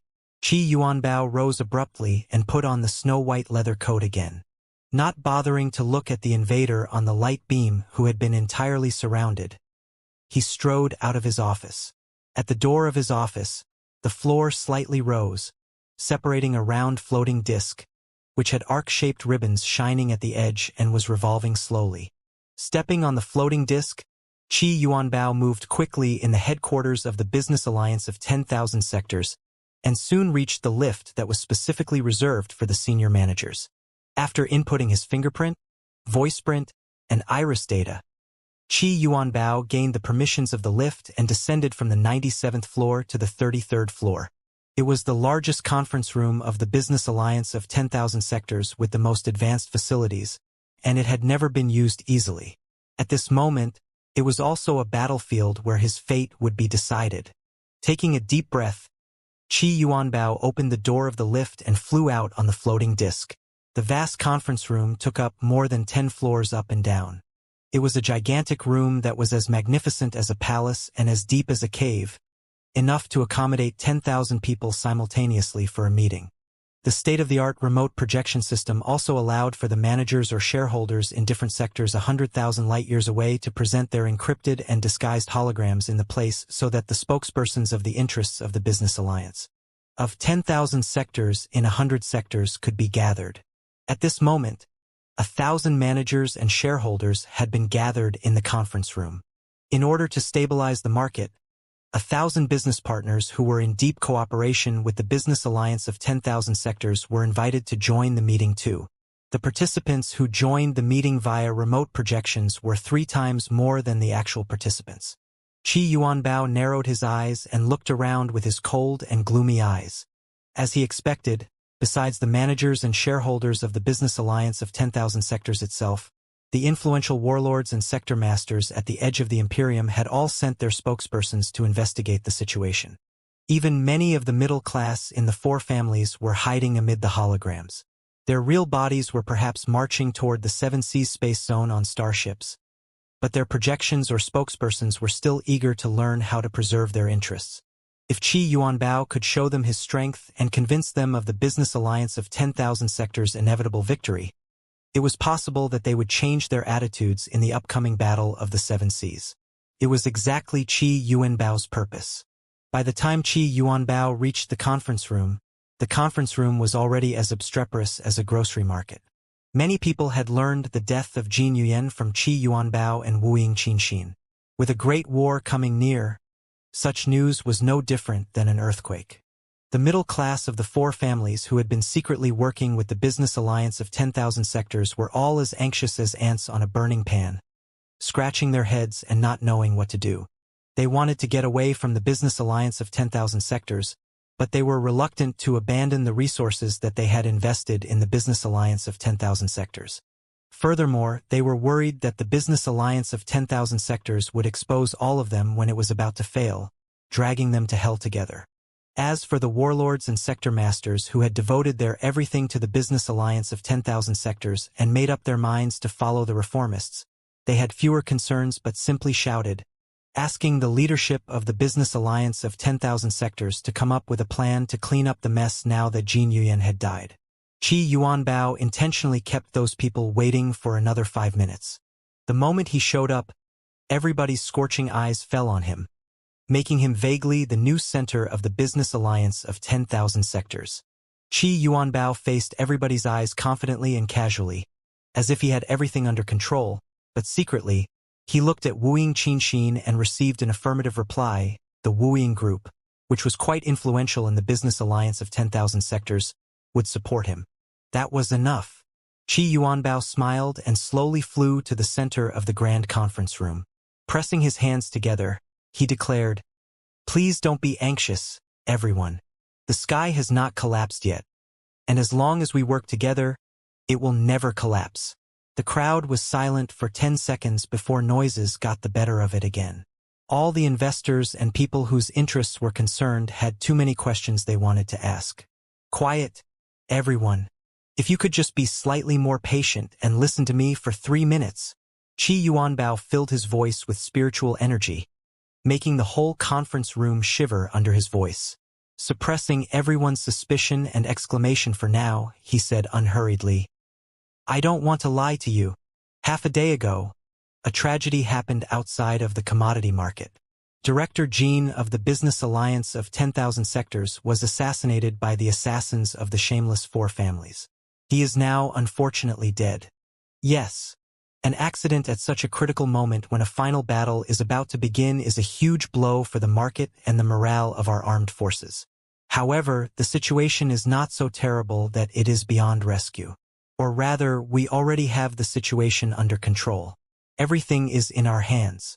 The Business Alliance of 10,000 Sectors is an organization made of the people who worship freedom more than anything else in the first place. We have the most advanced and steady architecture. What pushes us forward is the torrent of capitalism, which will not dry out because of the fall of one leader. With that in mind, what's there to be worried about? I believe that if Director Jean were still alive, he would have wished to see us continue believing in free capitals and fighting against the brutal, ravenous aristocrats. Everybody, we have preliminarily found the truth of Director Jin's death. The 4 Kurfürst families bought over Bloody Skull, and it was done by Red Lady, the leader of Bloody Skull, in person. The relevant files will be sent to your terminals immediately. You will be able to tell if it is true after examining it. Schwa, schwa, schwa, schwa. Tremendous data was sent to everyone's crystal processor. All the proofs corroborated with each other. They couldn't have been more convincing. The managers, shareholders, and investors nodded their heads, unable to find any loophole. After the assassination, most of the members in Bloody Skull were already suppressed by us, and only part of the most ferocious members fled with Red Lady. They are still resisting, but there is no need to worry. Almost a third of the armed forces in the entire Seven Seas Grand Market is involved in the hunting. It is impossible for the Red Lady to escape. Qi Yuanbao suddenly changed the topic. You must be very curious. If we have only sent 1/3 of the armed forces to hunt Director Jin's killer, where are the remaining 2/3? It's very simple. Red Lady is not the mastermind behind the whole scheme. We even have reason to believe that even Director Jin's assassination was just a disguise for an even greater plot. An enemy who is 10 times more dreadful than Red Lady has snuck into the internal district of the Seven Seas Grand Market, trying to cause greater damage and mayhem before the arrival of the 4 families coalition fleet and make us fail. The enemy is exactly Vulture Liao. Schwa. Hardly had Qi Yuanbao's desperate voice died down when the light beam around him displayed the gigantic picture of a grimacing Liao. It was shot in public when Liao was still the one warrior of the reformists. The gigantic picture made everybody gasp hard in disbelief. There's no need to feel surprised, everyone. The news that Vulture Liao betrayed the reformists and joined the 4 Kurfürsten side came from the capital. I believe that you all have your own sources of intelligence, and they have reported the same, haven't they? Qi Yuanbao smiled with his hands on his back. Vulture Liao has only defected recently. Naturally, he is anxious to make a great accomplishment in order to consolidate his position and win the approval of his new masters. Assassinating Director Jean alone is not necessarily enough to shake the foundation of the Business Alliance of 10,000 Sectors, because any of the 5 senior managers, after being authorized in this meeting, can replace Director Jean and take over his responsibilities. However, if most of our defense is distracted by the riot after Director Jin's death, and he takes the chance to sneak into our most central database, destroying all the trade data, just think about it, what consequences will be caused. Of course, our trade data have backups, and we have more than 1 center of supercrystal processors. However, the destruction of the central data will disrupt our trades for 3 to 5 days. All the information about capitals, logistics, shares, options, and bonds will be messed up and paralyzed. As a result, the whole market will freak out, and all the other forces will lose confidence in us, even thinking that we can't make ends meet anymore, since we cannot support such an enormous network of capitals and logistics. If the coalition fleet of the 4 families takes the opportunity to attack us, wouldn't it be our doomsday? The horrible future that Qi Yuanbao described cast all the managers, shareholders, and investors into extreme shock. Everybody looked at each other in bewilderment, finding it hard to believe Qi Yuanbao's alarmism. One of the white-haired, prestigious managers said solemnly, "Manager Qi, this is a very important matter. Do you have any proof for your conclusion?" Qi Yuanbao smiled casually and clapped his hands, saying, "Of course I do. Why else could I have been bold enough to talk about the nonsense in front of so many investors and partners? Allow me to present to you a great show." As he clapped his hands, more light beams were turned on. All of them were displaying the complicated tubes and gaps between the internal district and the external district not far away from the headquarters.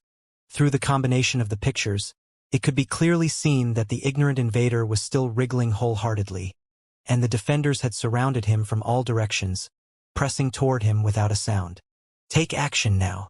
Holding his temples, Qi Yuanbao spoke to the micro-communicator, sneering, "Capture Vulture Liao." After Qi Yuanbao gave the order, all the light beams seemed to be displaying 10 times faster. The defenders covered their bodies with their crystal suits without leaving a single gap. All their cannons and flying sword launchers were activated. The machine guns were revolving quickly too. The battle puppets rolled out from the projection holes on the two sides of the heavy crystal tanks. Colorful lines appeared on their surfaces as they were dismembered and assembled into battle forms. The armed shuttles were rushing by from the midair. Their ear-splitting noises were even making the whole conference room clatter. From below the cross-shaped wings of every armed shuttle, dozens of crimson rays shot out at a certain point on the artificial sky, illuminating the simulated blue sky and white clouds into redness. Furthermore, accompanied by the deafening explosions, 3 iron giants dozens of meters tall arose and moved toward the artificial sky in a triangle. They were the business alliance of 10,000 sectors' own colossi. The invader, who was still struggling to move forward, also sensed the gathering of a great army outside. He seemed to be scared out of his wits and was meaning to escape to the external district in the same way he came, before he ran to space. However, there was no time. Boom! Boom! Boom! Boom! Boom! Boom! The exos, battle puppets, crystal tanks, and armed shuttles aimed at the artificial sky around the invader and opened fire at the same time, almost turning the whole sky into a melted ocean of iron. 1 second later, the whole artificial sky collapsed, and even the invader was falling too. Trying his best, the invader intended to escape through the hole that the defenders had blown out. However, the defenders had calculated his every possible route of escape. They blocked his retreat with the most overwhelming firepower. Every attempt to escape made by the invader ended in failure, and he was forced to get back to where he was in the beginning. He was like a fly that had been caged into a glass jar, only getting his own head broken wherever he crashed into. Do you see, everyone? After 100 years of construction and training, the 7 Seas Grand Market today is not a place that anybody can enter or leave freely. Qi Yuanbao smiled. If you want, you can even go to the window and observe the battlefield on your own. The battlefield is only no more than 30 kilometers from us. You can see the rising smoke and the barrage from the window. No. There's no need to worry about your safety. For the Battle of 7 Seas, all the experts of the business alliance of 10,000 sectors and even the edge of the Imperium have been gathered in the 7 Seas Grand Market. We have the most excellent killers, the most brutal mercenaries, and the most fearless gladiators. Of course, we also have the most advanced battle puppet system.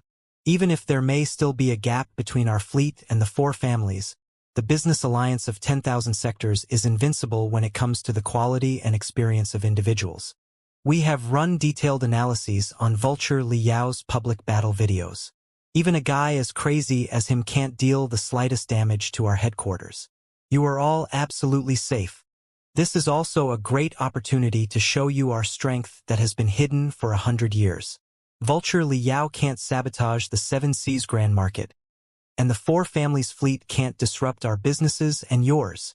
As long as you stay on our side unwaveringly, your investments will be returned 10 times and 100 times more.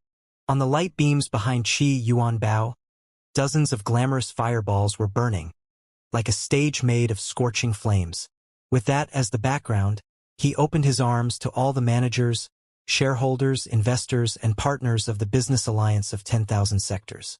Thick veins were protruding on his forehead, as if he had put on a horrible mask, while he demanded aggressively, "You've seen it with your own eyes.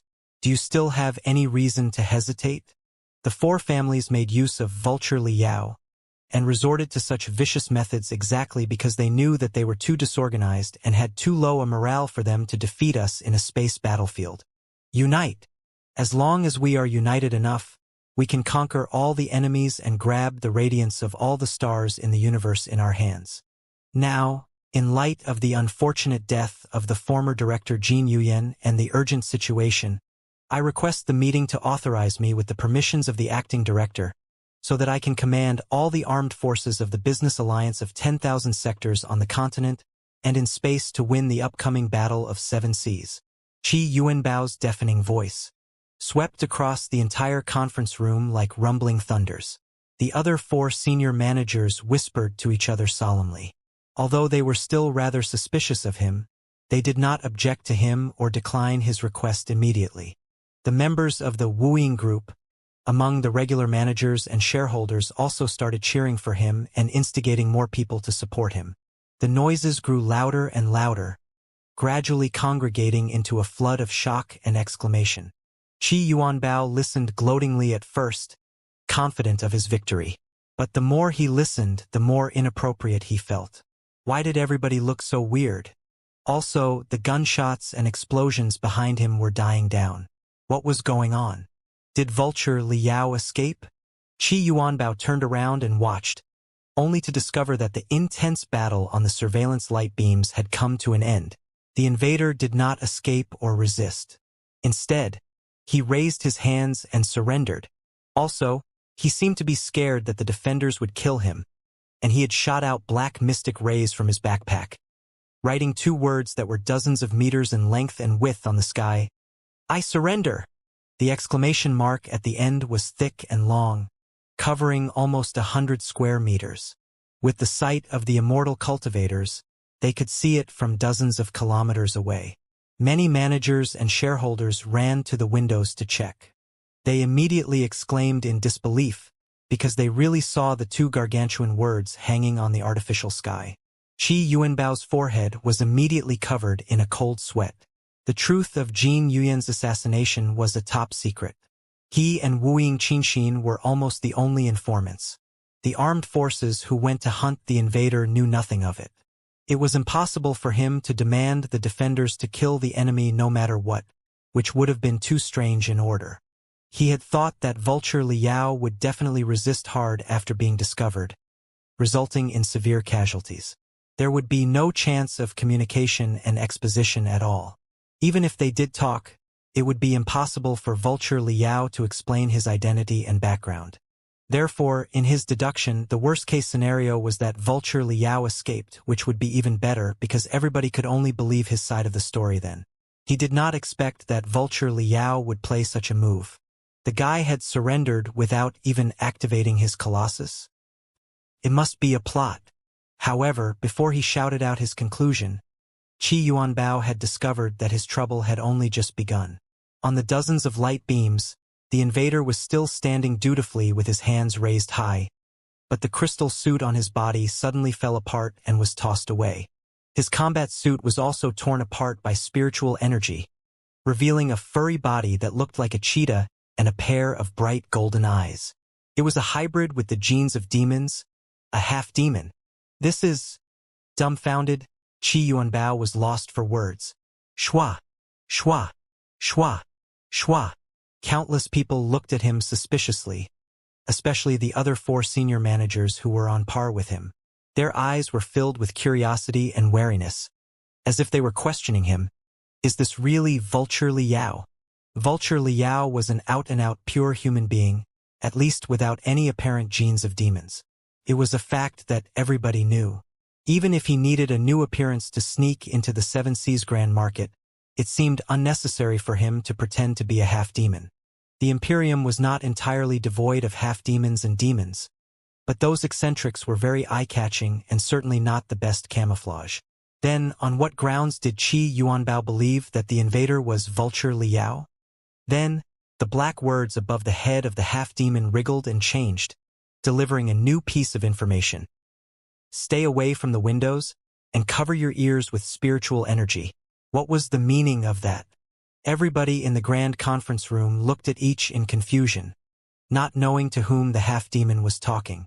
The armed forces that surrounded him obviously had no windows around. It was actually them, the managers, shareholders, and investors in the headquarters of the business alliance of 10,000 sectors dozens of kilometers away, who were surrounded by transparent windows. Could it be? Don't be nervous. Just relax. The black words above the half-demon change again. I only want to talk with you about that business. 3, 2, 1. Boom. Boom. Boom. Boom. Boom. Boom. Boom. Before anyone realized what was going on, it was like 10,000 stun bombs had exploded around the headquarters at the same time. The glass wall around the conference room immediately fell apart. The hardest tempered glass turned into broken pieces that looked like sand, splashing out. The people closest to the windows were even blown away for more than 10 meters by the sound waves. The holograms remotely projected were also torn into twisted ripples, unable to be condensed again for a long time. The most violent sound waves were like a torrent made of thunders and flames, blasting the entire conference room as well as everyone's eardrums and heart. It was a primitive, brutal, and barbaric battle hymn. Every note seemed to have fluttered out after an axe slashed into a bone. The notes were then mixed and orchestrated again, with the bombardment of the giant cannons on Starships as the background, sounding 10 times more daunting than before. Everybody's eardrums and heart seemed to be brushed by highly explosive bombs again, again, and again. They vaguely felt that the battle hymn sounded familiar, as if they had heard it somewhere a long, long time ago, but their boiling brains and their exploding hearts forbade them from further recalling their memories. Crazy wind, mixed with the scent of iron and smoke, flowed into the conference room overwhelmingly, making everybody's soul shiver.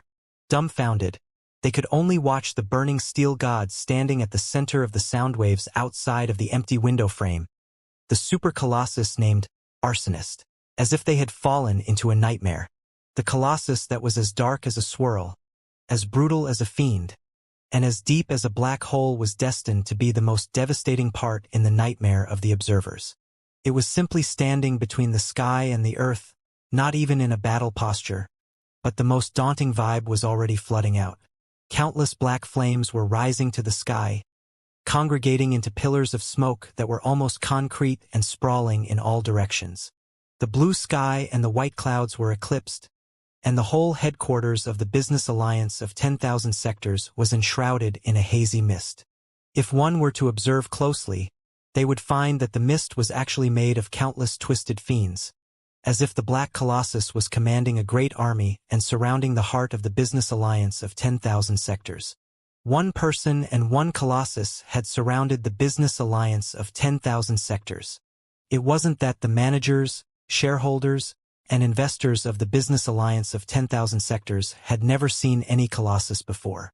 As a matter of fact, because of its unique advantage, the Business Alliance of 10,000 Sectors had collected plenty of Colossi during the 100 years. It was one of the temptations they used to attract the great warriors to work for them. However, the Colossi of the Business Alliance of 10,000 Sectors were mostly the assembled products which had been seriously damaged on the battlefield before. Some of them were even duplicates whose original components had been replaced by mass-produced components. Despite the quantity, they were not nearly as good as the Colossi under the control of the 4 Kurfürst families in terms of quality. It often took 2 to 3 miscellaneous Colossi of the Business Alliance of 10,000 Sectors to compete with an advanced Colossus of the 4 Kurfürst families. The Black Colossus, on the other hand, was an ultimate Colossus of the ultimate Colossi based on the style, the air, and the soaring spiritual energy. Even the experts who had traveled in the Imperium for 100 years had never seen such ultimate weapons. It seemed that the one Colossus was enough to pierce through the entire Seven Seas Grand Market and butcher each and every one of them.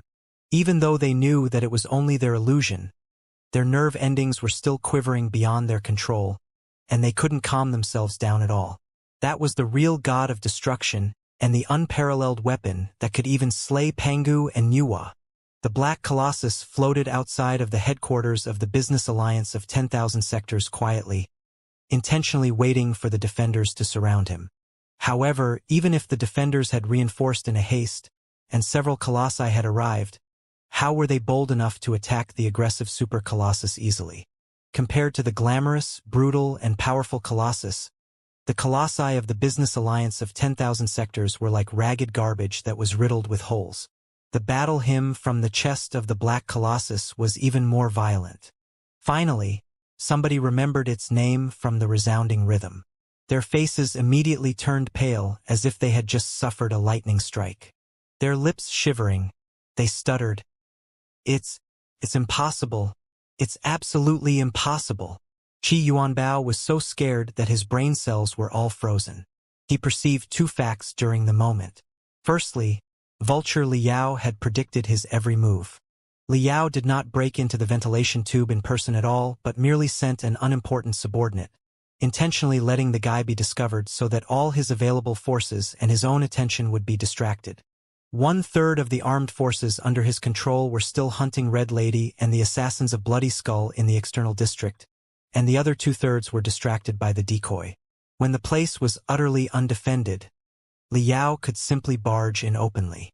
He thought that Liao wanted to steal the critical data stealthily, but as it turned out, Liao had marched to the headquarters of the business alliance of 10,000 sectors without carrying anything through the simplest move of distraction. Secondly, Vulture Liao, the shameless liar and the ferocious fiend, had been hiding his strength the whole time. The capability that Liao was demonstrating at this moment was more than 3 times stronger than when he was a fighter for the reformists in the Gold Vulture. Plus the Colossus that could be called the worst nightmare. Even if he hadn't played any trick of distraction, he still could have barged in openly. Nobody could have stopped him. Nobody could have stopped the fiendish Colossus or Vulture Liao. At this moment, Qi Yuanbao finally understood why Wu Yingqi and Li Linghai reminded him again and again that he must inform the capital the moment he discovered the traces of Vulture Liao or even only heard anything about the monster, and that he must now act alone against Liao. Qi Yuanbao had always been confident about himself. He thought that the dozens of mysterious soul techniques that he had practiced and the body puppet technique, which allowed him to assume hundreds of different appearances, were enough for him to defeat any enemy in the divinity transformation stage. Not paying heed to Wu Yingqi and Li Linghai's warning, he was consumed by the fire of ambition. Little did he expect that the blow could come so soon. He was about to slide into the abyss of doom before he got to taste the feeling of victory. Qi Yuanbao shook hard. His eyes were so red that blood was almost dripping. Holding back his burning soul, he looked at Wu Yingqi, only to discover that his sister was equally dumbfounded and lost about what to do. "No!"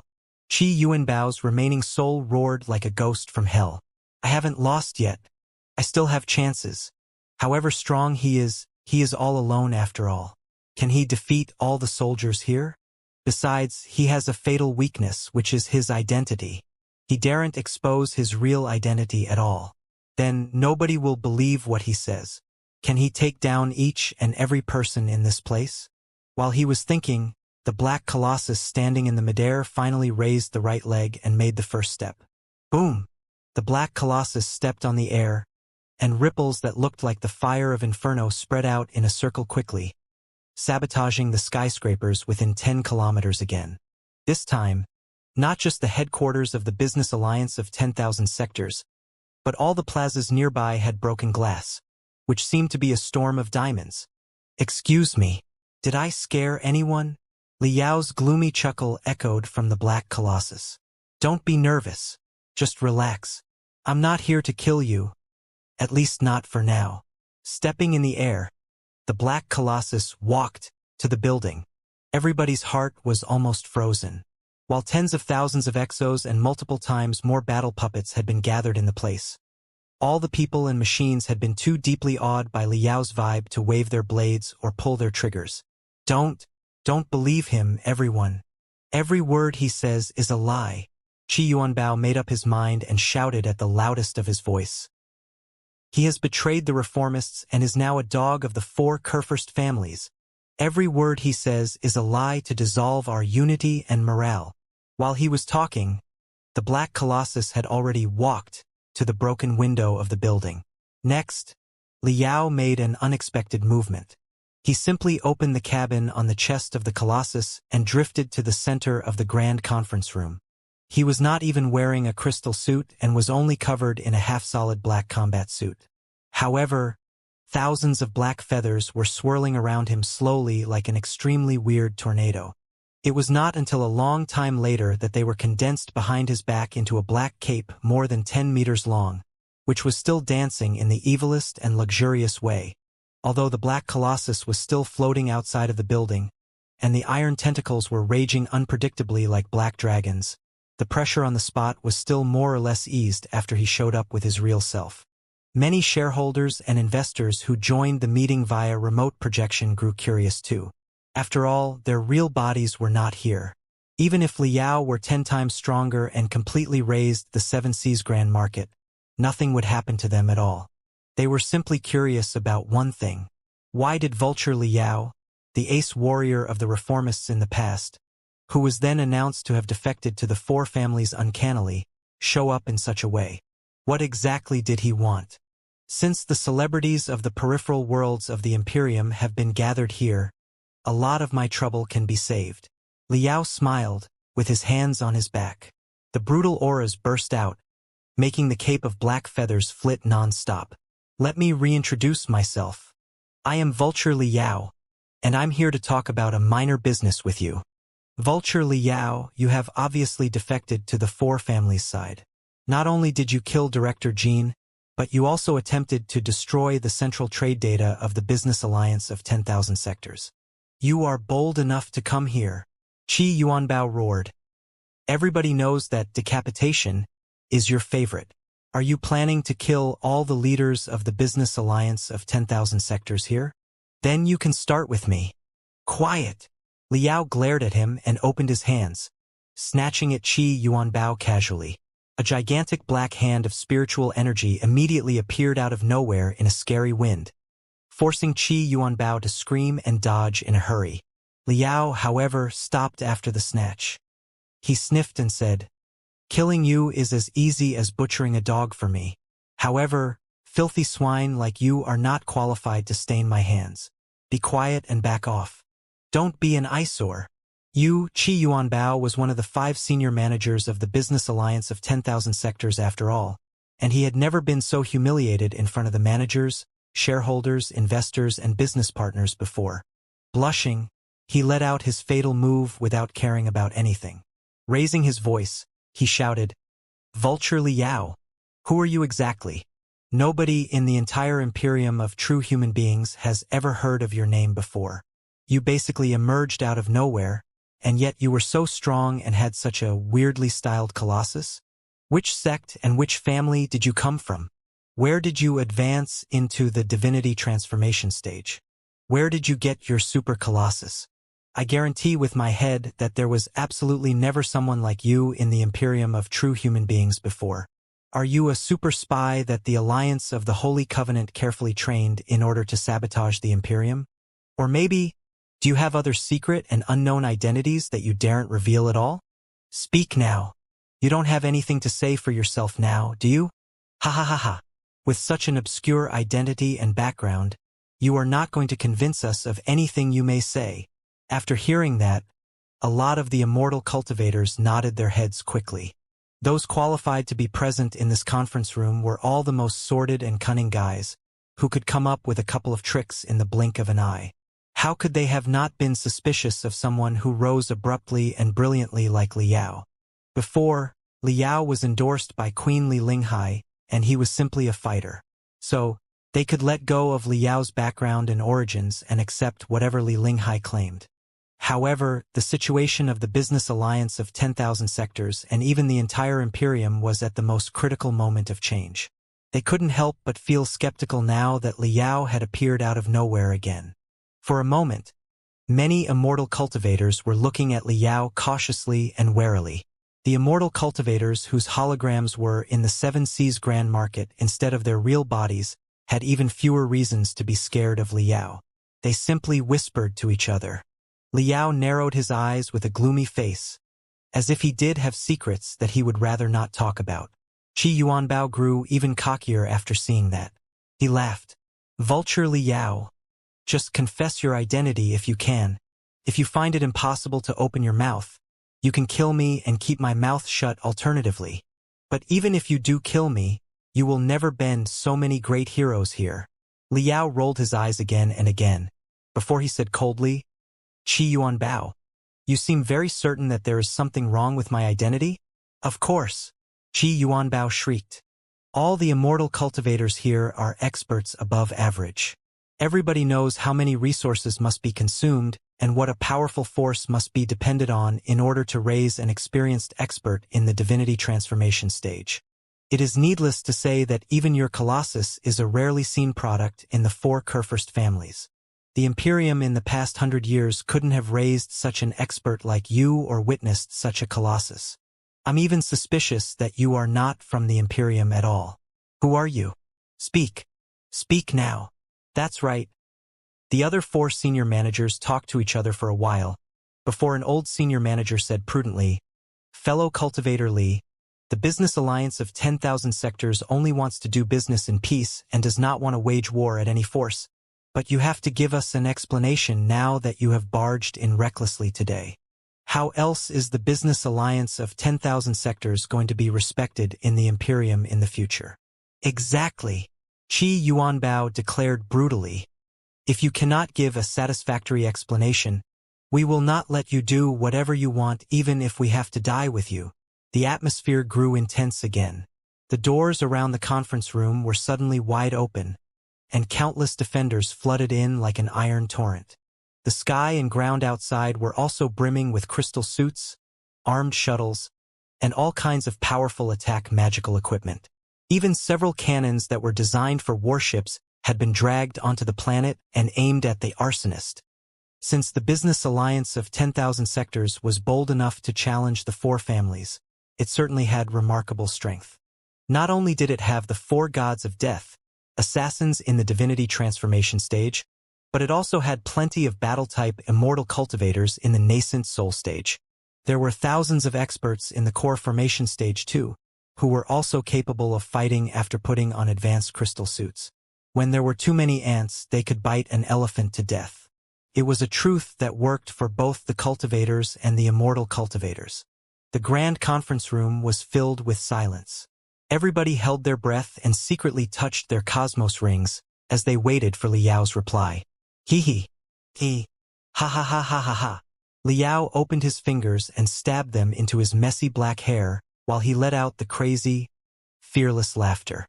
In his laughter, the black flames of spiritual energy around him burst into and turned into black air currents that were visible to the naked eye. The black tornado that could swallow everything took shape again. The black storm immediately enshrouded the whole conference room, making it hard for the immortal cultivators to keep steady. Qi Yuanbao suffered the worst.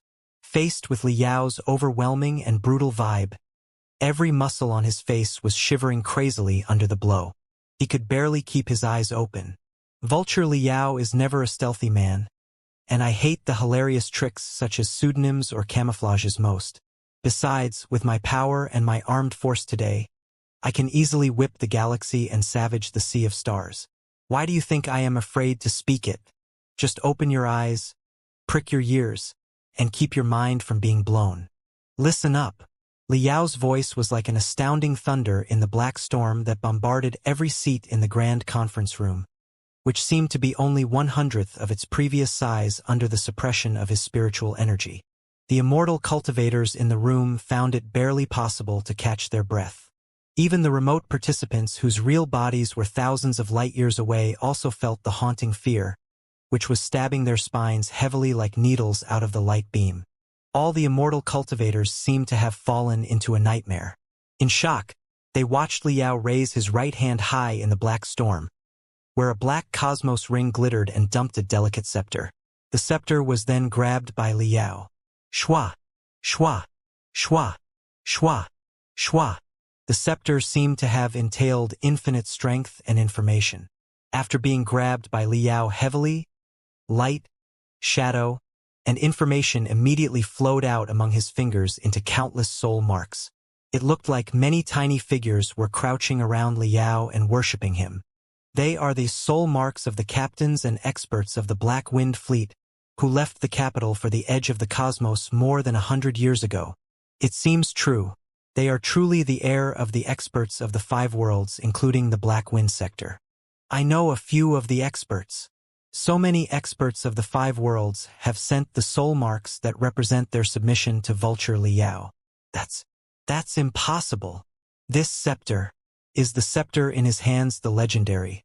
A lot of the immortal cultivators jumped to their feet. Years ago, the series of events where the Black Wind Fleet blackmailed the government and escaped from the Imperium after getting tremendous resources, leading to a serious economic crisis, was deeply associated with the business alliance of 10,000 sectors, if not planned by it behind the curtain. D. Faywin, the deputy commander of the Black Wind Fleet, was one of the high-level managers of the business alliance of 10,000 sectors too. Therefore, there were naturally many managers and shareholders in the business alliance of 10,000 sectors who knew the experts of the Black Wind Fleet as well as the scepter.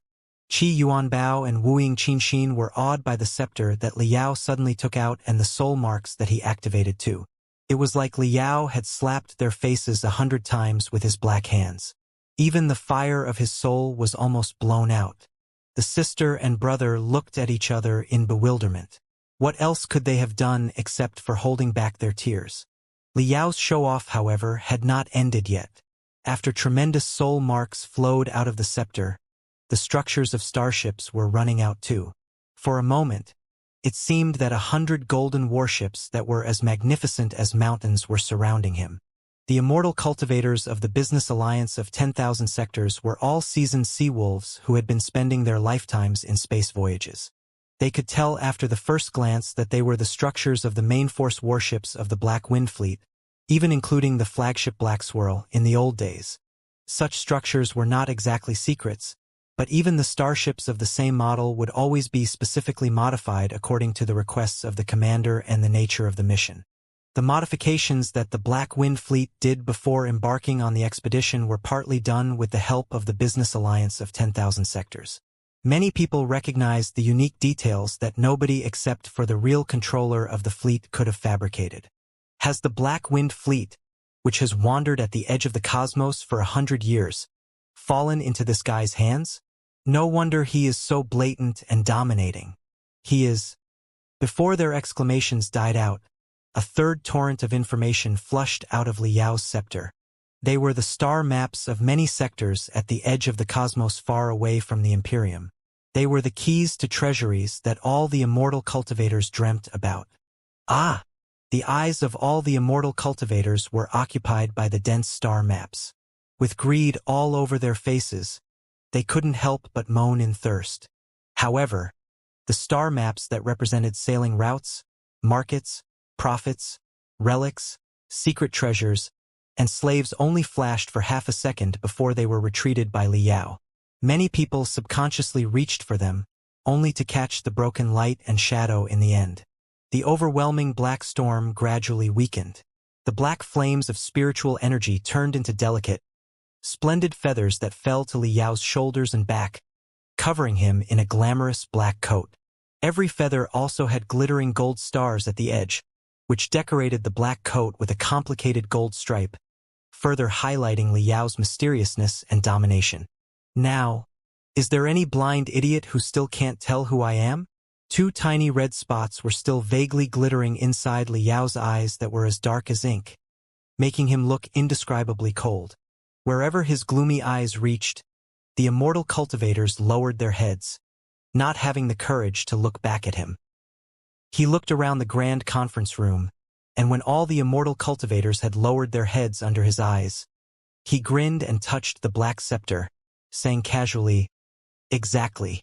I am exactly the Black Wind King, Black Storm-born, the immortal cultivator of the immortal cultivators, the commander of the Black Wind Fleet, the conqueror of the edge of the cosmos, the destroyer of the Star Ocean Republic, the nightmare butcher of the immortal cultivators, the dominator and protector of the Black Wind Sector, the Purple Fire Sector, the Red Spider Sector, the Hard Rock Sector, and the Wild Wolf Sector. Qi Yuanbao, you are rather smart for a pig. It's true that my name has never been heard in the Imperium in the past 100 years. However, I'm back today, with a Black Wind Fleet that is 10 times stronger than 100 years ago. 100 years from today, every immortal cultivator in the Imperium of true human beings will bend before me, hear my magnificent feats, and press forward to claim more glories following my saber. Ha ha. Ha ha ha ha ha ha. Liao laughed crazily. While Liao laughed arrogantly, most of the immortal cultivators were still dwelling on what he said just now. They were either considering the consequences now that the Black Wind Fleet had been added to the game as an unexpected factor, or thinking how to make friends with Liao and share the profits at the edge of the cosmos, or whispering to each other while trying to locate loopholes in Liao's words. Qi Yuanbao and Wu Yingqin, on the other hand, found it absolutely impossible to laugh. They lost the ability to think too. Like two puppets whose strings had been cut off, they were overwhelmed and paralyzed. Liao's eyes grew sharper and sharper and darted into Qi Yuanbao's body like hooks. He grinned hideously. Qi Yuanbao, are you satisfied now that you've learned my identity? I'm rather curious about one thing. Why have you been so hostile to me since the beginning, fabricating non-existent schemes, slandering me, and even mobilizing so many people to surround me? Can you bear the consequences if the business alliance of 10,000 sectors and the Black Wind Fleet are engaged in a war in the end? Or rather, is it not me but you who have really betrayed the reformists and the business alliance of 10,000 sectors, and you are intentionally making the business alliance of 10,000 sectors fight the Black Wind Fleet through conspiracies? Everybody was rather shocked after hearing that.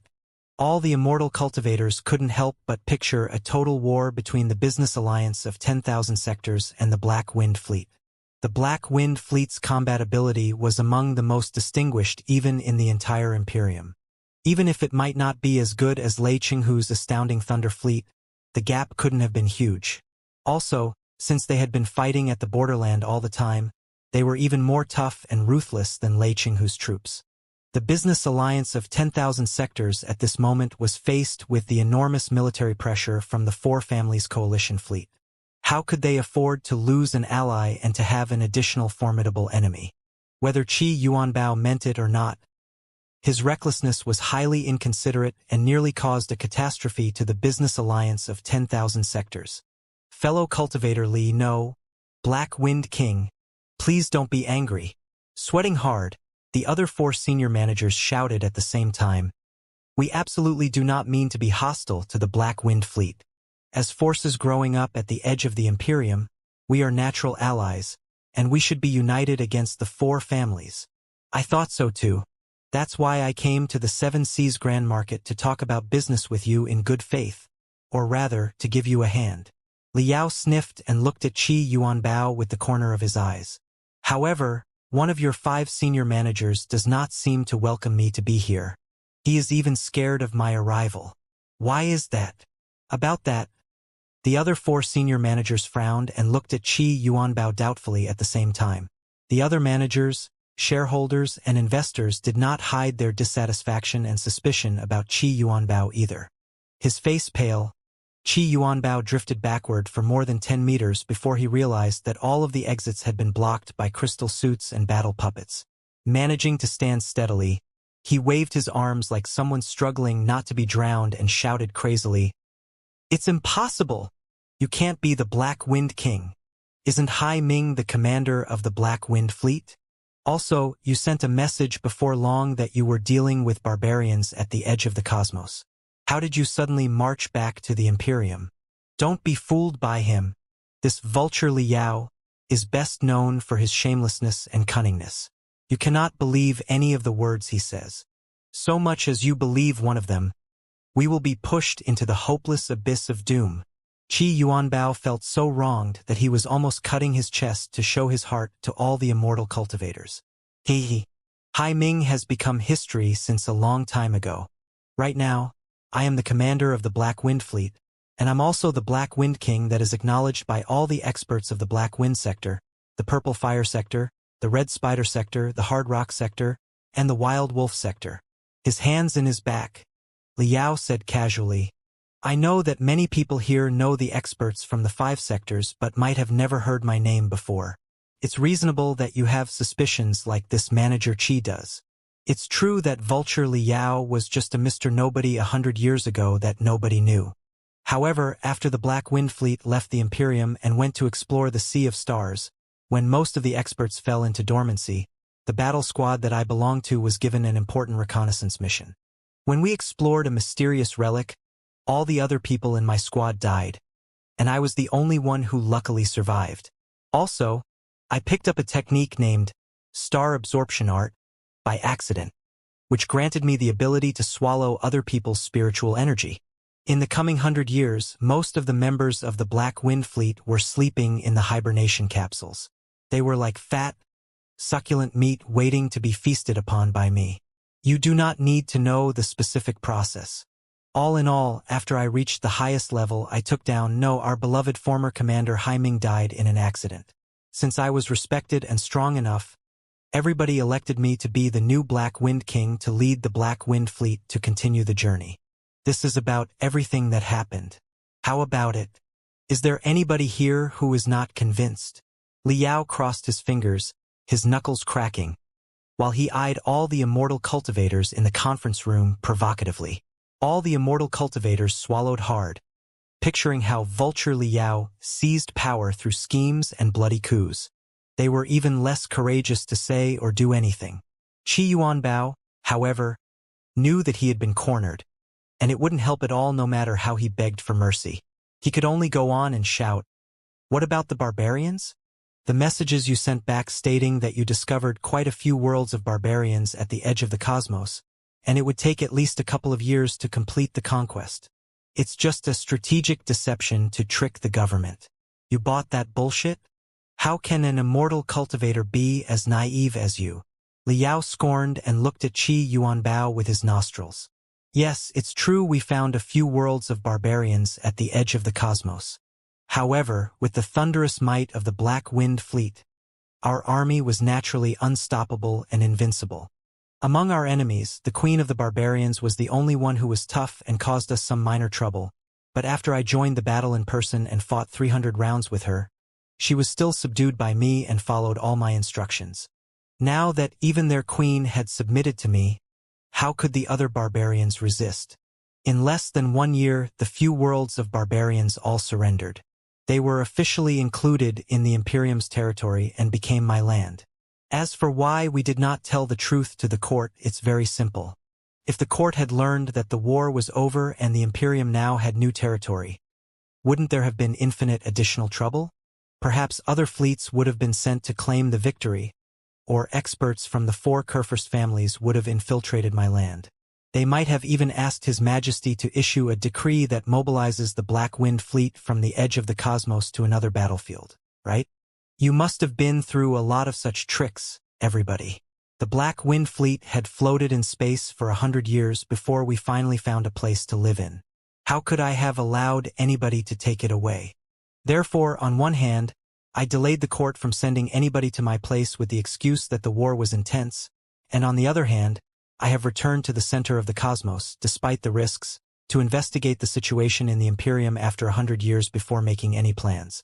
Before, I was only thinking to bribe the 4 families and the few important ministers in the court with a fortune so that they could speak for the Black Wind Fleet and permit us to live and rest at the edge of the cosmos.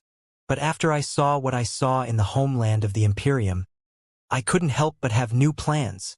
The few senior managers looked at each other in bewilderment and asked, "What plans?" Liao declared formally, one word after another. "Same as everybody here. Honor the Majesty, settle the rebels, and renew the Imperium. All right."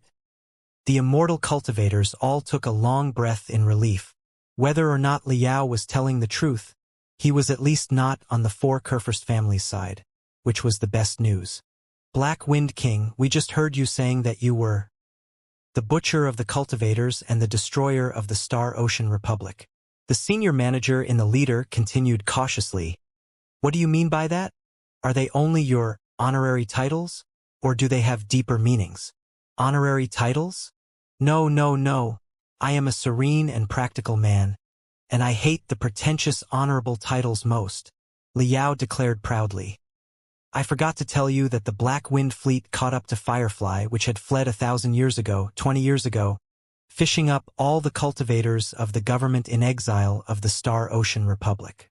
The last cultivator on Firefly was slain by me in person." "What?" 4 of the 5 senior managers rose to their feet. "You have really destroyed Firefly?" Emotionlessly, Liao retrieved plenty of jade chips and various kinds of metals of the rightful government of the Star Ocean Republic, tossing them at the 4 managers. Those jade chips were all the products of the highest standard of the Star Ocean Republic. The ways they were polished and their storage structure are entirely different from the generic models of the Imperium. I believe you can certainly tell the difference, right? Inside the jade chips are parts of the voyage logs of Firefly and the structures of the critical parts. It is barely possible to fabricate such details too. As for those metals, they would have been pursued and fought over by all the experts at the center of the cosmos 1,000 years ago, but today they are just my toys. Perhaps it is a great event that Firefly was destroyed, but in my eyes, those fleeing cultivators were nothing but cockroaches and rats. Is it anything to be proud of if you step on a cockroach or a rat and kill them? Do I really need to lie about such trivia? In the Imperium of true human beings' hierarchy of accomplishments, annihilating the government in exile of the Star Ocean Republic was a remarkable achievement only secondary to destroying the alliance of the Holy Covenant. They did not expect that Liao would talk about it in such a casual way as if he really did not care about it. The senior managers, shareholders, and partners of the business alliance of 10,000 sectors were all knowledgeable and cunning people who had traveled 100 years in the erratic sea of stars. But they did not know what to say when faced with such a weirdo like Liao. It was too important an issue. The 4 senior managers, having no time to bother with any courtesy, took a few jade chips respectively and studied them with all their attention for a long time, before they looked at each other and nodded their heads. Their conclusion was the same. Those jade chips were indeed the magical equipment of the Star Ocean Republic from 1,000 years ago, and they all carried the seal of the so-called rightful government, which was impossible for other people to duplicate. Also, the voyage logs and the confidential files inside looked convincing too. If they were not true, it would have been barely possible to make them up in such a detailed way. Observing them coldly, Liao retrieved a handful of jade chips, marrow crystals, and metals from his cosmos ring and threw them at the 4 senior managers before he said coldly, "With a great battle coming near, it is indeed necessary to be more vigilant. I know that I have shown up with a lot of mysteries too. It's right of you to be more careful. Those jade chips are the items that the Black Wind Fleet has been using for 100 years, with the signatures of the experts of the Black Wind Fleet on them. Right, there's also a secret letter from D. Feywin, the deputy commander of the Black Wind Fleet. He is also a manager of the Business Alliance of 10,000 sectors. I believe that there must be tokens that only you can understand in his letter, right? Rest assured, D. Feywin is not dead yet. He is now in full charge of the construction of the new Black Wind Dominion as the financial minister. His life is much more comfortable than yours. He should have stated in the letter that I am a friend and a partner that you can absolutely trust, and whatever secret agreements you reached with Hai Ming 100 years ago, you can negotiate with me about them as well. A secret letter from D. Feywin? The 4 senior managers were refreshed. They hurried to study the letter together. D. Feywin had been away from the Imperium for 100 years. He was in fact a senior manager of the older generation. The juniors like Qi Yuanbao who emerged later actually filled up the vacancies of people like D. Feywin. At that time, the business alliance of 10,000 sectors had not expanded to what it was today. Helping the Black Wind Fleet to do the big job required huge determination and stakes. Since D. Feywin was qualified to plan and implement such a great gamble, it was not hard to imagine his status in the business alliance of 10,000 sectors. Now that Liao had returned with the news of the Black Wind Fleet, it meant that the business alliance of 10,000 sectors investment 100 years ago was about to be rewarded. How could they not be serious? The few senior managers perused D. Feywin's jade chip for a long time. After unlocking it with the business alliance of 10,000 sectors secret technique, they discovered that D. Feywin's letter was rather ambiguous without many details. He only stated that he was safe and sound and had a thriving career. He also asked his fellows in the business alliance of 10,000 sectors to absolutely trust every word that Vulture Liao, the new Black Wind King, said, assuring that they would make a huge fortune out of it.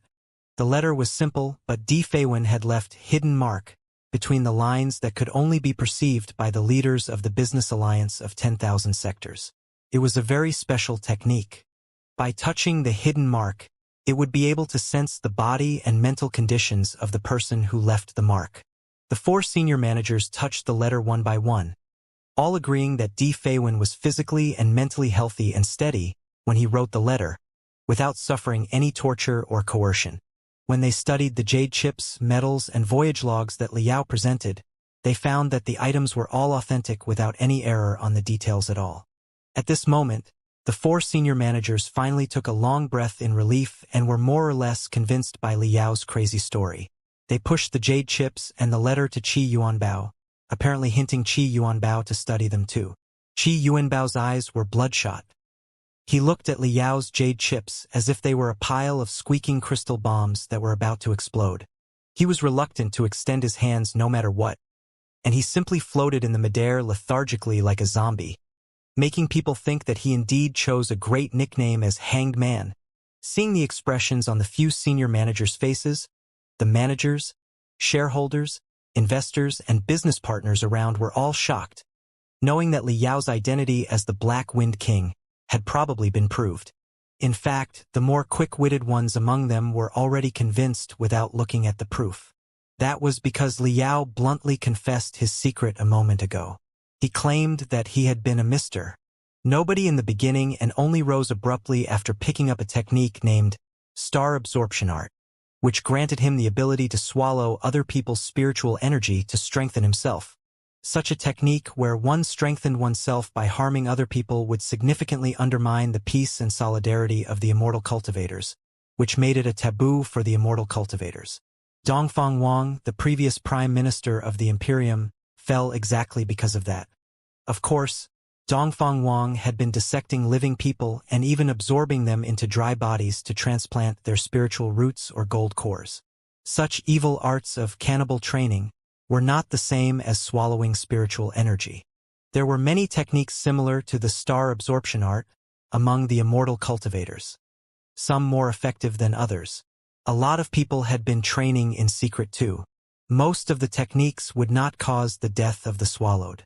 But still, few people would admit that they had been doing such things. Out of their expectation, Liao had confessed it brusquely, not taking it seriously at all. It left 2 impressions on the many immortal cultivators. Firstly, he must have been speaking the truth, because nobody would voluntarily demean themselves by confessing such things. Secondly, the man was just a naive magnate who had suddenly grown rich. He only succeeded because he found an extraordinary art in a certain relic luckily, and because most of the experts in the Black Wind Fleet were hibernating. Despite his unparalleled combat ability, he did not have enough training on his mind at all. All in all, their first impression was not wrong. It was just a pure warrior with more brawn than brain. His combat ability might be very high, but so what? He would be counting money for them even if he were sold by them. At the very least, as long as they held back his arrogance on the surface, they did not need to worry about being deceived by him if they were to cooperate with him. As for whether or not the star absorption art was a taboo, the immortal cultivators all wished that it was. Should they end on bad terms in the future, it would be an excellent weapon to lambast him.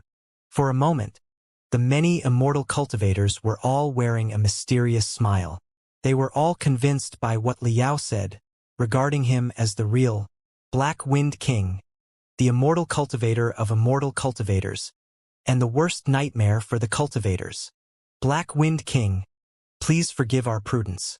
After all, you should know that a great accident just happened in the business alliance of 10,000 sectors today, and we lost our leader. The old senior manager respectfully gave all the jade chips and metals back to Liao, before he asked carefully, however, we still do not understand what the Black Wind Fleet has been through in the past 100 years, or what has happened between you and the Queen since you came to the Imperium. It's very simple. I meant to cooperate with the Queen sincerely in the cause to renew the Imperium while we made a business deal in the meantime. Liao sniffed angrily. But I did not expect that the Queen's appetite was bigger than I thought. She intended to swallow me as a whole since I was all by myself. Hee. Now that I was bold enough to return to the Imperium on my own, I certainly had my own reliance, and how could I have succumbed so easily? After I escaped from the capital, it occurred to me that the powerful people in the capital were not on the same boat as the people who rose from the peripheral worlds of the Imperium after all.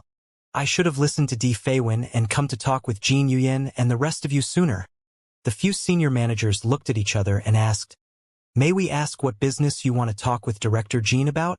"I do not want to talk with him," the deal has already been made. It's about the reconstruction of the abandoned worlds at the edge of the cosmos. Liao said, "We collected a lot of confidential files from Firefly during the campaign to eliminate the government in exile of the Star Ocean Republic. As it turned out, Firefly found dozens of abandoned sectors in the past 100 years. Now, the coordinates of those worlds are in the hands of the Black Wind Fleet. In fact, most of the habitable planets have undestroyed atmospheres and acceptable industrial infrastructures. They can be easily rebuilt with a tiny bit of initial capital and labor. Furthermore, according to the files of prospection on Firefly, some abandoned worlds even had primeval relics below the ground. If any of them is found luckily, the cost to build 10 sectors will be covered. Also, like I said just now, I have just conquered a few remote worlds of barbarians. Although those worlds are barren, they do have comfortable sunlight and atmospheres. The aggressive barbarians are qualified warriors too. There are also many mother lodes deep below the ground that are beyond the abilities of the barbarians to excavate. But things will be different with the advanced technologies of the Imperium. The more the immortal cultivators listened, the further they craned their necks. Liao blinked his eyes and sniffed. To be honest, I wasn't going to share the coordinates and the development rights with anyone. After all, the Black Wind Fleet carried tremendous colonization starships and population. With a few hundred years, we can digest as many barbaric worlds or abandoned worlds as possible. However, after I discovered the subtle situation in the Imperium, I changed my mind and began to consider making a deal with some capable partners with parts of the coordinates and development rights. The eyes of the senior manager were glittering, and he rubbed his mustache to cover his cramping lips. He asked, "What kind of deal are we talking about, Black Wind King?" Glancing at the 4 senior managers, Liao smiled casually. "Do I need to say it out, everyone? If you cannot see what deal I'm trying to negotiate with you as the senior managers of the business alliance of 10,000 sectors, I'll be starting to wonder if you are qualified and smart enough to accomplish the unprecedented deal." The 4 senior managers were slightly stunned. Then, another senior manager who was younger hurried to say, "How can we not know what is on the Black Wind King's mind? Although you have discovered almost 100 abandoned worlds at the edge of the Imperium, learning their coordinates and developing them profoundly are 2 wholly different things. You only have the colonization resources and population of 5 sectors, which may not be sufficient even for the construction of the barbaric worlds, much less rebuilding even more sectors. Therefore, the coordinates of those abandoned sectors, for the Black Wind King, are just ducks hanging high in the sky, greasy, fragrant, but unreachable." "Exactly." The second senior manager jumped out, with a look of, "I've totally seen you through" on his face. With a cunning smile, he said, "We are all smart people. Why don't we stop beating around the bush? I assume that the Black Wind King never really intended to rebuild those abandoned worlds in hundreds of years through hard work. Did you? There will be too many variables during the hundreds of years. Besides, the experts of the Black Wind Fleet, with their tough and brutal nature, are the most excellent warriors, but they are not the dutiful and diligent pioneers. Instead of spending hundreds of years working on the uncertainties, it may be a better option to pack up those abandoned planets and sell them at a good price, earning more concrete benefits. The Black Wind King must have snuck back into the Imperium with such an intention, right? Only a critical business like that deserves you to come in person. If you are only here to investigate the latest situation of the Imperium, the mission could have been carried out by any random expert. However, the moment the Black Wind King returned to the Imperium, you were involved in mayhem and realized that the Imperium today was on the brink of falling apart if not complete destruction. Heroes like the Black Wind King were needed more than ever to save the day. The third senior manager said confidently, "If I were the Black Wind King, I would have been 100 times more ambitious too. The abandoned worlds at the edge of the cosmos may be good, but how can they be compared to the Black Wind King's homeland? Trading the coordinates and development rights of the abandoned worlds for the 5 worlds including the Black Wind sector or even more developed worlds around, or taking over the banner of the reformists and becoming the hero who revives the Imperium, to be remembered by all future generations. That's what the Black Wind King and the Black Wind Fleet want. It is a pity," the old senior manager concluded. that the queen did not seem fond of ambitious heroes like the Black Wind King.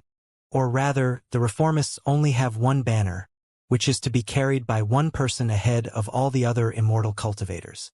Therefore, a minor misunderstanding happened between the two of you. Then, the Black Wind King came here to negotiate with the old friends of the Business Alliance of 10,000 Sectors for cooperation.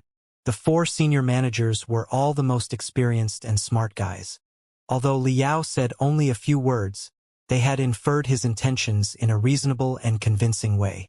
The managers, shareholders, and investors around all nodded their heads in agreement. Liao's eyes were popping out as he stared at the 4 senior managers without blinking. It was not until the 4 senior managers were almost creeped out that he finally cackled and clapped his hands, raising his thumbs at the senior managers. Ha ha! Ha ha ha ha! Impressive. Very impressive. Do you know why I like the smart people of the Business Alliance of 10,000 Sectors? Because you are all fucking geniuses. Communicating with you does not need any effort. I do not even need to open my mouth for you to know what I am thinking. It's almost like you've all practiced mind reading before. Then let's cut the crap. Do you think the business is acceptable? The senior managers looked at each other and then at the other managers and shareholders on the seats around. Seeing that everybody was fascinated and deep in thought, they knew that the participants were already tempted and were simply evaluating how much profits the Black Wind King had to offer. If I may ask the Black Wind King, the old senior manager asked cautiously, the coordinates of how many abandoned worlds are stored in Firefly's database? Also, what are the specifications of the barbaric worlds that you conquered? What's the quantity of population, resources, and money needed for the first period of development? And how long will it take for them to be returned? Also, if we are going to establish new sailing routes between the homeland and the edge of the cosmos, are there suitable jump points? What about the fuel consumption on the way? We cannot talk about the business without knowing the details first. Also, more importantly of all, if the Black Wind King is generously offering the Business Alliance of 10,000 Sectors such a great gift, what do you want from us in return? What I want is very simple. Like what you said just now, what I want first is the 5 worlds including the Black Wind sector. As the hometown of many experts in the Black Wind fleet, they are of paramount significance and must not fall to the hands of other people. Liao said coldly and demandingly. Also, after we do crush the 4 Kurfürst families and re-establish the Imperium, I will have the returns that are due for me. I do not care about being remembered by the future generations, but it won't be an outrageous request to expand the scale of the Black Wind fleet by a couple of times. Right? The senior managers shook their heads at the same time. No, not at all. Satisfied, Liao nodded his head. In exchange, since I am not interested in the trivia about the reconstruction of the abandoned worlds or the operation in colonization, is it really a problem to entrust all the affairs to the Business Alliance of 10,000 Sectors? I don't care about the specific details. All in all, I have only one price, for everyone to benefit from this. I have no family or friends after returning to the Imperium after 100 years. Now that we have met each other today by the arrangement of fate, everybody here will be my best friend. Since you are my best friends, we should eat meat and make fortunes together without leaving anyone behind. Right? Everyone's eyes were glittering like burning holes because of his declaration. Speaking of which, since we are best friends, reciprocity should naturally be honored. Liao narrowed his eyes, his voice filled with the most intense stink of blood. The distribution of the duck is for the next step. For now, we have to stick together and defeat the 4 Kurfürst families first. Otherwise, we will not be cutting the duck but will be cut as ducks before getting split and swallowed by other people. I do not worry about it too much. After all, I have my Black Wind fleet. Even if the 4 Kurfürsten were to learn about what I did, I'm afraid that they would have to turn a blind eye to it and show me some respect. But I don't think everybody here can escape the disaster. His crazy laughter made everybody look awful again. Since we have joined the cause to renew the Imperium, we have put aside our own ending, and we will certainly fight with our best. Please rest assured about that, Black Wind King. The old senior manager was still not letting it go. However, if you could reveal some of the details of the enormous business you talked about, Black Wind King, I'm sure that it will significantly boost the morale. Is that so? Liao frowned and said rather impatiently, that's what Jin Yin said too. He pestered me for 3 days and 3 nights until my head was dizzy before we finalized the details into a secret agreement. You'll know them after you take out the agreement and read it. Well, the old senior manager was stunned for a moment. Then he said with a bitter smile, Black Wind King, you should know that our director Jean has unfortunately perished. Where can we find the secret agreement that he signed with you? It's simple. Jin Yuyen had been paranoid and worried that somebody was going to murder him. In case of accidents, he told me the place where the secret agreement was kept as well as the retrieval code. Liao said, he stored the secret agreement in your central trade database, with 4 retrieval codes and 3 other safety measures, namely, Manager Chi. Your face is so awful that you almost look like a hanged man. Is there a problem? Qi Yuanbao was too shocked by what Liao said to control himself. He cried subconsciously, Lies! Lies! You are telling lies. This whole thing is highly illogical. How could our director Jean have told an outsider the place where the signed secret agreement was kept and the way to retrieve it? Why didn't he tell other directors or his wife? That is simply too weird. Fair enough. Now that you put it in such a way, it is indeed weird and illogical, Liao said quickly. Then, in order to prove my innocence, why don't you retrieve the document that I talked about and see for yourselves? The truth will immediately be out. Well, Qi Yuanbao was more than angry. How can the secret documents of the business alliance of 10,000 sectors be read by any random outsider? It doesn't matter. I'm not interested in your secret documents at all. Liao smiled and said, I'm aware that under normal circumstances, only your director is qualified to open the central trade database. However, in emergencies, 5 senior managers can open it too, if they unlock it together. Then, I would like the 5 of you to check whether the document that I talked about a moment ago is a secret agreement or something else. Shua, shua, shua, shua.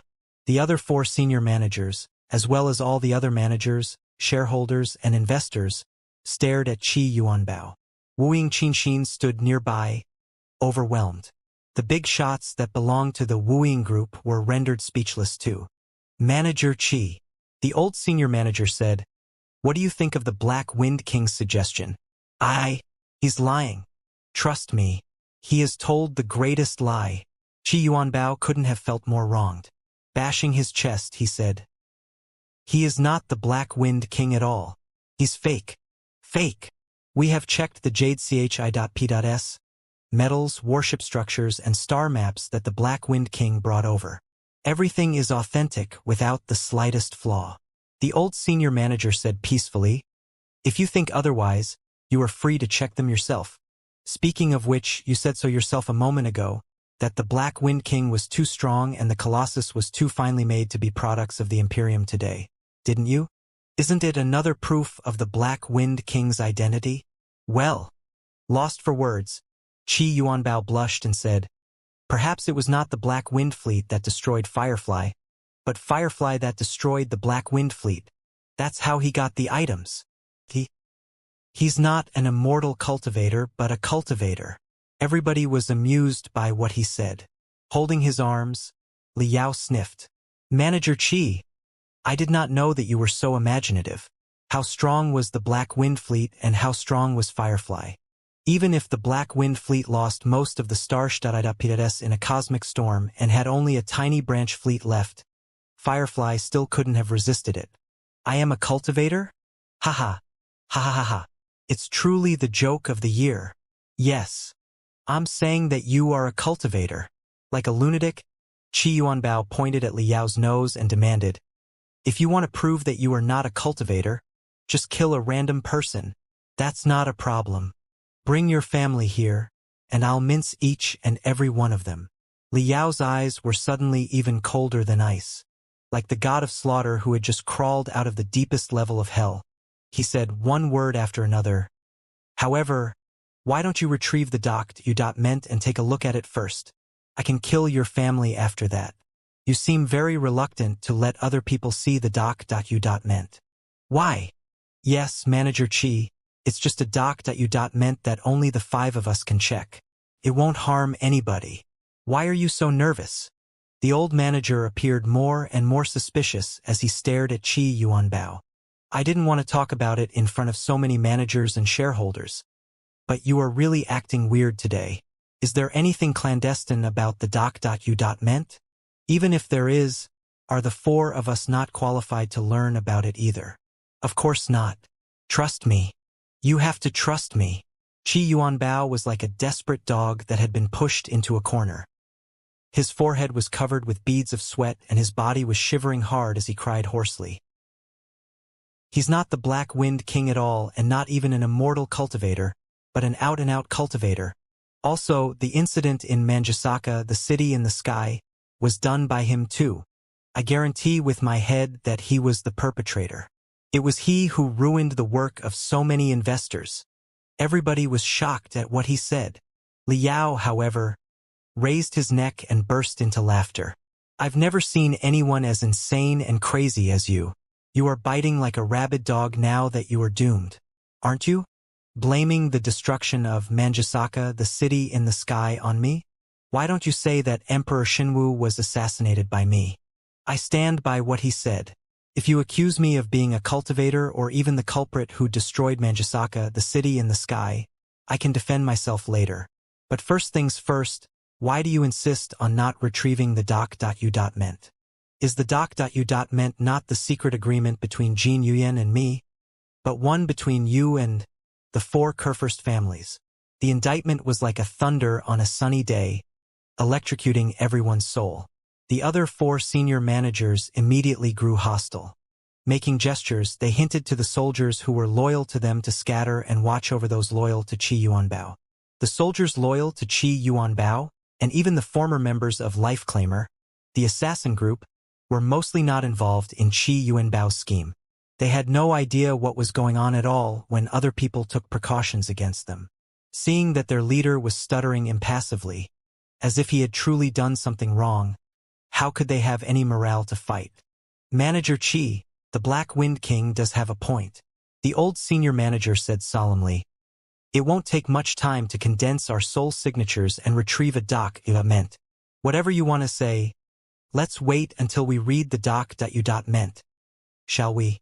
Qi Yuanbao looked at everybody, as well as Wu Yingqinxin who was hiding in a corner, and then at Liao hatefully. He nodded his head heavily. All right, I don't know anything about any doc.u. meant. Why shouldn't we? However, there are too many people here, and the secret may be leaked. Let's go to a more confidential room to check it. About that, the old senior manager looked at Liao. Liao made a be my guest gesture. The 5 senior managers discussed for a while and then boarded on the same giant floating disc, descending to the space below the grand conference room. Right when a round gate was opened on the floor like a blossoming flower, and the 5 senior managers were about to enter, an abrupt change took place. Qi Yuanbao suddenly roared and turned into a streak of brightness, dashing out of the window as fast as lightning. Even though somebody guessed that he would do something, they did not expect that he would escape so ruthlessly. The defenders of the 7 Seas Grand Market were under the command of Qi Yuanbao in the first place. Therefore, the soldiers looked at each other in bewilderment, wondering if they should attack their superior. As a result, Qi Yuanbao dashed out of the window after only a few leaps. Exclamations echoed in the grand conference room. Qi Yuanbao's escape proved his betrayal and Liao's identity as Black Wind King. Liao had already predicted Qi Yuanbao's move. With a sniff, he blinked to the window, his body turning into ferocious black smoke, and he snatched Qi Yuanbao's back. Shua! A gigantic black hand appeared out of nowhere and grabbed Qi Yuanbao, with such an enormous strength that his whole back was splitting apart. Even the bones were clearly visible. Qi Yuanbao grunted, and his body fell from the altitude of hundreds of meters. However, an invisible strength leaked out of his pores into thousands of streams, continuing to flee. Even though the headquarters of the business alliance of 10,000 sectors had been surrounded by thousands of soldiers, few detected the existence of Qi Yuanbao's remaining soul. Even the immortal cultivators with the keenest senses only felt a gentle breeze passing by. Qi Yuanbao was about to escape when Liao sniffed and snapped his fingers, remotely controlling the arsonist, to turn around and blow out deafening sound waves at where Qi Yuanbao fled in panic. Bam! As if 10,000 bells had been hit at the same time, the sound waves congregated into visible blasts and raged out like a flood. All the immortal cultivators were dizzy, their ears humming and bleeding. Crystal suits, shuttles, and battle puppets were all sparking. Many units temporarily malfunctioned.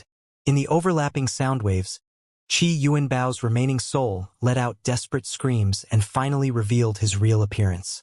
He struggled in pain like a CLU of hazy, unpredictable mist.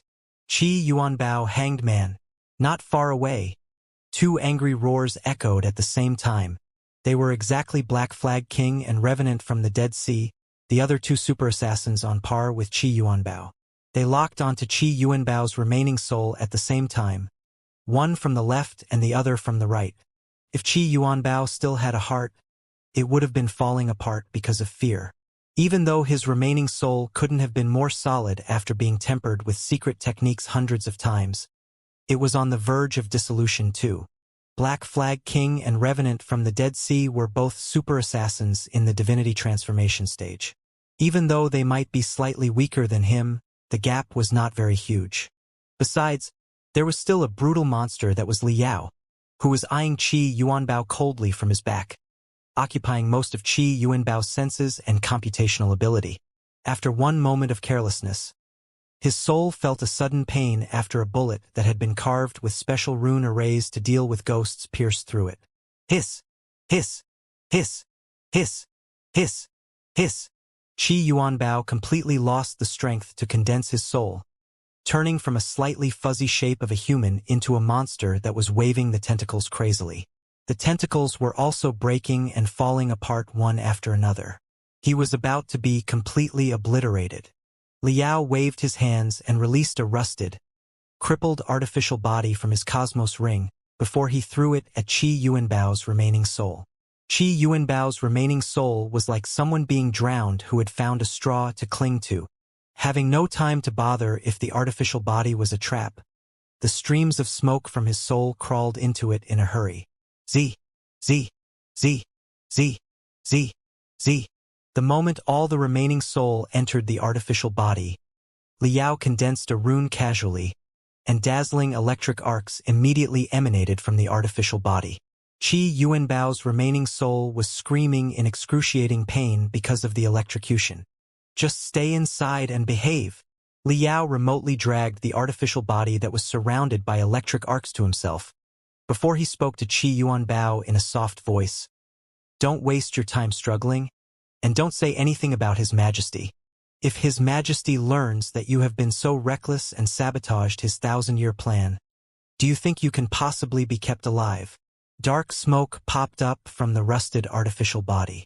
That was the shiver of Qi Yuanbao's remaining soul in fear. As a matter of fact, you are now basically screwed, Liao said unhurriedly. Use your non-existent brain to think whose side you should take, and who you should wish to win in the end. His Majesty must detest you. If he learns what you and your sister have done, it will be merciful of him if he tears the two of you apart alive. The four Kurfürst families certainly do not have any place reserved for you and your sister either, considering that so many assassins from the four families have been killed. Most of them were the central members of the main bloodline in the four families. Basically, you are now ruined and doomed. The universe may be big, but there is no place for you and your sister now. However, in your dilemma, there is still a narrow, zigzagging way out, and an expert that deserves the loyalty of you and your sister. Inside the artificial body, Qi Yuanbao's eyes became more and more widened. Congratulations. Your guess is correct. The only way for your sister and you to survive is to pledge loyalty to the Black Wind King, Vulture Liao. Liao grinned hideously. There's no need to feel strange. Technically, there is nothing personal between you and me. Even though you did set Jin Yuyan up with plots, he is nothing more than my business partner. As long as the business is made, I don't care whether he is dead or alive. Listen, everything I said just now is true. I am really the Black Wind King, and I'm sincerely hoping to cooperate with the business alliance of 10,000 sectors. However, one can never be too careful. I have only just returned to the Imperium after all, and I do not know the situation inside the business alliance of 10,000 sectors very well. I'm in need of a few good friends who are familiar with it to help me deal with the issues on the business alliance's side and keep an eye on those cunning merchants, including Jin Yuyan himself. I will not earn or lose anything whether you and your sister are dead or alive. Therefore, as long as you submit to me and show your worth, I will try my best to keep you alive. Well, from the metal throat that had been sealed for a long time, a bitter voice echoed. Don't act like you are a chaste woman. Have your sister and you never committed any betrayals before. Liao sniffed and said, just think about it carefully. If you are unwilling to do that, I will not force you to. However, Jin Yuyan is not dead yet. Your soul signature is not necessary to open the central trade database. Are you and your sister ready to embrace the fury of Jin Yuyan and other investors? As the saying goes, stopping somebody from making money is like killing their parents. The plot of yours almost burnt billions of free coins of the investors to the ground. TSK, TSK, TSK. That's even more outrageous than killing all their ancestors. How do you think your sister and you will end? Qi Yuanbao shuddered hard, with every ragged component on his body clattering. He lowered his head and his voice. My king. That's right. Those who suit their actions to the times are wise. Very soon, you will realize that submitting to Vulture Liao, the Black Wind King, is not something to be ashamed of, but the ultimate glory for the experts at the center of the cosmos. Liao opened his hands and patted Qi Yuanbao's iron shell, saying casually, now, go back and open the central trade database with the other 4 senior managers. Confess everything you have done dutifully, and I will ensure that you are not killed. Fear and hesitation bloomed out of Qi Yuanbao's man-made eyes.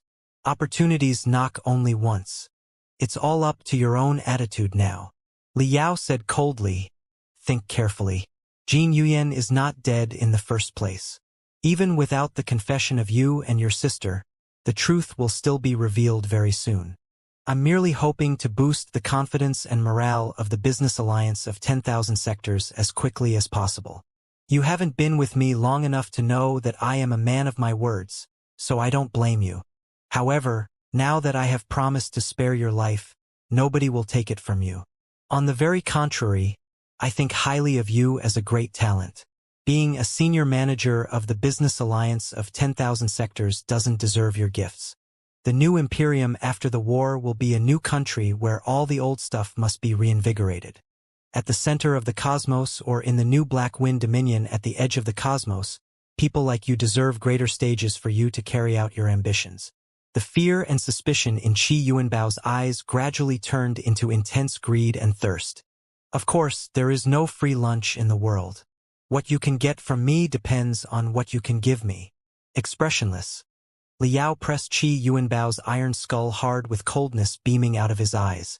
In squeaky noises, a deep mark of his palm was left on Qi Yuanbao's head, as if it were his stamp. He then tossed Qi Yuanbao out casually and said, go now. Live or die, you may choose for yourself now. Dragging the incomplete, rusted artificial body, Qi Yuanbao floated in the midair, stunned for a long time. He looked around, only to discover that he was surrounded by his former comrades who were now hostile and vigilant.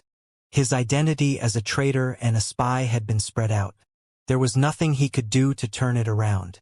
Not far away, next to the window of the headquarters, Wu Yingqinxin, his sister, seemed to be watching him.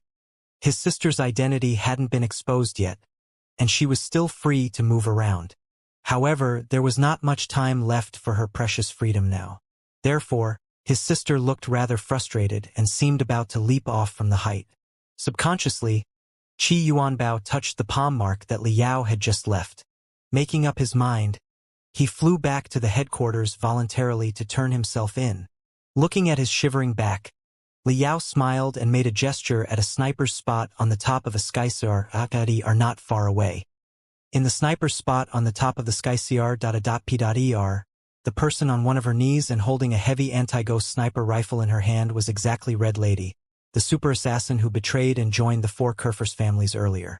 At this moment, Red Lady was still in the rigid posture on one of her knees, soaked in sweat with an extremely pale face. If one were to observe more carefully, they would notice that a red light was swirling quickly in feeble hums right above the back of her head, ready to pierce through her cerebrum and cerebellum to eliminate her soul anytime. Senior, Red Lady stammered in fear. Qi Yuanbao has surrendered. I have accomplished my mission. Could you spare my life and let me go? Hiss, hiss, hiss, hiss. The red light swirling above the back of her head split into thousands of red threads that crawled into her ears and cackled gloomily. Of course, but you should understand who your new master is now. Shouldn't you? After a shiver, Red Lady replied obediently. It's Vulture Liao, the Black Wind King. Very good. You are smart. Smart people always live longer. The red threads flowed out of Red Lady's ears again and focused on the intangible shadow of the mental devil. Neither the four families nor the business alliance of 10,000 sectors has any prospects. The future of the Imperium is destined to be the Black Wind Kings. Bear that in mind, and you will live longer and better. Senior. Sensing that the guy was about to vanish, Red Lady hurried to ask, May I ask your name, Senior? About that.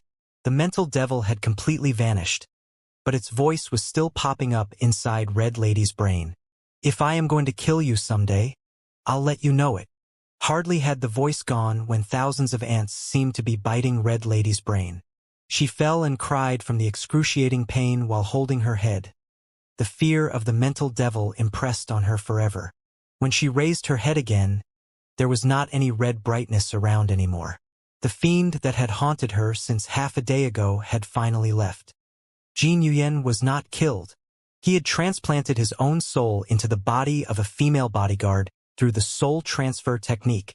Everything was a scheme that he made with Vulture Liao, the Black Wind King, in order to attract and catch all the spies and traitors hiding within the business alliance of 10,000 sectors, eliminating all the uncertainties for the upcoming Battle of Seven Seas.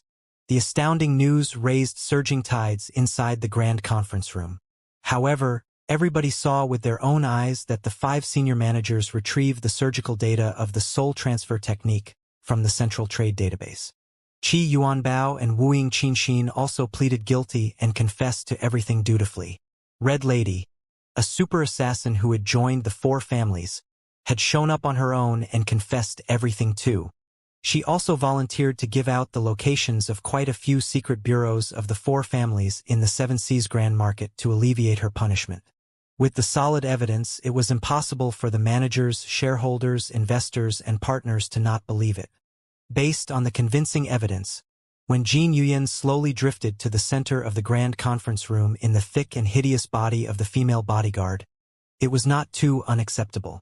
Everybody, I am Jin Yuyen, and this is my brand new body.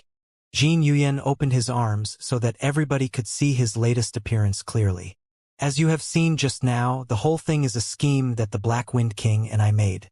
Despite the minor error during the implementation, which resulted in the destruction of my real body, I believe that it was a price that had to be paid in order to defeat the 4 Kerfurst families and to make the businesses of each and every one of us to thrive even more.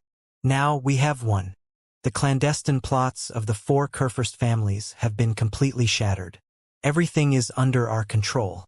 Now, let's welcome Vulture Liao, the Black Wind King, the most honorable guest of the business alliance of 10,000 sectors, with our warmest applause. When Liao stepped into the conference room of the headquarters of the business alliance of 10,000 sectors again, everybody looked at him in a way completely different manner from just now. In their complicated eyes, there was the fear for the Black Wind King, the greed about the edge of the cosmos, and the curiosity of the Black Wind Fleet. It must be noted that Liao was not just representing himself but also a most brutal fleet that was hiding in nobody knew where right now. Although they were all the rulers of the peripheral worlds of the Imperium, The Black Wind King was vastly different from the general warlords and sector masters. He was a battle-tested general and had the strength of 5 sectors. At such a subtle, critical moment, the heavy chess piece that was the Black Wind Fleet would certainly tip the scales of victory. Therefore, everybody was silent while they waited for Liao to speak. Liao looked around again and retrieved a few jade chips, saying, "General Jean is quite right. The riot that happened in the Seven Seas Grand Market today was but a scheme that he and I set up together. The victims of the scheme did not just include Qi Yuanbao, Wu Yingqinxin, and Red Lady, but also a lot of other people seated here. As the saying goes, when you pluck a carrot, you will inevitably splash the mud. You know very clearly whether or not you have been wavering or secretly talking to the 4 Kurfürst families. All the evidence is inside the few jade chips." After hearing that, everybody exclaimed in shock. Many people's faces changed greatly, as if they were sitting on a carpet of needles.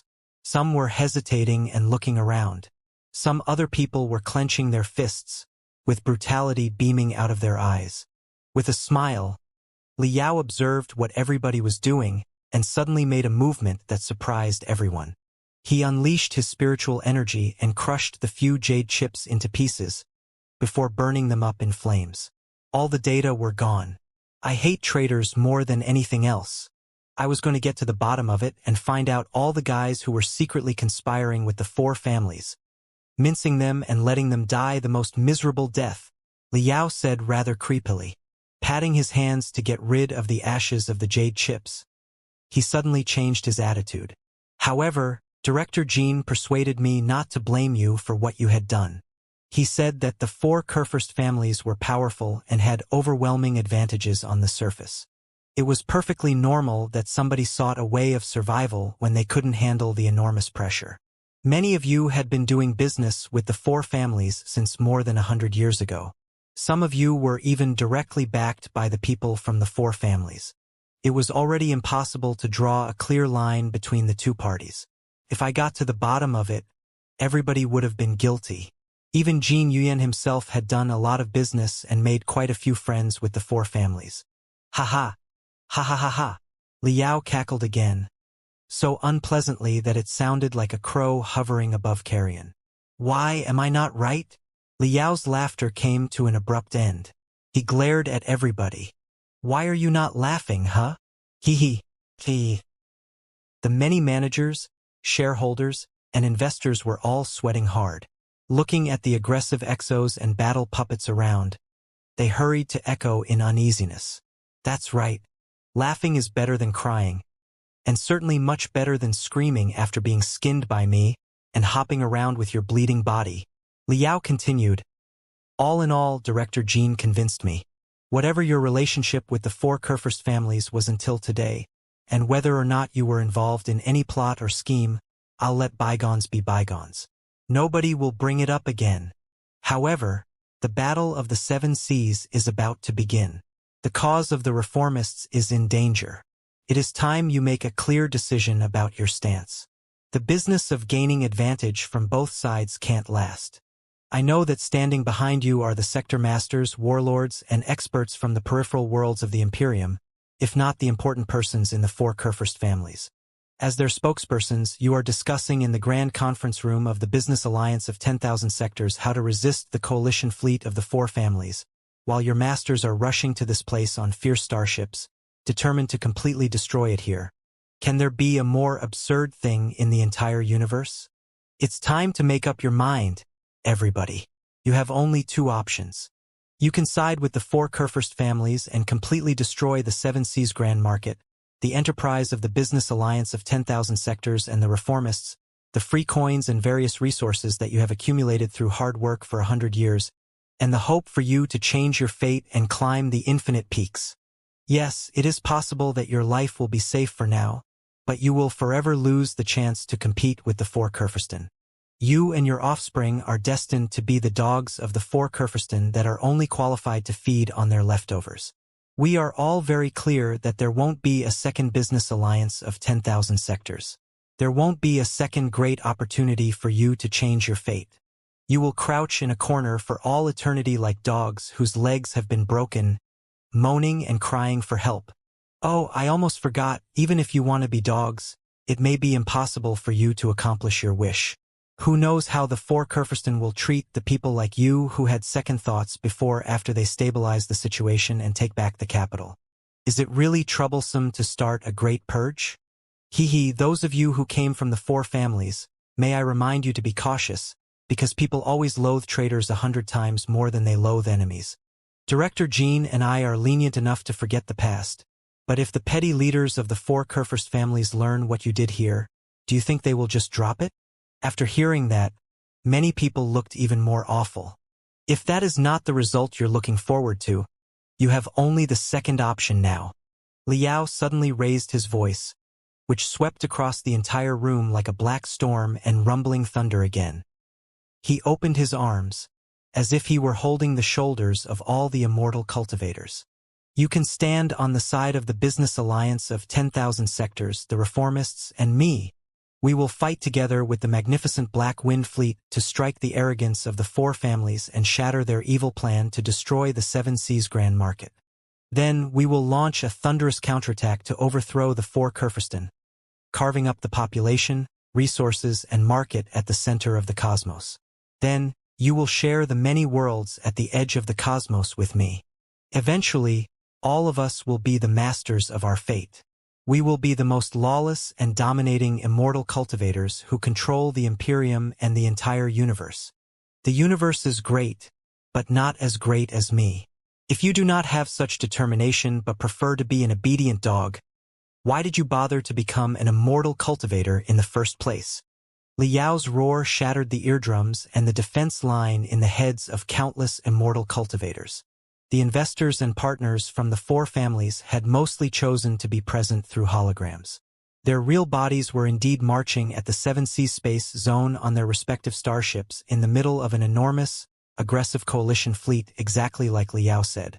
It was time to make a final decision. Black Wind King. Jin Yuan seized the opportunity to ask. That being said, where is your Black Wind Fleet exactly, and how good is it after drifting for 100 years? Everybody pricked their ears for the question. That was right. Liao's bragging was not important. What mattered was the Black Wind Fleet. The Black Wind Fleet is naturally at where it should be. A saber is the sharpest when it is about to be unsheathed. Liao smiled mysteriously.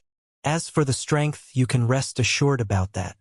Although the Black Wind Fleet floated in the infinite sea of stars for 100 years, we barely encountered any gory battle. The attrition was not high. On the contrary, after crushing Firefly, we received abundant secret treasures of the government in exile of the Star Ocean Republic. We also split and reorganized Firefly into a new brand fleet. Many elite warriors on Firefly were captured and educated into immortal cultivators, with a much higher combat ability than before. Also, the barbaric worlds have also provided us with incessant soldiers. Those fearless barbaric warriors are the best infantry. They are all rubbing their hands impatiently, desperate for a great battle. I assure you that the Black Wind Fleet today is multiple times stronger than 100 years ago. It is definitely a cutthroat dagger. Then, his eyes glittering, Jin Yuan asked, when will the Black Wind Fleet arrive? It will depend on your performance. Liao sniffed and said, getting to the bottom of it, this is your war first and then mine. If you are united and fight together, and the immortal cultivators in the coalition fleet of the four families cooperate with you, showing a chance of victory, the Black Wind Fleet will naturally march out at the most critical moment. However, if you are all vacillating and hesitative, hoping to take advantage of both sides, why would I bother to help you at such great risks? Fair enough. Jin Yuan said, all in all, as long as we fight hard, the Black Wind Fleet will certainly show up. Of course it will. Liao declared resolution. You and I are interdependent on each other and share mutual interests. How can I benefit from it if I watch you be annihilated by the four families while doing nothing? The news of my arrival cannot be kept a secret for long. It will spread out to the entire universe. It is safe to say that the four families and I have already fallen out. If I do not cooperate with you to destroy the four families, should I just wait for them to divide and conquer, killing you first before killing me? So, just rest assured about that. In short, you can just charge forward boldly without worries, and the Black Wind Fleet will definitely cover you as your strongest support. Honestly, if any of the immortal cultivators believed Liao's bullshit that they could charge forward valiantly while counting on Liao's cover, their brains would have been too seriously wrong for them to survive to this day. However, strength was most worshipped by the immortal cultivators. Compared to the tiny fleet in their hands, the Black Wind Fleet was definitely an irresistible primordial beast. Besides, as the immortal cultivators thought again and again, they believed that Liao was not entirely wrong. Two tigers could not live on the same mountain. It was impossible for an ambitious warlord from the periphery like Black Wind King to live in peace with the four Kurfürst families. A war between the Black Wind King and the four Kurfürsten was inevitable. Wasn't the present the best opportunity? Therefore, while the Black Wind King would not lead the charge for them, if they did fight together and reveal the weakness of the four families' coalition fleet, the Black Wind Fleet would certainly show up and finish the battle in a critical strike. Liao did not give them any chance to think carefully. Raising his right arm high, he clenched his fist and bashed his chest hard, before he waved it out like a saber, a hammer, or a warship that was flying to the heart of the universe. Long live the Imperium! Taking a deep breath, he roared in a soul-stirring voice. Our cause will succeed. A brand new Imperium will arrive. Long live the Imperium. Long live the immortal cultivators. Long live the civilization of mankind. It had been a long time since the immortal cultivators heard such a sincere and heartfelt roar. The voice was so pure, genuine, and even extreme that the body of the Black Wind King seemed to be expanding non-stop, further highlighting the selfishness and insignificance of their own souls. It was true. Were they immortal cultivators at all when compared to such a Black Wind King? Long live the Imperium! Long live the immortal cultivators! Long live the civilization of mankind! Whether they meant it or not, all the immortal cultivators began to roar together with Liao. The roars flooded out of the headquarters of the Business Alliance of 10,000 sectors again like a torrent of thunders, filling the internal district immediately before overflowing to the external district and even the entire Seven Seas space zone. Very soon, all the merchants, killers, mercenaries, and spies lingering in the Seven Seas Grand Market learned the astounding news. The Black Wind King, a capable warrior who was on par with Lei Chenghu but 100 times more ambitious than him, had returned and declared unambiguously that he was going to resist the four families on the side of the reformists and the Business Alliance of 10,000 sectors again. The shocking news was exactly a rapid cardiotonic for the panicked Seven Seas Grand Market. The Business Alliance of 10,000 sectors again had plenty of capitals. However, capitals had to be combined with violence in order to let out mysterious reactions and unleash a strength 100 times more than before. Although Lei Chenghu was on the reformist side, reformists and Business Alliance of 10,000 sectors again were not exactly the same thing. Also, Lei Chenghu's astounding Thunder Fleet and the best fleets of the four families were stalling each other, ready to reinforce the battle at the capital anytime. It was impossible for him to jump to the peripheral worlds of the Imperium easily. Whether or not the garrison of the Business Alliance of 10,000 sectors, together with the mercenaries and the assassin groups that had been temporarily recruited, could resist the overwhelming crush of the four families' coalition fleet, nobody was confident to give a positive answer. To make things worse, even Director Jin Yuyen was assassinated before the final battle. Their confidence and morale had hit rock bottom. However, as it turned out, Jin Yuyen was not dead at all but neatly resolved the four families' series of schemes. He had also invited such a powerful person as the Black Wind King to help with the battle. A well-trained army was much better than a large army. The covetous Black Wind Fleet would certainly bring enormous pressure to the coalition fleet of the four families, adding more unexpected factors to the Battle of Seven Seas. The confidence and morale that had just hit rock bottom immediately bounced back, as shown by the futures index in the commodity market. Before, when the news that Jin Yuyen had been assassinated was out, the whole market lost confidence in the free coin. Everybody was desperately exchanging the free coins they had into all kinds of goods and hoping to escape before the four families' coalition fleet arrived. For a moment, the prices were soaring, and the free coin had been greatly devalued. The business order was about to be gone. After the news that Jin Yuyan was not dead and the Black Wind King had arrived, the market was immediately calmed down. The exchange rate between the free coin and the crystal coin of the Imperium was soon stabilized, and it became even higher than before Jin Yuyan's assassination. It meant that the free coin was more valuable than a day ago. The free coin was confidence. The confidence of the immortal cultivators from the peripheral worlds of the Imperium and even within the four families in the business alliance of 10,000 sectors as well as the reformists. The value of the free coin almost decided the ending of the Battle of Seven Seas. Very soon, even the soldiers who were stationed at the floating sentry posts at the border of the Seven Seas space zone were full of confidence about the final battle and the Black Wind King. Such a troop was definitely usable. Jin Yuyan took the opportunity to secretly meet with the powerful warlords and magnates at the edge of the Imperium, reaching underground agreements one after another. The middle-level commanders and the bottom-level officers of the four families were also important targets for him to attract. He promised them thousands of benefits and temptations on one condition, that those people would shift their sides during the battle and join the cause of brightness and justice. Other than that, he was also busy restoring the order of the Seven Seas Grand Market and dealing with the guys like Qi Yuanbao, Wu Qinxin, and Red Lady. However, Jin Yuyan hated the few traitors. It was impossible for him to execute them immediately. After all, they were not by themselves but had countless subordinates and allies, like Bloody Skull and Life Claimer, which were trained by themselves in person. 99% of the members of the assassin groups were unaware of their betrayal or their scheme to assassinate Jin Yuyan. With a war coming near, those people were the pillars to defend the Seven Seas Grand Market. What would those people think if their leader was executed at such a moment? What would the people of the Wuying group, which was rather close to Wu Qinxin, think?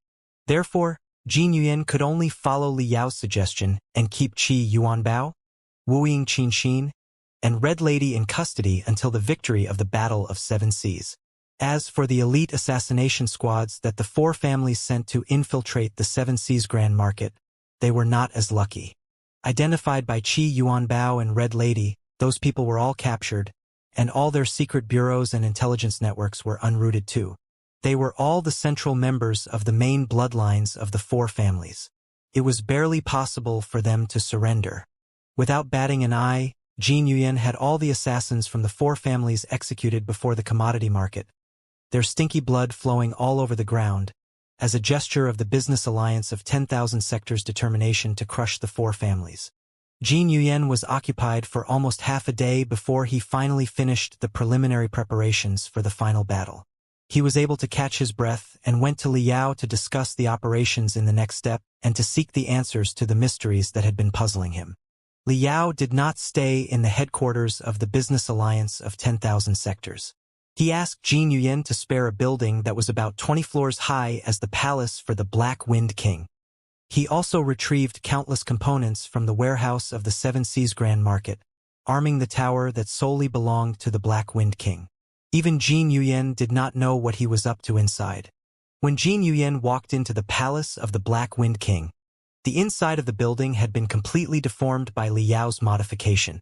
The whole building was crowded with mysterious defensive arrays. All the floors were drowned in the hazy mist where one couldn't see one's own fingers. In the dark mist, countless raging shadows could be vaguely seen. Now and then, the hoots of fiends, the cries of ghosts, and other creepy noises were echoing. Jin Yuyan felt that he had stepped into an absurd but horrible nightmare after he walked into the building. He could not sense any of the sounds or information from the outside world. What a brilliant interferential array on the soul! Jin Yuyan was secretly alarmed. He knew that what he saw and heard was mostly illusions. The defensive arrays that Li Yao had set up could even deceive the experts in the divinity transformation stage like him. Although it was partly because his soul and his brain were not matched, it was still indicative enough of Li Yao's capabilities in magical equipment modification, deployment of defensive arrays, and soul attack besides fighting. Where does this monster come from exactly? Not only does he have such a remarkable combat ability, but he is also adept at so many side tricks. This is really... While Jin Yuyan was thinking, a glamorous and eye-catching black shadow slowly descended from the midair. Every floor of this building was about 3 meters tall. However, the black shadow seemed to be dropping from 100 meters high in the middle of thousands of crows, landing on Jin Yuyan's back without a sound.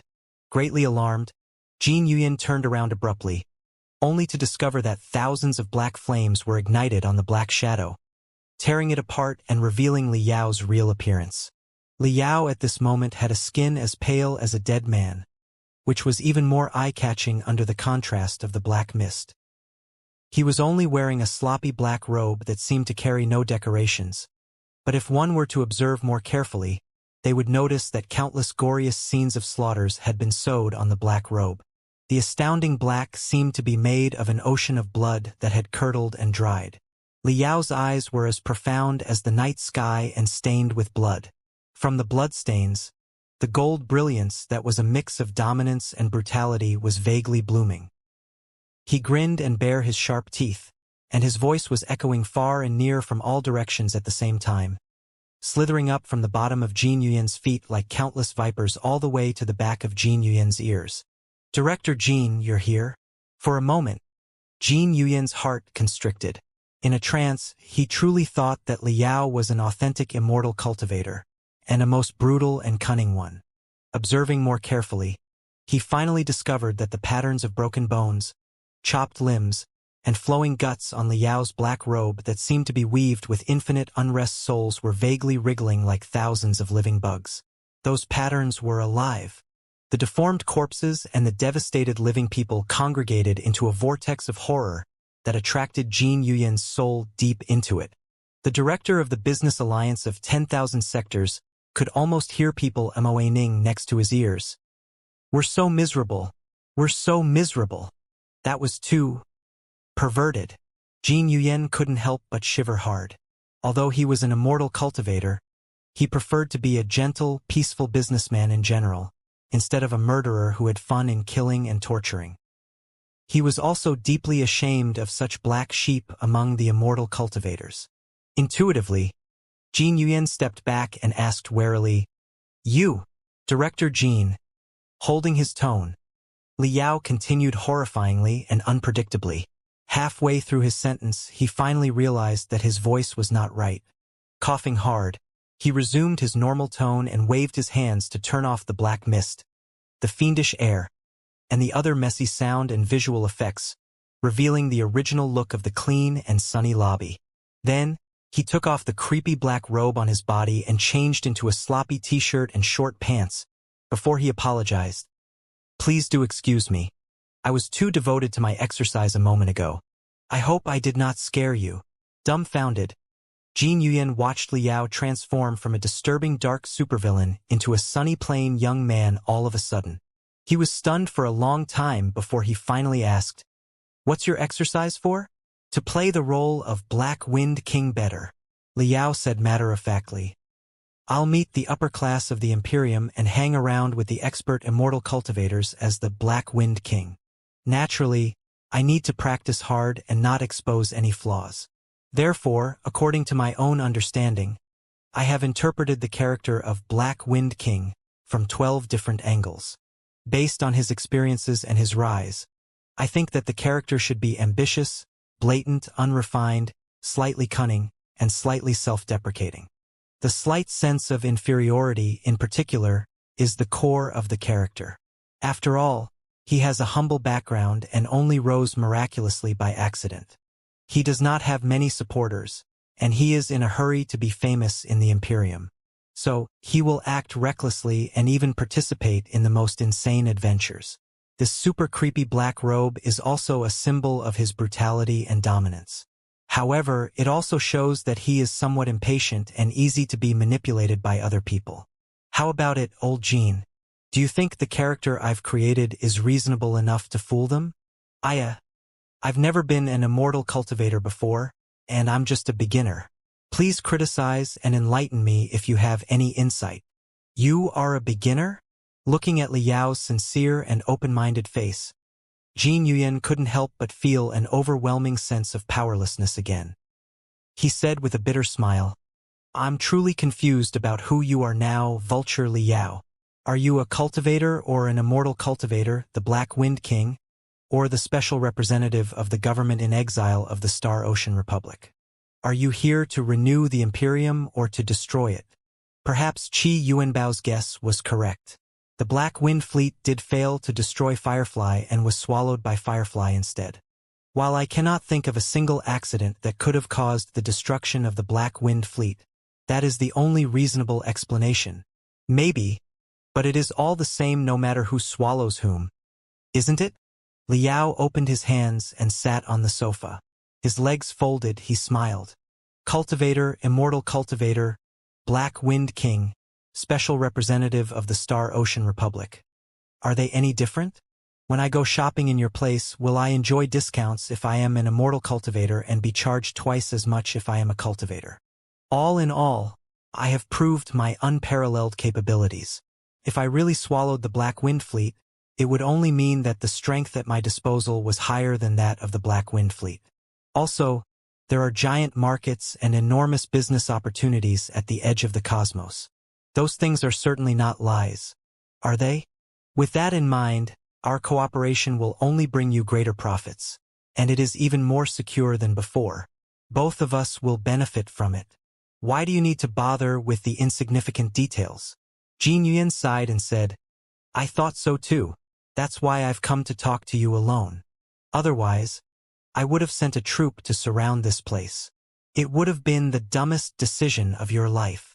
Liao said casually, do you really think that a couple of guys in the divinity transformation stage and thousands of regular soldiers are enough to stop me?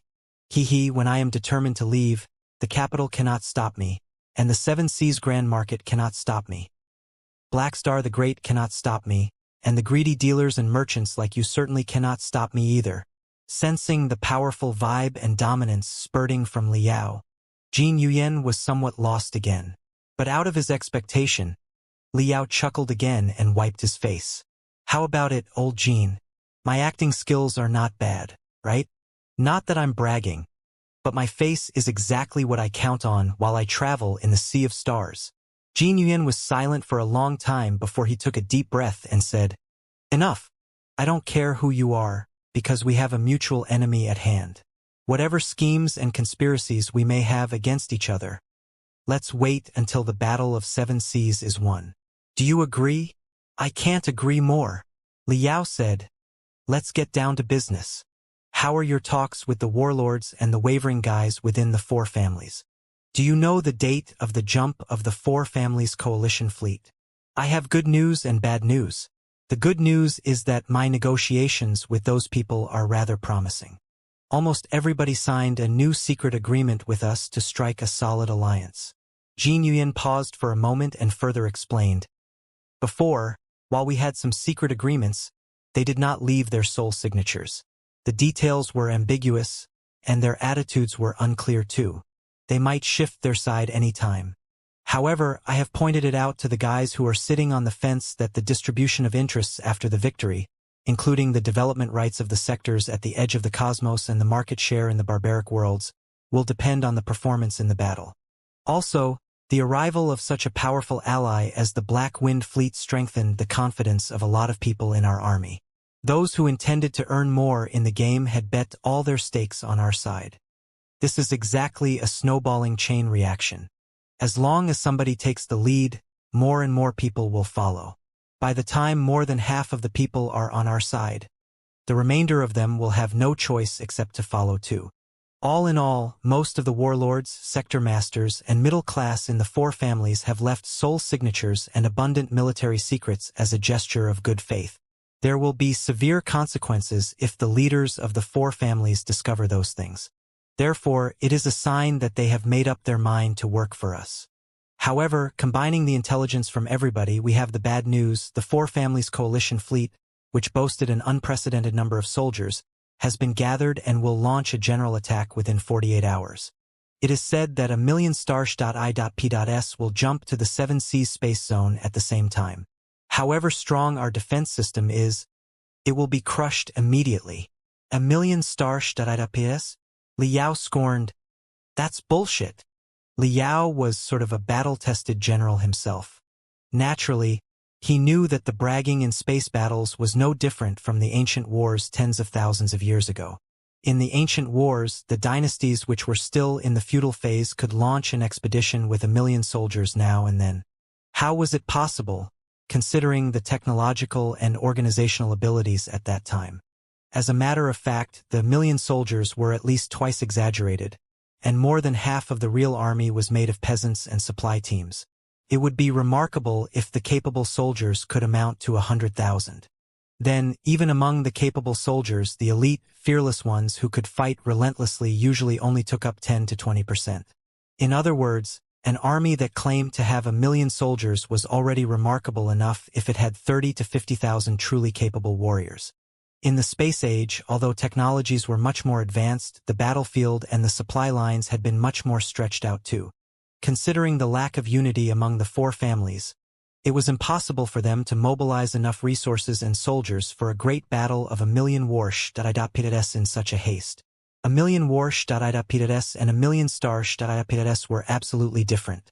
Liao estimated that, counting all the supply Starships, the barges, and even the escape capsules, it was possible for them to aggregate to 1,000,000 Starships, but the Starships among them couldn't have been more than 300,000. Of the 300,000 Starships, most belonged to the warlords and the sector masters of the peripheral worlds, who had been flirting with the business alliance of 10,000 sectors at this moment. Considering the situation today, those people would rather be loyal to the four Kurfürsten if they did not defect. Unless there was an accident, they would not attack the Seven Seas Grand Market for real. Even in the fleets of the four families themselves, countless captains, advisors, and even commanders were hesitating about whether or not they should overthrow the old men in their houses too.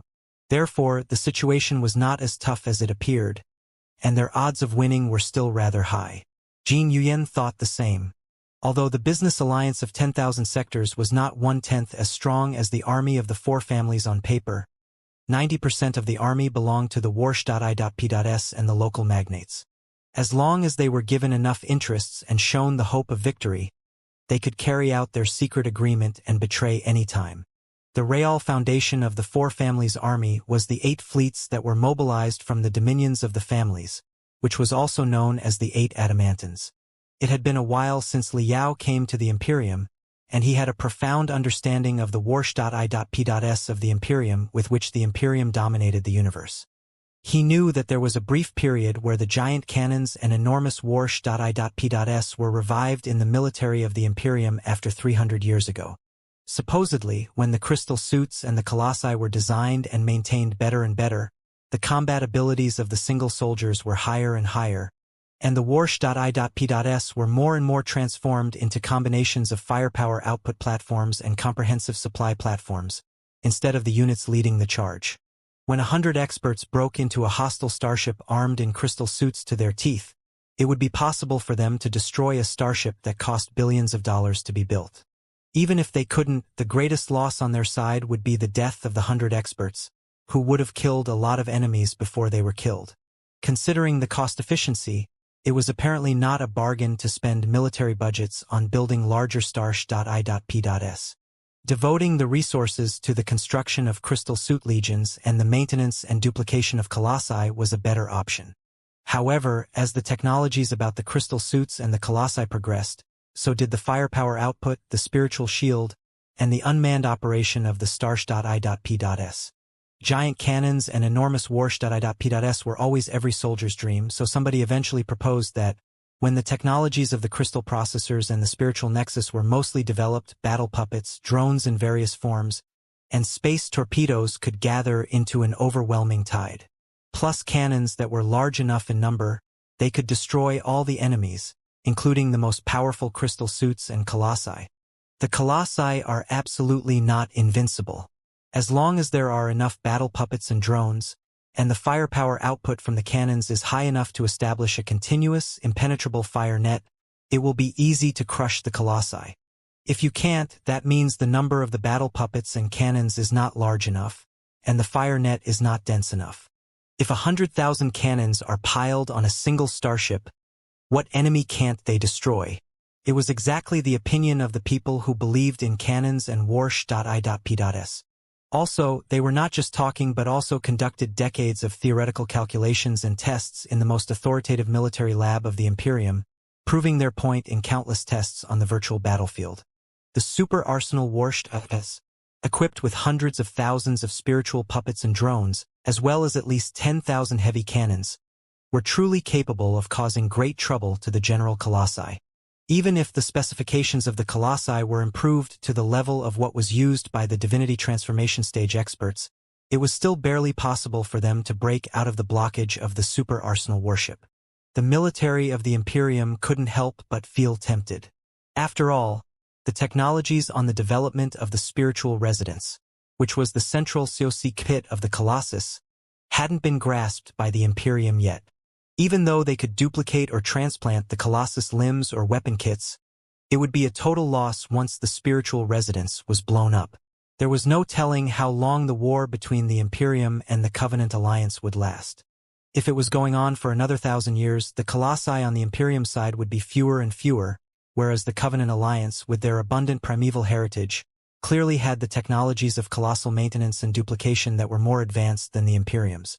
If at the end of the war, the Imperium ran out of the Colossi but the Covenant Alliance still had some left, it would certainly be a very awkward situation. It was exactly because of such concerns and the perfect performance in the virtual wars in the lab that the military of the Imperium activated the plan to build new super arsenal warships known as Adamantine. The Adamantine-level super arsenal warships were all 10 times larger than the biggest arsenal warships that the Imperium had ever built in the past. As a matter of fact, they were more like combinations of arsenal warships, comprehensive supply Starships, and even space fortresses. In the original design, the military stuffed at least 30,000 cannons of various sorts, 100 most advanced fire control crystal processors, and more than 500,000 battle puppets and drones into each adamantine-level super arsenal warship, so that they would become the perfect and doom-bringing ultimate warship that can end all wars. Would the actual combat ability of the adamantine-level super arsenal warships be as incredible as the designers and contractors bragged about, and could they defeat the Colossi? The question would forever remain a mystery. Perhaps if those adamantine-level super arsenal warships had been built according to the highest standard, it was true that they would be blowing up Colossi unstoppably and end all wars. But before that, what they ended first would be the finance of the Imperium. The whole construction of the adamantine-level super arsenal warships was a sad yet cliché story. Perhaps the ideas that firepower mattered most and an ocean of drones was invincible were not wrong. But the designers' creations were too avant-garde and magnificent.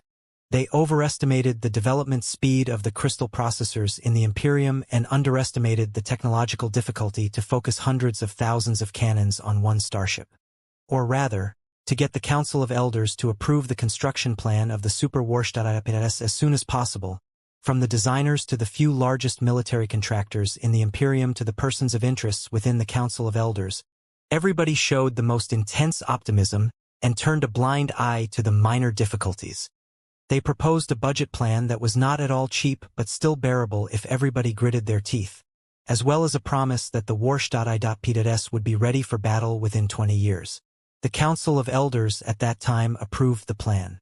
16 adamantine-level super arsenal warships were built in the dock at the same time, and the construction lasted 100 years.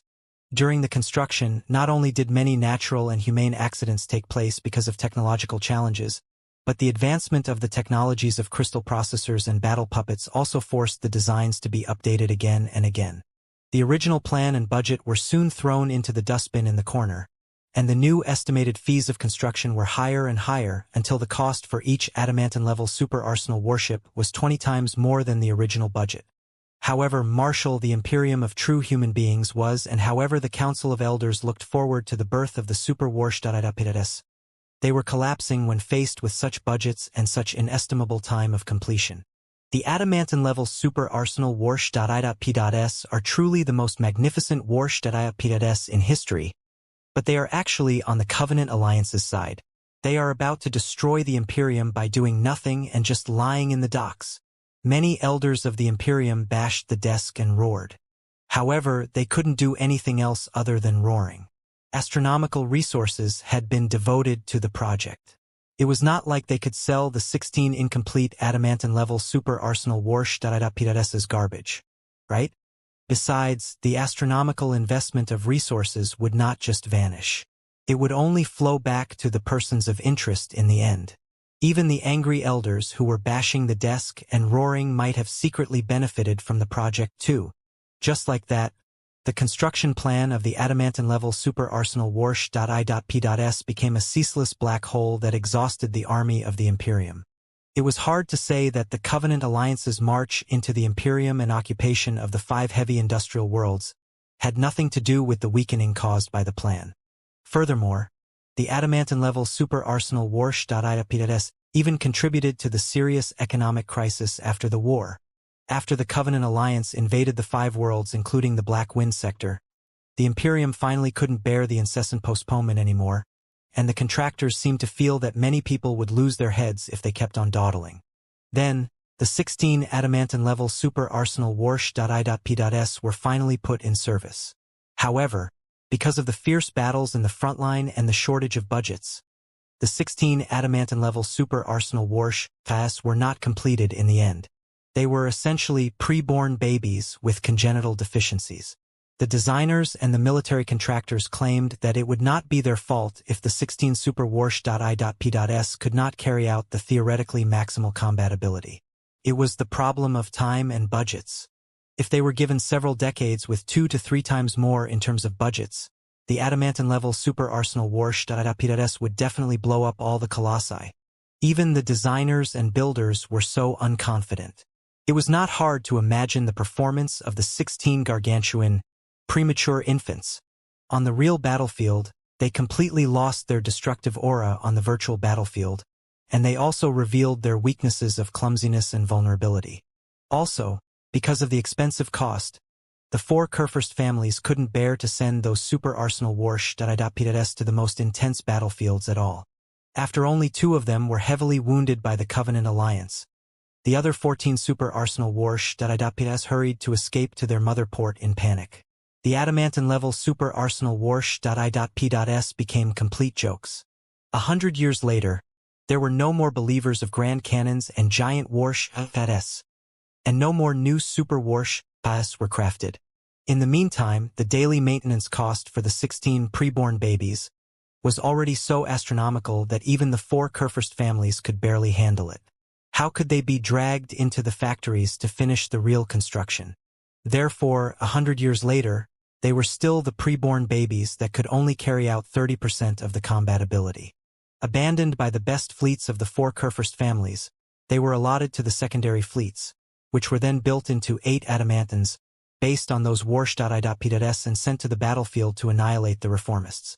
I know that the adamantine-level super arsenal warsh.I.P.S are never praised, but that's a result of multiple factors. As a matter of fact, even though they are uncompleted, preborn babies that can only carry out 30% of the combatability, they are still enough to devastate any enemy if they are determined to fight. Jin Yuyen said with a bitter smile, "Their lousy performance on the battlefield against the Covenant Alliance does not mean that they will show any mercy on our garrison fleet. You went through a lot of trouble to deceive the many immortal cultivators outside just now, but getting to the bottom of it, the 16 adamantine-level super arsenal warsh.I.P.S are the foundation of the 4 families' coalition army. If we cannot destroy them completely on the battlefield, nobody will betray and join our side easily. Therefore, what's your next trick, Black Wind King Liao? Where is your so-called Black Wind fleet? What gives you the illusion that I am nothing more than a talker, Director Jean?" Liao grinned and said, "How do you know that I'm merely bragging and that the Black Wind fleet will not show up out of nowhere? Even if the Black Wind fleet really can't come, I'll still have other ways to take care of the 16 adamantine-level super arsenal warsh.I.P.S. But of course, the best I can do is to wreak havoc upon them, disrupt their battle formation, and temporarily paralyze their fire control and command systems. The real mission of attack will have to be entrusted to your fleet." With brilliance beaming out of his eyes, Jin Yuyen held back his excitement and said, "It will be enough to temporarily disrupt and paralyze the enemy's central fleet. However, are you really confident? My confidence depends on Director Jin's trust. Liao said, to maximize the strength of my people requires one prerequisite, Director Jin.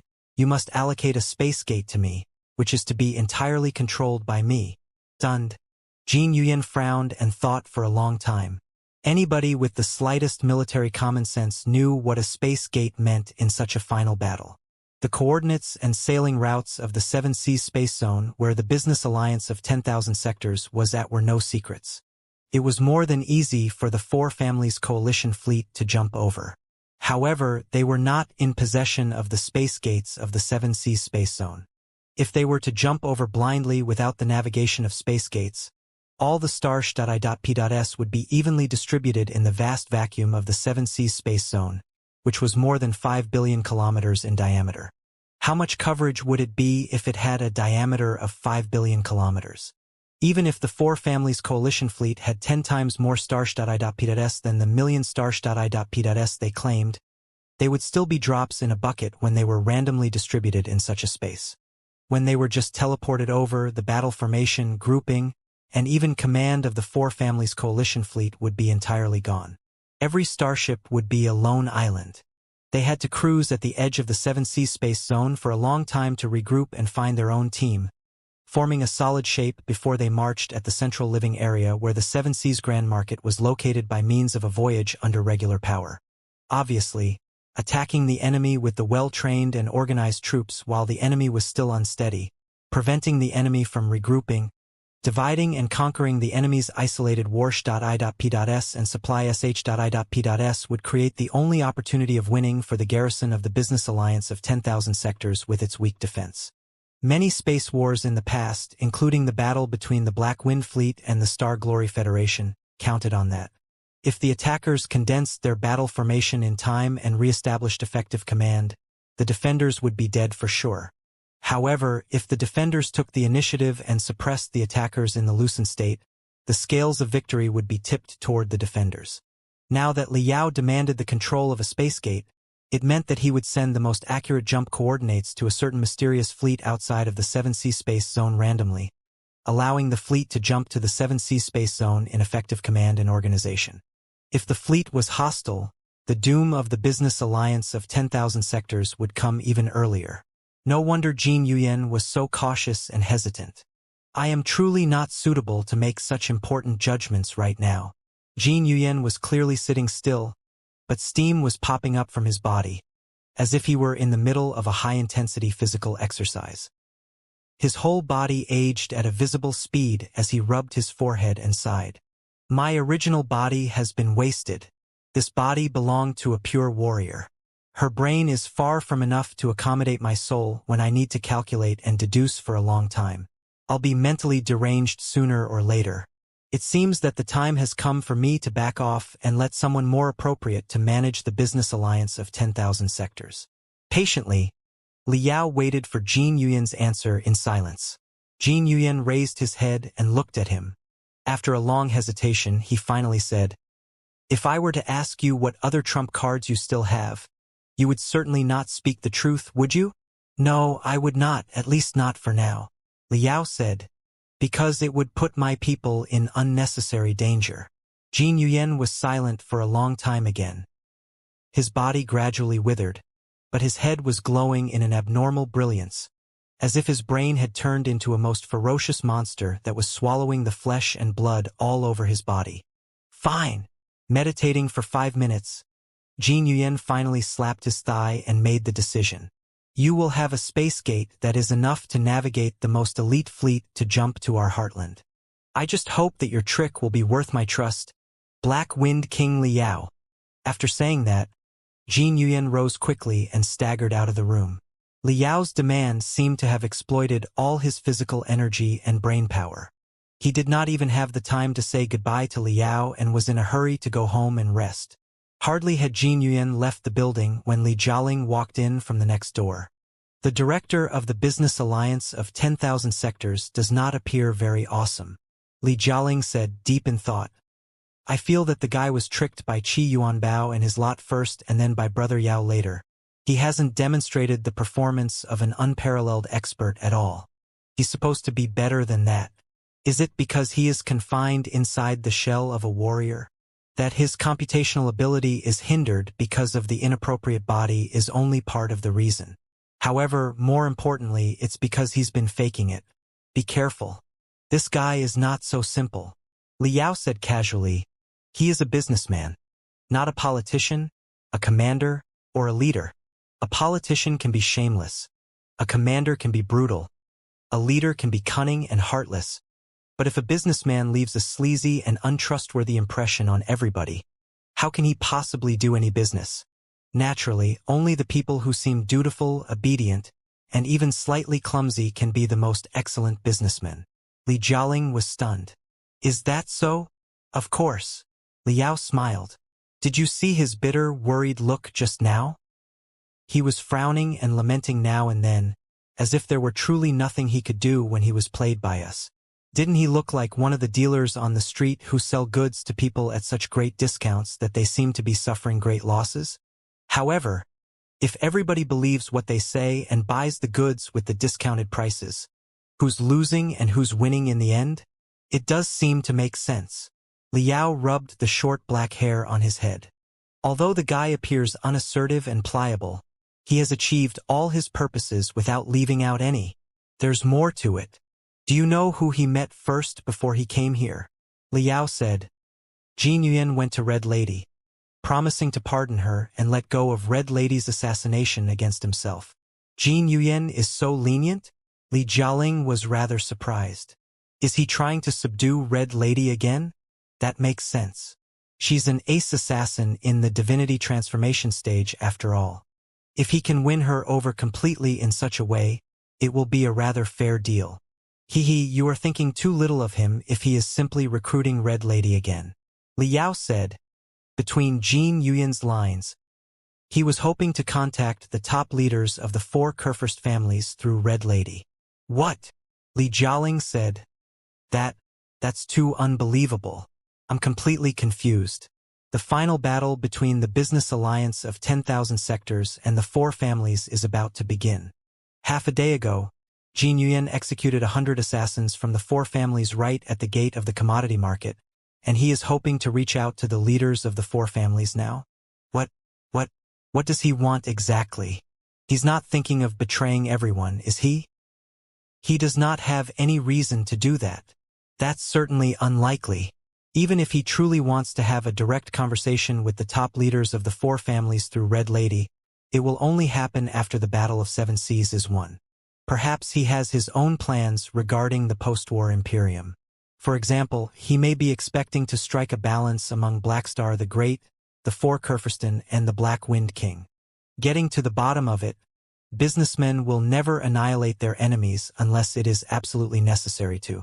Killing one more person means one fewer potential customer.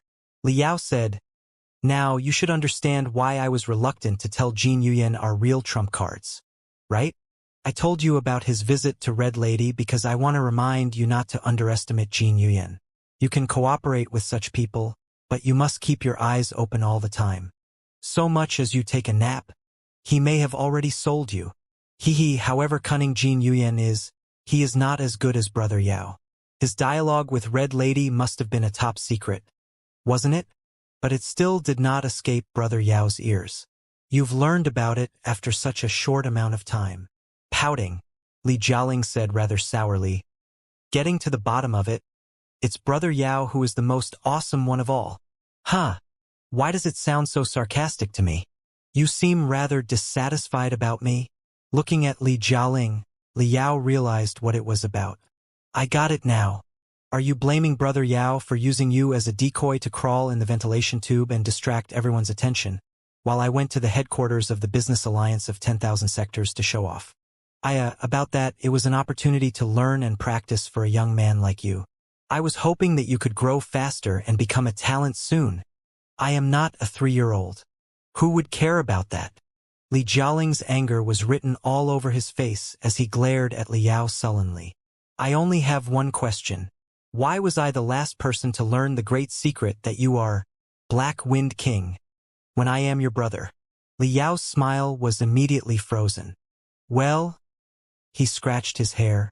his eyes wandering unnaturally. It's indeed hard to explain.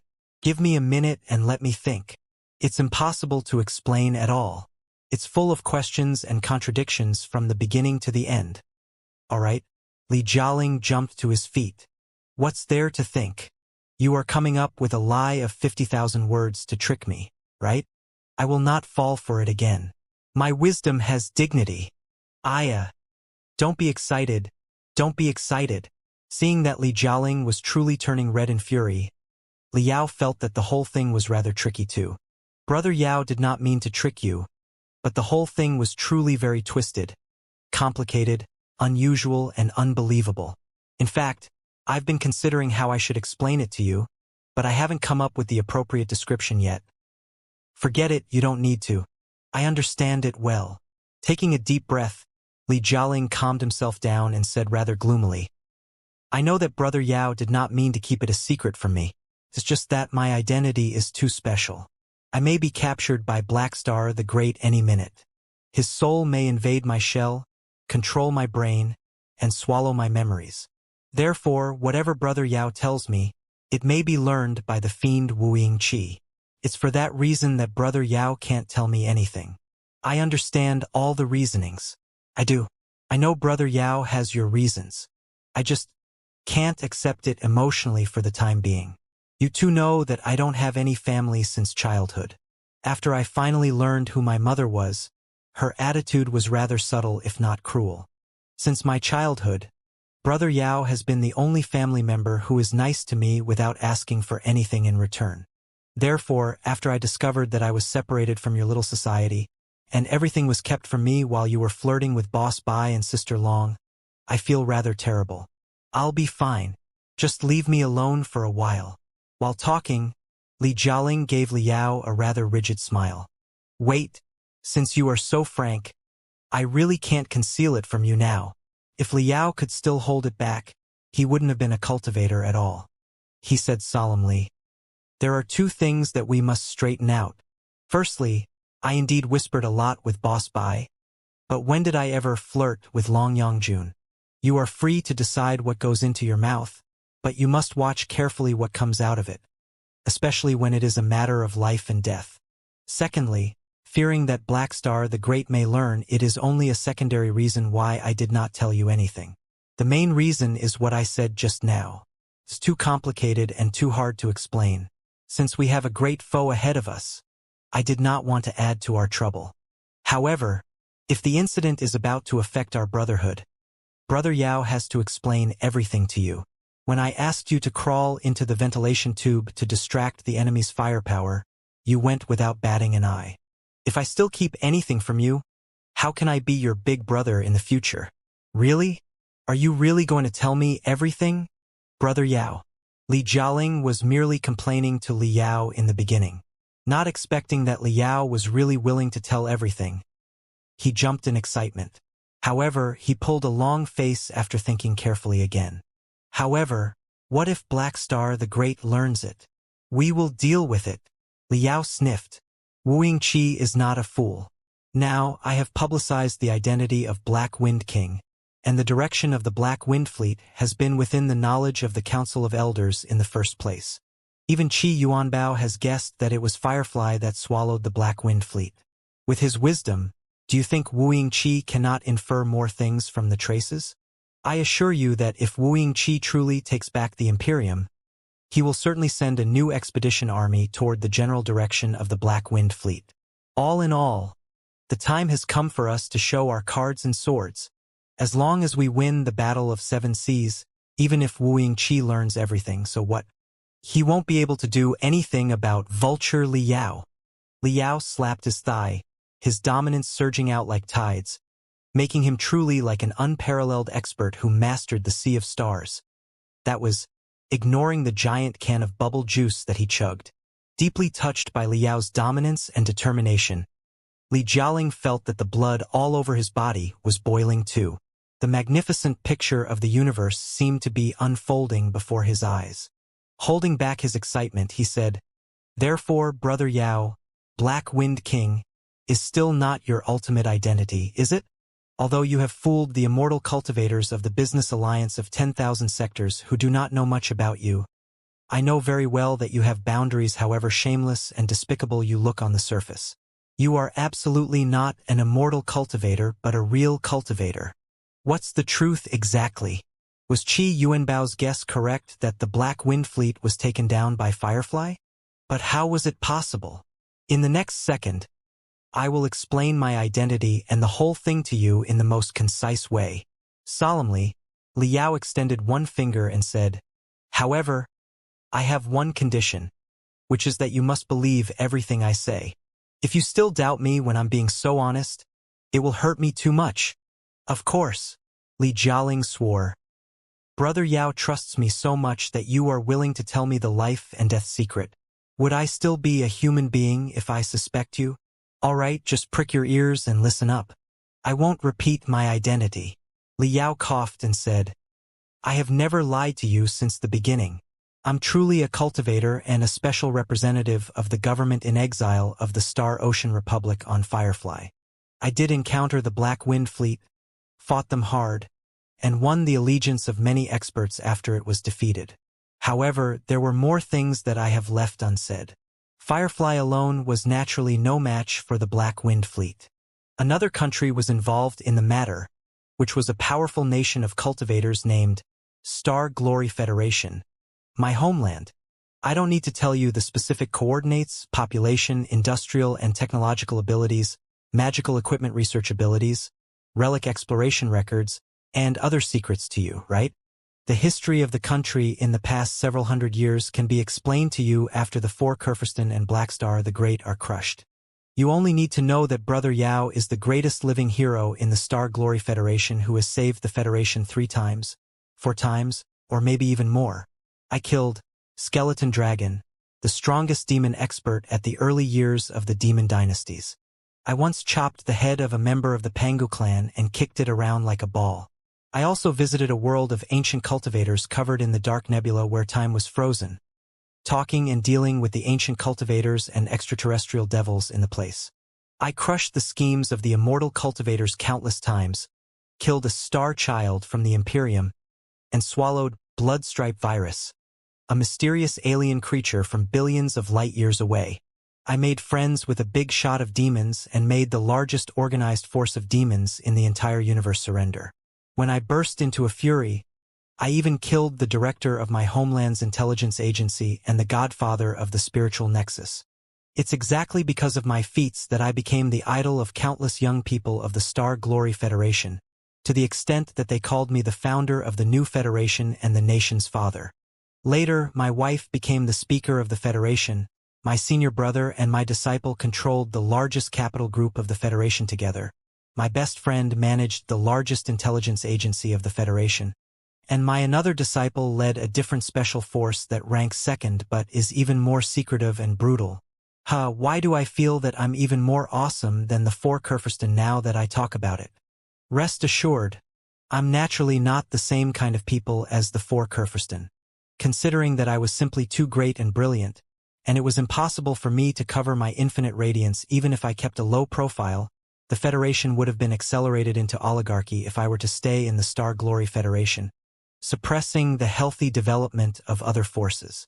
So, a team of close comrades left the Federation with me, and we came to the center of the cosmos that is much bigger.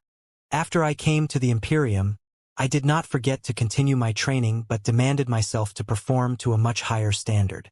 I destroyed Manjusaka, the city in the sky, helped the reformists to march into the capital, and beat up Blackstar the Great, severely humiliating the 1,000-year-old ghost.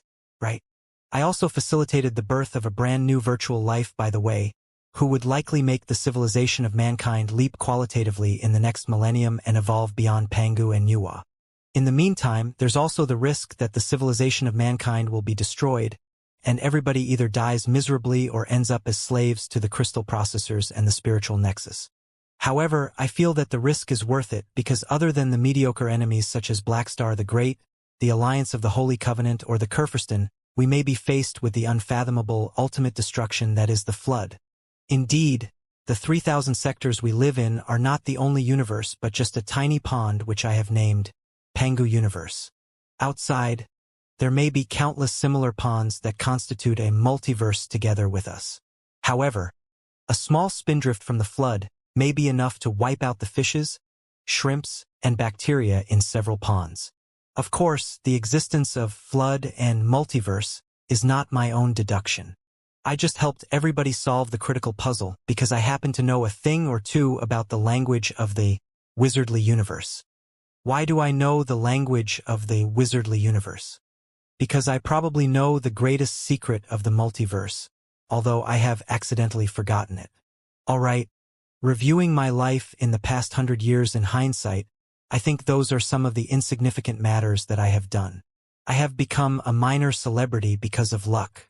In fact, I do not feel that it is a big deal, and I'm certainly not showing off with such trivia. So, why are you looking at me with such a flabbergasted look? I am already being so honest. You wouldn't suspect that I am bragging, would you? Li Jialing looked like a fish that was struggling to surface in its dream. His lips were cramping beyond his control, and he couldn't have seemed more confused, absolutely unable to follow Li Yao. He rose abruptly, with fury all over his face, as if he were going to accuse Li Yao of bragging again. However, the moment he stood up, he recalled what he said just now. Besides, even if Li Yao intended to trick him, he wouldn't have made up the unbelievable bullshit like National Father, or executing a member of the Pangu clan, or Pangu Universe and Wizardly Universe and Multiverse, right? The young man sat down heavily again, dazed while grabbing his hair. His soul and his mind seemed to have been crumbled by 100 high-speed crystal trains repeatedly, depriving him of his thinking ability. Hey, hey, hey, hey! Li Yao glared at the young man, his cheeks puffed out and his lips rising. You are not really suspicious of me, are you? You promised just now that you would believe every word I say. Li Jialing. Well, see, you are indeed suspicious of me. Every pore on your body is suspecting every word I said just now. I knew it. I knew it. That's exactly why I never told you the truth. For you mere mortals, everything that has happened to me is too shocking and far-fetched. If I tell the truth, I would only be regarded as the lousiest conman. Li Yao grabbed the juice bottle and chugged it again. No, I'm not suspicious of you at all, Brother Yao. Li Jialing was back to himself, and his face suddenly turned red. His head in a mess, he stammered. It's just that I find it hard to imagine or accept for the time being. What is hard to imagine? Holding the juice bottle in his mouth, Li Yao glared at Li Jialing. I find it hard to imagine that there would be a country in this universe that regards Brother Yao as father, Li Jialing observed, with a look on his face that suggested he had just swallowed a large piece of deteriorated cake. He grimaced. What is a country that regards Brother Yao as father possibly like? Tilting his head, Li Yao thought for a long time. What's the meaning of that? Are you implying that I am not qualified to be a nation's father? Perhaps I've been in the world of immortal cultivators for too long. The leaders I can imagine are all people like Blackstar the Great, the Queen, General Lei Qinghu, or the Four Kurfürst. I find it hard to understand what is on the mind of the cultivators. Perhaps in the world of the cultivators, it is exactly the guys like Brother Yao who are qualified to be the leaders. Li Jialing took a deep breath and opened a bottle of bubble juice. 2. Drinking it up, he slightly calmed down and said, although it is so weird that it borders on bullshit, I am still willing to trust you out of intuition. I did not know that the truth would be like this, or that Brother Yao had such important missions and secrets on your shoulders. I really understand why Brother Yao couldn't say it before. Crap. Now that I have learned it, wouldn't the Star Glory Federation be in great danger if Blackstar the Great somehow learns it later? Over the past 700 years, ever since its birth, the Star Glory Federation has been in extreme danger every second. However, we have survived every seemingly unstoppable disaster. I believe it will be the same this time, Li Yao said solemnly. Considering the sizes of the Imperium and the Covenant Alliance, their competition is like a battle of two primeval beasts, which is supposedly not to be influenced by a tiny Star Glory Federation. However, Drastic changes that have taken place inside the Imperium push the situation to a subtle junction, giving a rarely seen great opportunity for the cultivators to change the whole Imperium. If we can be the greatest winners of the Battle of Seven Seas, we will have a final say about the future development of the entire civilization of mankind. On the contrary, if we continue to hide and preserve our strength, whether the Four Kurfürsten defeat the Reformists or the Reformists' victory is stolen by Blackstar the Great after they defeat the Four Kurfürsten, the enemy will be too formidable for us. I have left so many traces at the center of the cosmos that the immortal cultivators would notice the anomalies as time goes by. Even if the Star Glory Federation is far away at the edge of the cosmos, how long can it hide? This is exactly what I said just now. You have to fight when you need to fight. When the time has come for you to pick up your weapons and fight for survival, you should be bold and do it. That's the reason why I confessed my identity as Black Wind King before all the immortal cultivators and why I told you the reason of everything just now. It will be inappropriate if Blackstar the Great, my enemy, has guessed everything while my brother is still kept in the dark. Right? This time, Li Yao's eyes were truly as clear as water and as hard as marrow crystals that contained ultra-intense energy. Li Jialing was so touched that he did not know what to say. He felt that his whole body was soaked in the ocean named trust, which surrounded him with warmth. About other things, he recalled what Li Yao said just now and asked again. Brother Yao said a lot just now. I managed to understand the parts about cultivators, demons, and Pangu, but what are virtual lives that are entirely different from us? And what are Pangu universe, wizardly universe, and multiverse? It's a very, very long story, but I'm still willing to tell it to you. Li Yao explained everything in the simplest and most straightforward way. In the end, he concluded, "Do you understand now?" Dongfang Wang, the former prime minister of the Imperium, was quite right about one thing. He said that our enemy was not a specific person or force but the entire universe itself. Dongfang Wang truly deserved to be a man who worked as the prime minister for decades. He saw the key keenly. However, he was unaware of wizardless civilization. It was impossible for him to have imagined the vast multiverse beyond the Pangu universe. Now you have learned everything. How do you feel? Faced with an enemy that is probably beyond the imagination of every human being, are you still willing to fight? Li Jialing was stunned again. However, he was back to himself after only 3 seconds. Taking a long breath in relief, he said with a smile, "I didn't know that there is such a splendid thing as multiverse. So we are merely a few little frogs in a tiny pond. No, we are not even frogs. Compared to the brilliant ancient civilizations and alien civilizations, we are the immature tadpoles at best, aren't we?" "Ha!" Li Yao was somewhat surprised. "You seem very calm to accept such an unbelievable and unimaginable picture as multiverse. You are not suspicious about it at all." "There's nothing to be suspicious about," Li Jialing said calmly. "Since Brother Yao could be a father of a nation, is there anything impossible in this universe? Yes, I am still willing to fight on because Brother Yao, Sister Long, Boss Bai, Master Fist King, Lu Li, Xiaoming, Wen, and even that boy Han Te are all fighting. I can't be worse than Han Te, can I?" Li Jialing's reaction was a great relief for Li Yao. The difficulty of the conversation was much lower than he expected. Queen Li Linghai's child and the little monster who had been refined in Manjusaka, the city in the sky for 20 years truly had a strong mind. "Brother Yao, I've been hesitating whether or not I should do one thing. I'm here partly to discuss it with you too," Li Jialing said solemnly. "I did not know that you would trust me as much. In such a case, I will have to do that thing." Li Yao raised his eyebrows. "What is it?" Li Jialing told his plan in detail. Li Yao's eyebrows were furrowed even harder. Staring at Li Jialing for a long time, he said, "Technologically, it is possible, but the risks are extremely high. Are you sure you want to do that?" "Yes, I'm certain that it is the best way." Clenching his fists, Li Jialing said, "It is also the only way that I can fight Blackstar the Great to the end. But you could stay away from the battle." Li Yao said, "Boss Bai, the Fist King, Long Yongjun, and I will work something out to take care of Blackstar the Great. All you need to do is to find a safe place to hide in and stop him from finding you. Didn't Brother Yao say just now that hiding and backing off would not help at all? With a hoarse voice, Li Jialing said, I am not as selfless as Brother Yao. Things like people of the world or the situation of the universe are not my business. However, of all people, Black Star the Great has occupied the body of the Queen. In any case, the Queen is my birth mother. I have to confront her and Black Star the Great and ask her why she gave birth to me years ago. Did she regard me as a container to accommodate Wu Yingqi's soul in the very beginning? Or did she have other reasons that she never talked about? If what she wants has always been a soulless container since the very beginning, I will be able to cut out all the hilarious thoughts and die an informed death.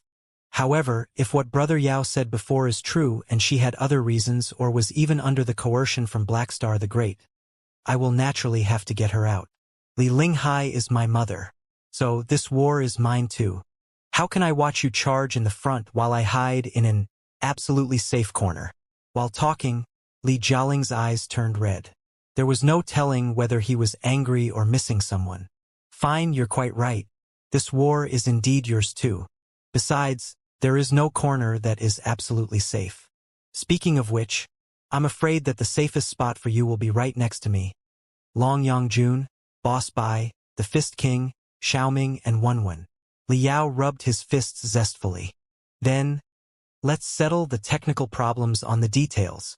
While they were talking, their wrist crystal processors buzzed at the same time.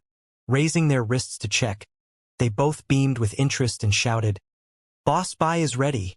The building that Li Yao had asked for from Jin Yuyan was one of the communication nodes of the Business Alliance of 10,000 Sectors in the first place. The Business Alliance of 10,000 Sectors had a business network all over the center of the cosmos. Naturally, they boasted state-of-the-art communication equipment. Also, after retrieving abundant magical equipment units from the Business Alliance of 10,000 Sectors warehouses, Li Yao crafted a few enhancement and blockage devices himself, finishing the modification on the super-remote secret communication system. Both Jin Yuyan and the four families could have monitored their communication. However, the messages that Li Yao sent out detoured in 7 sectors countless times before they were delivered to the flagship of the coalition fleet of the pyromaniacs. They were also blocked, encrypted, and anti-tracked by Xiaoming and Wenwen. It was absolutely impossible for other people to detect them. Also, the whole building had been crowded with sound blocking and other obstruction units thanks to Li Yao's work. The intense interferential waves that they released every second prevented any data from spreading out. The place was absolutely safe and secure. They were able to talk freely. Z, Z, Z, Z, Z, Z. The two of them reached the communication center inside the building, which had been modified by Li Yao into a remote observation and command room. When the time came, he would be altering the course of the Battle of 7 Seas together with Boss Bai in this place. At this moment, the hundreds of light beams floating in the midair were glowing in white gloomily. Waves were falling like snowflakes in ear-splitting noises. It was the last safety measure. The communication between Boss Bai and Li Yao adopted special high-frequency encryption methods. If their frequency was not grasped, one would be able to see nothing but the snowflakes and hear nothing but the noises. Li Yao and Li Jialing looked at each other. The two of them took a deep breath and stimulated their brain cells, boosting their soul. When it was boosted to a certain frequency, it was kept still while they spread the tides of the rhythm brain cells to their retinal and acoustic nerves. As a result, the whole world around became fuzzy, and they were even twisted into bizarre-looking fiends themselves. The picture on the 3D light beam, however, gradually became clear. They could also hear Boss Bai's laughter too. Because the signals zigzagged in space, traveling between the 7 Seas Grand Market and the flagship of the coalition fleet of pyromaniacs, with the communication bases in dozens of different sectors as platforms, there were significant interferences and delays. Therefore, Boss Bai had no time to wait for Li Yao and Li Jialing's reaction but simply began his introduction, hoping to transmit as much information to Li Yao as possible. After more than half a month of fighting, Boss Bai had become a minor celebrity in the coalition fleet of the four families. Boss Bai today looked absolutely unlike what he used to be in the blue sky market. He was wearing the fanciful combat suit of the Imperium's generals, and the pads on his shoulders almost made it taller than his head. He was also carrying medals, sashes, command sabers captured by him, and the likes all over his body, which made him look like a colorful rooster when he introduced his achievements to Li Yao and Li Jialing in excitement. In short, the field battles in the previous half-month helped the coalition fleet of pyromaniacs to better hone their combat ability. Xiaoming and Wenwen, as two information lives, learned the pace of war. The Fist King was adapted to the recently upgraded warships too. Besides, because the National Protection Army, the skin on the coalition fleet of pyromaniacs, appeared both loyal and capable of fighting among the sloppy, hesitative miscellaneous troops, almost like the single light in a dark night, it was greatly appreciated by the command center of the Four Families Coalition fleet, which transferred the commandership of several miscellaneous troops to them. Even Li Wuji's position in the command center had risen. He took the opportunity to retrieve abundant assets and equipment for Boss Bai's army. He also brought up the expectation of the commanders, who hoped that they could carry on in the final battle in the next phase and defend the honor of the Imperium well. In the meantime, Boss Bao had also got the most confidential intelligence through Li Wuji, including the time of the final battle, the grouping information of the fleets, and the strategies on the Four Families side. Such a campaign where 1 million starships were involved was too massive to be kept a secret. Various people had already sent the approximate time of battle to the Seven Seas Grand Market, and Boss Bai merely narrowed it down to the hour. At this moment, the terrifying forces that were claimed to be from 100 sectors had been gathered and prepared. It was estimated that they would launch a space jump in 16 hours to reach the Seven Seas space zone, surrounding the enemy without leaving any gap. Despite their intimidating size, the morale of the attackers was absolutely not high. Both the million starships and the coalition fleet of 100 sectors were mostly made of the local armed forces from the edge of the Imperium. On one hand, the warlords had the natural instinct to preserve their strength. On the other hand, they had been associated with the business alliance of 10,000 sectors for a long time.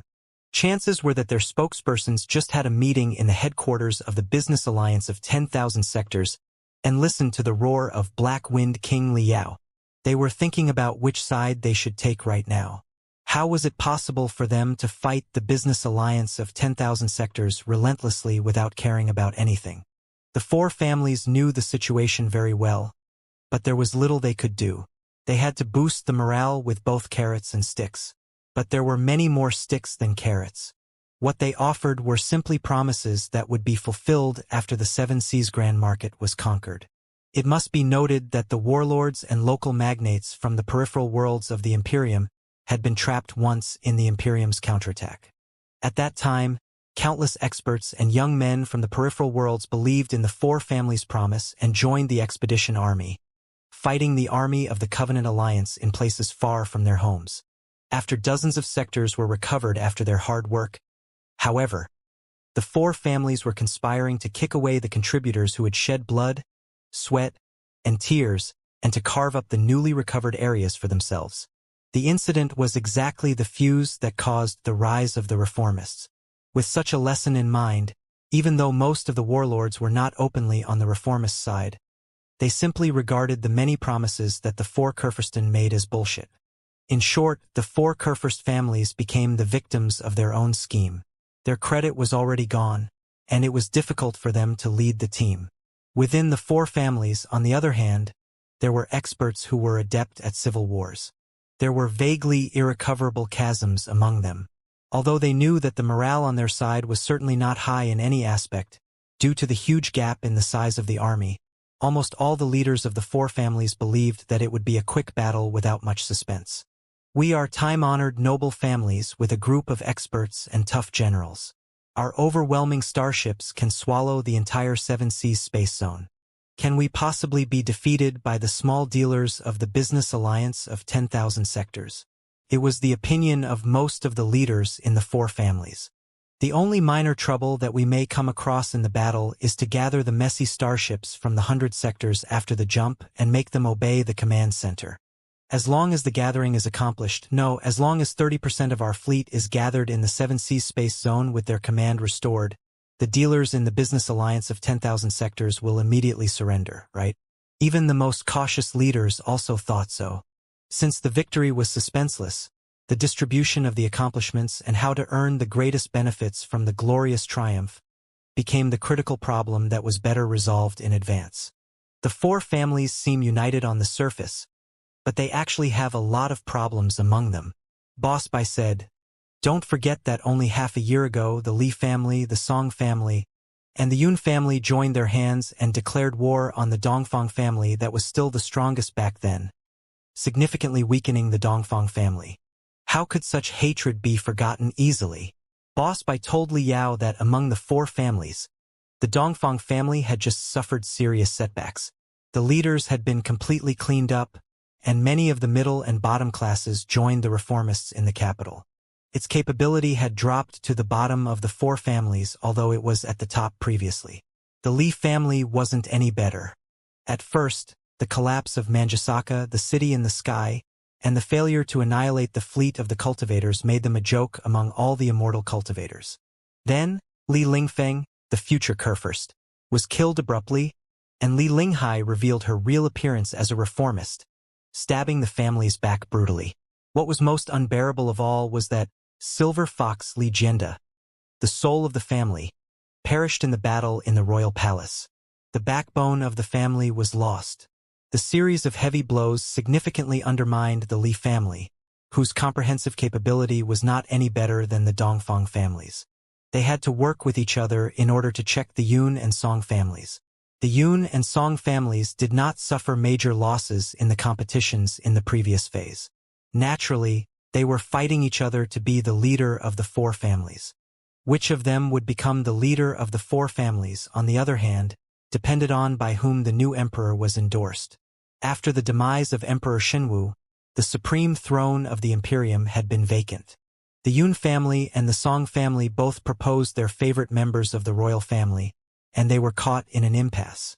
That was why it had been postponed to this day. The result of the Battle of Seven Seas would probably be an important factor that decided whose puppet would become the emperor.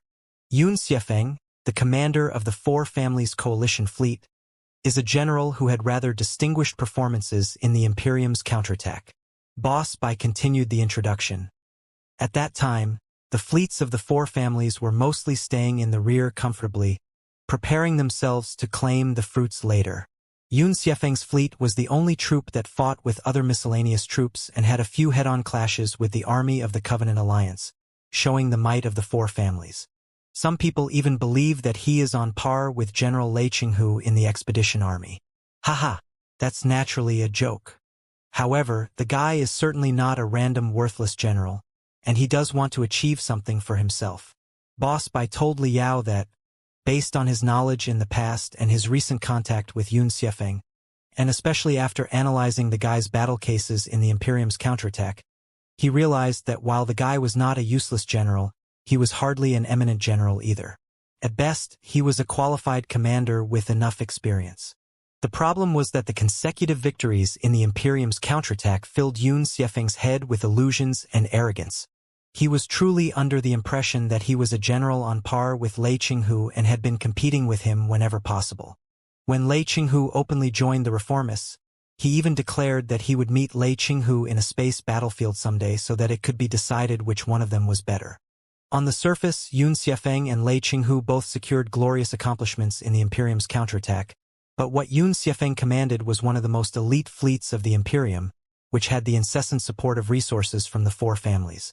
On the other hand, what Lei Qinghu commanded was a miscellaneous troop that was short of ammunitions and resources. The two commanders' capabilities are absolutely not on the same level. Boss Bai said, Yun Xiefeng also knows that it is more of an adulation that he can compare himself to Lei Qinghu, and that his accomplishments do not really deserve it. It only makes him even angrier and more determined to prove that he is better than Lei Qinghu. When the commander has such a state of mind, it will be easy for them to be reckless in the battle. If the business alliance of 10,000 sectors sets up a few traps taking advantage of his eagerness for victory, he will certainly fall for them. Yun Xiefeng was the commander of the four families' coalition fleet. He and the Yun family behind him naturally hoped to finish the battle as soon and unstoppably as possible. However, the Song family, whose overall capability was on par with the Yun family, thought otherwise. Yun Xiefeng was the commander of the battle. If Yun Xiefeng did distinguish himself on the battlefield, winning a great triumph thunderously, the Yun family's influence would immediately expand tenfold. Countless forces would obey the Yun family, and the new emperor would likely be the Yun family's puppet. It was the last thing that the Song family would like to see. Therefore, while they had to win the battle, the adamantine fleets that belonged to the Song family would never work too hard but would possibly watch Yun Xiefeng commanding the Yun family's fleets to fight the business alliance of 10,000 sectors while doing nothing. They would even slightly hamstring him so that the Yun family and the business alliance of 10,000 sectors would both suffer heavy losses. For the Song family, the best result of the battle was that Yun Xiefeng's fleet suffered a notable setback on the battlefield when it pressed the charge recklessly, seriously humiliating Yun Xiefeng, before the Song family's fleets appeared and saved the day, securing the glorious triumph. In such a way, the Yun family would take all the blame, and all the credit would go to the Song family. Naturally, the future emperor would be the Song family's favorite member of the royal family too. Because of such subtle considerations, while the Yun family's fleets and the Song family's fleets were allies in name, and the Song family's fleets were theoretically under Yun Xiefeng's command, who knew what would happen after they did come to the battlefield. As for the Li family and the Dongfang family, they were too weakened to compete with the Yun and Song families for now and could only listen to commands obediently. However, the adamantine super arsenal warships were so valuable that every family only had 4 of them. Also, the production had stopped a long time ago. Even the docks and the relevant assembly lines had been dismantled or repurposed. Every adamantine super arsenal warship was unique. One being blown up would mean 1 fewer. The Li family and the Dongfang family had suffered tremendous losses. If they were to lose a few adamantine super arsenal warships in a war that was meant to annihilate nothing more than a bunch of dealers, wouldn't it be killing them? Therefore, the Li family and the Dongfang family reiterated their attitude however Yun Xiefeng lulled or coerced them. They had been seriously worn out in the previous phase, and the Yun family and the Song family would certainly be the main attackers in the mission. It would be better for them to cheer for those leading the charge and provide remote fire support. Whoever gave connivance for them to preserve their strength would be supported by them. If Yun Xiefeng insisted that they should lead the charge and be killed, the 2 families would simply stand on the Song family's side and support the emperor elected by the Song family. Not just Song Xiefeng, who was just a commander of the army, but even the Kurfürst of the Yun family could barely do anything about the Li family or the Dongfang family. All in all, those are the problems within the 4 families' coalition fleet. Boss Bai concluded, led by their commander Yun Xiefeng. The Yun family truly wants to settle the battle as quickly as possible. However, their allies all have other plans. The Song family hopes that the Yun family will suffer a heavy loss so that they can take over the leadership. The Li family and the Dongfang family want to preserve their strength or even make up for their losses in the previous phase without paying anything. As for the other troops of the warlords and local forces, they are all traders who sit on the fence. If the free coins in their hands become twice as valuable, they will sell any master without batting an eye. It may be too far-fetched to say that the so-called army of 1,000,000 Starships, which has so many internal contradictions despite the massive size, is doomed to failure, but it is possible to defeat it. After hearing Boss Bai's introduction, Li Yao was stunned for a long time. He observed rather in amused, with a great foe ahead of them, the 4 Kurfürst families are still conspiring against each other in internal conflicts? I really don't know how I should comment on them. When a country is about to die, monsters will be showing up. Such is the case at the end of any regime. Boss Bai smiled and said, also, you reserved the cause and the consequence. It was exactly because the 4 families conspire against each other that they have lost solidarity. The reformists have risen, and they are faced with a great foe. One can never change one's nature. Do you think that the leaders of the 4 Kurfürst families would just wake up and respect each other in unity after the capital was lost? How is it possible? It does make sense. Li Yao was convinced by Boss Bai and thought that Boss Bai did have a point. Where there were humans, there were conflicts of interests, and when there were conflicts of interests, there were plots and conspiracies. Even the Star Glory Federation, a small country that only controlled 7 sectors, had the contradiction between the central worlds and the peripheral worlds, when faced with the assault of the Black Wind Fleet. For that, Ding Lingdang and Jin Xinyue had been at loggerheads against each other. If Liao hadn't returned in time, nobody could predict what the result of their competition would have been. The scale of the imperium of true human beings and the intensity of the conflicts of interests were 10 times greater than in the Star Glory Federation. It would be a miracle if the immortal cultivators who did everything for themselves could stop fighting and plotting against each other. Liao's eyes flashed as he continued asking, "Since the coalition fleet of the four families has such deep contradictions, what are we going to do next?" In order to deal with the situation where all the branch fleets are disorganized and randomly distributed all over the area after a blind jump to the Seven Seas space zone, the Four Families Coalition Fleet has activated a state-of-the-art rapid response command chain system named Flying Lightning Command Chain. Boss Bai said, "The super command chain based on ultra-powerful spiritual nexus, signal enhancement, and brand new algorithms is 30% more powerful than the old command chain system. It can help the lone Starships reach out to their allies and flagship quickly. If the flagship is too far away to be contacted, it will automatically connect the starship to the command system of the highest level around. According to the best ratio of interferential Warstaves, arsenal Warstaves, shield Warstaves, comprehensive supply Warstaves, and other models, temporary battle units will be gathered and concentrated. Under my instruction, Li Wuji has been very close to Yun Xiefeng and even secretly pledged loyalty to him. For Yun Xiefeng at this moment, the allegiance of a marquis of the Li family is certainly a great help. Also, our National Protection Army has distinguished performances recently and demonstrated enormous strength. Yun Xiefeng has to pay enough respect to us. Therefore, Yun Xiefeng trusts Li Wuji very much right now and has given Li Wuji, or our National Protection Army, a very high clearance in the Flying Lightning Command Chain system. Specifically, it means that when the million Starsh.I.P.S of the Four Families Coalition fleet jump to the Seven Seas space zone at the same time, and all the branch fleets have to be regathered and regrouped, my flagship alloy virus will be a temporary command center.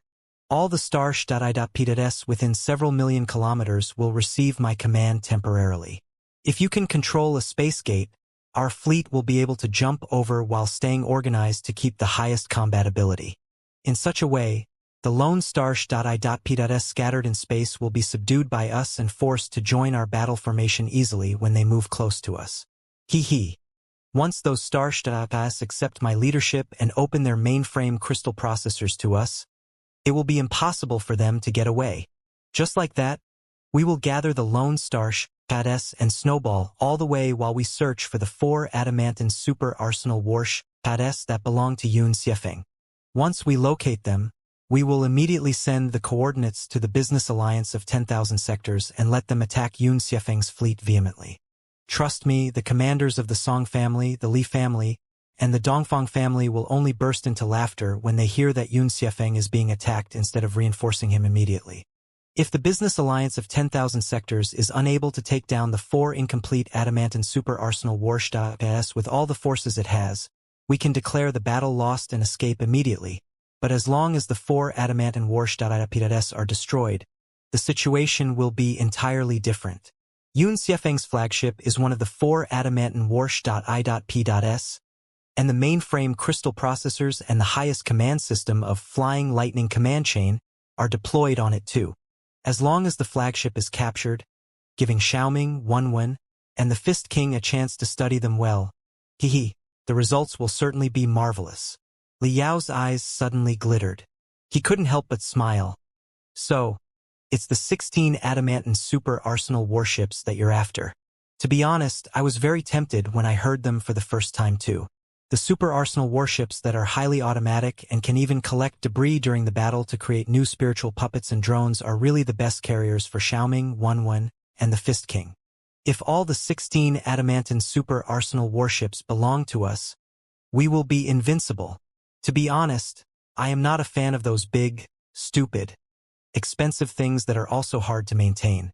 The resources to build the 16 adamantine super arsenal warships are enough to build a couple of strong rapid response fleets, whose range of application and battle performance will be multiple times greater than the former. Boss Bai sniffed and remarked in disdain. Getting to the bottom of it, the 16 adamant super arsenal warships are just a project that certain people in the four families propose to trick funding, demonstrate their strength, and intimidate the ordinary people and the bottom-level immortal cultivators.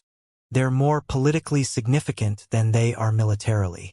With the development level of the crystal processors and the spiritual nexus that the Imperium has today, it is not ready to embrace such automatic future warships. However, you're right about one thing. Xiaoming, Wenwen, and the Fist King have computation logics that are entirely different from regular human beings, which allow them to exploit the potentials of the crystal processors and fully utilize the spiritual nexus. If they are the controllers of the 16 adamant super arsenal warships, they will be much more powerful than in the hands of the idiots of the four families. Then, holding back his excitement, Liao asked, "Is it possible for Xiaoming and Wenwen to hack the Flying Lightning command chain and infiltrate the mainframe crystal processors of the 16 warships to take them over?" "We can't for now. It is too difficult, Dad." Xiaoming and Wenwen's voices came from outside of the main picture. Then, two minor light beams were opened up, displaying the cute faces of the two children. Xiaoming pouted his lips and said, "Although we are information lives and we can travel freely on the spiritual nexus, our interferences with the virtual world have limits too, and we have to abide by the law of balance and conservation of energy. Other than everything else, the mainframe crystal processors of the 16 adamant super arsenal warships are as big as skyscrapers. How can we expect to compete with them with our tiny heads?" "That's right. Furthermore, the four families have deployed different safety measures for their adamant super arsenal warships, which means that we have to conquer 4 different firewalls in order to control the 16 warships. That's really difficult." Wenwen also said, "It is probably as difficult as blowing up a planet in one punch for you, Dad. Dad is a material life and planets are objects in the material world. However, without enough energy and ways to use it, it is still impossible for you to alter materials freely, right?" Liao immediately understood it after hearing their explanation. "Therefore, we need somebody else's help to create the best opportunity for us," Xiaoming and Wenwen said at the same time. "For example, if Xianxia's flagship that has the highest command clearances is captured, we will be able to completely understand the ranks and the transmission of orders in the Flying Lightning command chain system. Then, our computational ability can be enhanced through the mainframe crystal processors on Xianxia's flagship, allowing us to be connected to the mainframe crystal processors of even more starships on the battlefield. When the computational ability of enough mainframe crystal processors is combined, the odds of success will be much higher if we invade the other adamant super arsenal warships with such an army. According to the morale and the internal conflicts in the four families coalition army that I observed, as long as the 4 adamant super arsenal warships controlled by Xianxia are blown up, or even if Xianxia is captured himself, the seemingly overwhelming and magnificent army of 1,000,000 starships will immediately collapse." Boss Bai said, "Should we blow up or capture 7 to 8 adamant super arsenal warships, both the troops of the warlords and the underappreciated immortal cultivators within the 4 families will defect without any hesitation. I believe that the battlefield will definitely be extremely chaotic by then. All the starships will be running amok like headless flies. Whoever can keep organized and expand their command chain, including more and more starships into their command system, will be the greatest winner." Liao said with a smile, "It will certainly be us." "I hope so," Boss Bai said. "Up until now, everything has been going on very smoothly. I don't see anything that may stop us."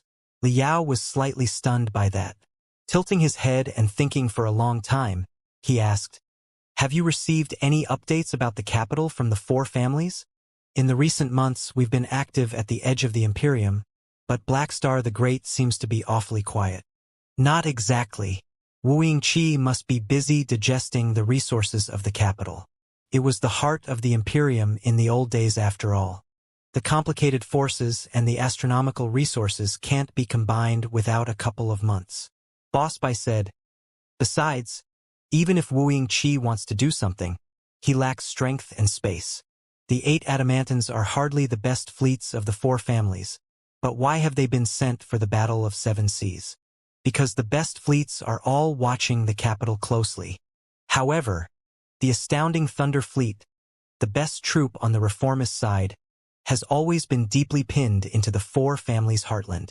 The expedition army in the newly recovered area also has an ambiguous attitude, even showing signs that they are inclined to Lei Qinghu. The recklessness of any party may lead to unpredictable, drastic changes. That's why the best fleets of the Four Families dare not move easily. All in all, Wu Yingqi has been completely stalled. Besides, he needs the business alliance of 10,000 sectors to win the Battle of Seven Seas. So, even if he knows everything that's happening here, how is he going to interfere? For some reason, I still feel disturbed. Tapping his knee, Li Yao said thoughtfully, all in all, Xiaoming and Wenwen should spare part of your computational ability and disguise the space gate that is about to be opened to you in the Seven Seas space zone. It will be best if you can pretend that you hack it remotely, or even prevent anybody else from realizing that you are jumping over through the space gate. Boss Bai's eyes glittered. Are you saying that you do not want to expose the relationship between us? Exactly. After I confessed my identity as Black Wind King, many things about me are on the table. Black Star the Great will learn them sooner or later. Li Yao said, you are my last trump cards. He can't know that the National Protection Army is coalition fleet of pyromaniacs yet, or the relationship between the fleet and me. The later the cards are shown, the better. It will be perfect if the Four Families still think that you are the loyal National Protection Army when the battle comes to the end. You are giving me a puzzle, Boss Bai said. However, it is very interesting and worth challenging. Then let's begin. I'll send the coordinates and navigation parameters of the space gate to your flagship later, and turn off the defense system on the space gate side, so that Xiaoming and Wenwen can take over the space gate remotely in case Jin Yuan's men play any trick. Liao laughed too. I can't wait to see your splendid performance again, Boss Bai. The two of them ended the conversation in evil, creepy laughter. Liao turned around, only to discover that Li Jialing was looking at him in confusion. Do the cultivators all laugh so scarily and wickedly? Li Jialing asked carefully. Forget it. It suddenly appears to me that although the cultivators like Brother Yao laugh rather unpleasantly, Li Jialing smiled too. I still hope that there are as many people in the universe like you as possible. There were 10 hours to go until the final battle. The business alliance of 10,000 sectors had learned the accurate time of the battle through various sources, knowing that the Seven Seas space zone would turn into an ocean of destruction that was more scorching than magma half a day later. However, it did not extinguish the fighting will of the soldiers and the reformists of the business alliance. Instead, their morale was higher than ever. Billions of space torpedoes had been sprayed out overwhelmingly, filling every sailing route and even every inch of space in the Seven Seas space zone. Those space torpedoes of the latest model boasted the features of searching for the enemy automatically and attaching themselves to the enemy. They had particularly sharp senses on space ripples. It meant that when the million starships of the Four Families jumped out, they would likely be hit by countless space torpedoes while they were still in the twisted, four-dimensional state. With any luck, dozens of relatively cheap space torpedoes would be enough to lay waste to the most expensive main force warship and raise an overwhelming, destructive space tsunami that trapped all the starships nearby which had jumped over just now in the gap between the three-dimension and the four-dimension forever. Besides the space torpedoes, the garrison fleets, the mercenary groups, and the fleets of the space pirates in the past were cruising at the edge of the Seven Seas space zone too. Their mission was to find the enemy's lone warships after the jump and destroy them while the enemy was still unsteady and hadn't regained effective command. When the fleets from 100 sectors jumped at the same time, some were inevitably faster than the others, like the beach landing of an army of 1,000,000 soldiers. The whole jump would probably take 1 to 3 days. In such a way, the business alliance of 10,000 sectors will have a chance to outnumber the enemy in specific regions and annihilate the enemy. The mercenaries, space pirates, and assassins naturally did not have the slightest loyalty. However, the business alliance of 10,000 sectors had generously offered countless free coins, bonds, and shares, building the loyalty out of nothing.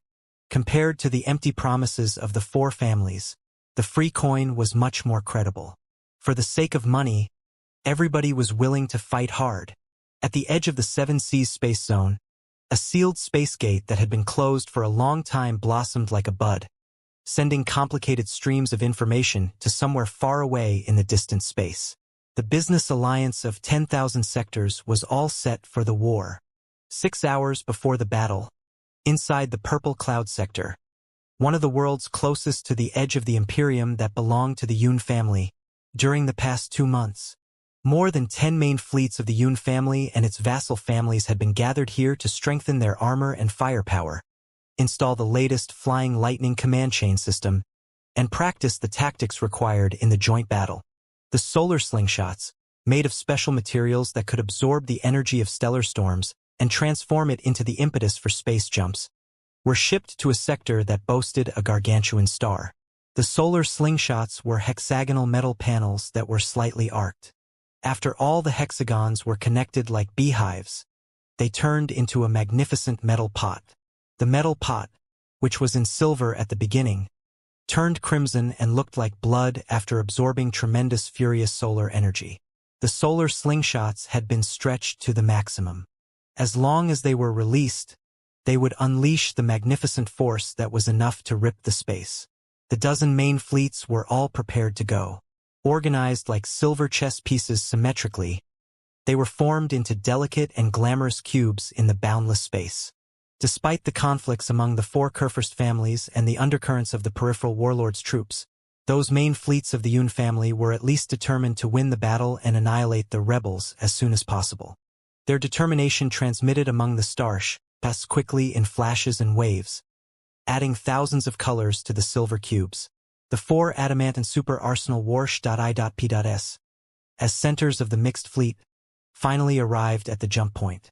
Whether or not the combat units inside had been unfortunately castrated due to the lack of funding, the 4 super warsh.I.P.S truly deserved to be called adamantine, judging from their magnificent appearance.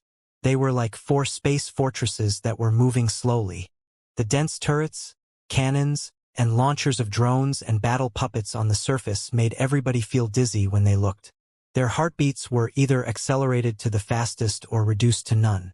The 4 adamant and super arsenal warsh.I.P.S were even more shocking than the flags.I.P.S of the best fleets of the 4 families in terms of appearance. Doom, destruction, or suffocation were not enough to describe 1,000th of their majesty and dominance. To this moment, countless maintenance SHPS were still conducting the last strengthening and supplying around the 4 adamant and super arsenal warsh.IPS, delivering all kinds of resources up above. Those warsh.IPS were like black holes that had swallowed immeasurable ammunitions, fuel, battle puppets, and drones, but their stomachs were still not fed. All the soldiers were deeply awed by the arrival of the adamantine super arsenal warsh.IPS, particularly those from the vassal families, as they had never seen such warsh.IPS before. At this moment, when they saw the 4 planets crushing at them overwhelmingly, they finally understood that the largest super warsh.IPS of the Imperium was certainly not an exaggeration. The overwhelming oppression from them couldn't be found from any other Starsh.I.P.S. Standing on Landslide, one of the 4 adamantine super arsenal warsh.IPS and his flagship, and inspecting his troops through the panoramic virtual light beams, Xianxia couldn't help but feel more ambitious than ever. He was even about to draw his sword and dance in excitement. As a fleet commander, his life was certainly worth it after having such a moment. Xianxia was almost a perfect noble from every aspect. He was almost 2 meters tall, strong, and handsome. He was the best among his peers since childhood. Nobody ever stayed on top of him in any fight or competition. In the Imperium's counterattack, most of the nobles were hesitating and dawdling in the rear, waiting to steal the fruits of victory. Xianxia, on the other hand, considered it a shame to be like them. He commanded his fleet to charge forward and was henceforth known as Scourging Storm. Somebody compared him to Lei Qinghu and called them the 2 pearls of the expedition army. Some even claimed that Lei Qinghu had become an old and toothless tiger, and that the Imperium in the next 100 years would be his. Xianxia was not an idiot. He naturally knew that those adulations were not entirely true. but he had always been craving to tower over Lei Qinghu. Although there was no chance right now, he would certainly be able to collide with Lei Qinghu's astounding Thunder Fleet after he raised the Seven Seas Grand Market, right?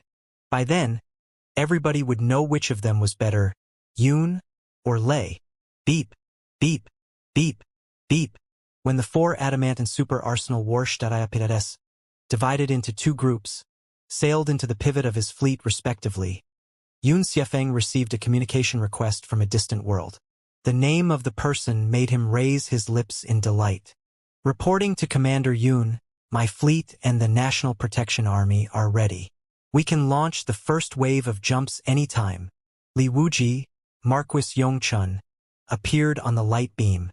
With a determined face, he said solemnly, "After the jump, my fleet and the National Protection Army will definitely gather as soon as possible and stall the enemy to buy time for the gathering of the Adamantine fleet." Good. Yun Xiefeng sighed and said, "I did not know that there were still men of loyalty and integrity like you in the four families, Marquis Yongchun. Had there been a few more loyal contributors like you, the situation wouldn't have gotten as worse as today at all.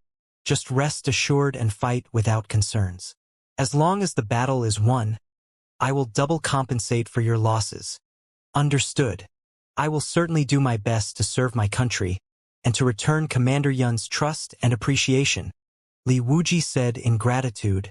I did not expect that Commander Yun would give me such a high permission in the Flying Lightning command chain, and that more than 90% of the Starships are commanded by me. That's really, hehe. More than 90% of the Starships in our coalition fleet belong to the vacillating warlords and local magnates, who will not move forward at all unless a gun is stuck to the back of their heads. Yun Xiefeng said gloomily, "Since you are so loyal to me and have such an excellent fleet, I certainly need to release part of the commandership to you. After we jump to the Seven Seas space zone, gather those loose cannons well and force them to fight hard. Whoever slacks off and tries to preserve their strength, don't show any mercy on them but punish them according to the martial law." Yes, now that Commander Yun has put it that way, I will not hesitate even if I have to force all the warlords from the peripheral worlds to fight. Li Wuji rubbed his hands and declared determinedly. Then he suddenly hesitated and changed the topic. However, it's easy to deal with the troops of the regular warlords. I am confident to control and manipulate them.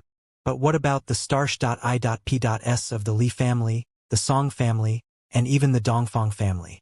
Commander Yun, you should know that they do not consider a minor marquis to be a big deal at all. Even though I have relatively high permission in the command chain, they will not necessarily obey my orders. Ha! Slightly frowning, Yun Xiefeng said in dissatisfaction. Everybody knows that you work for me now. Who dares to disobey your orders?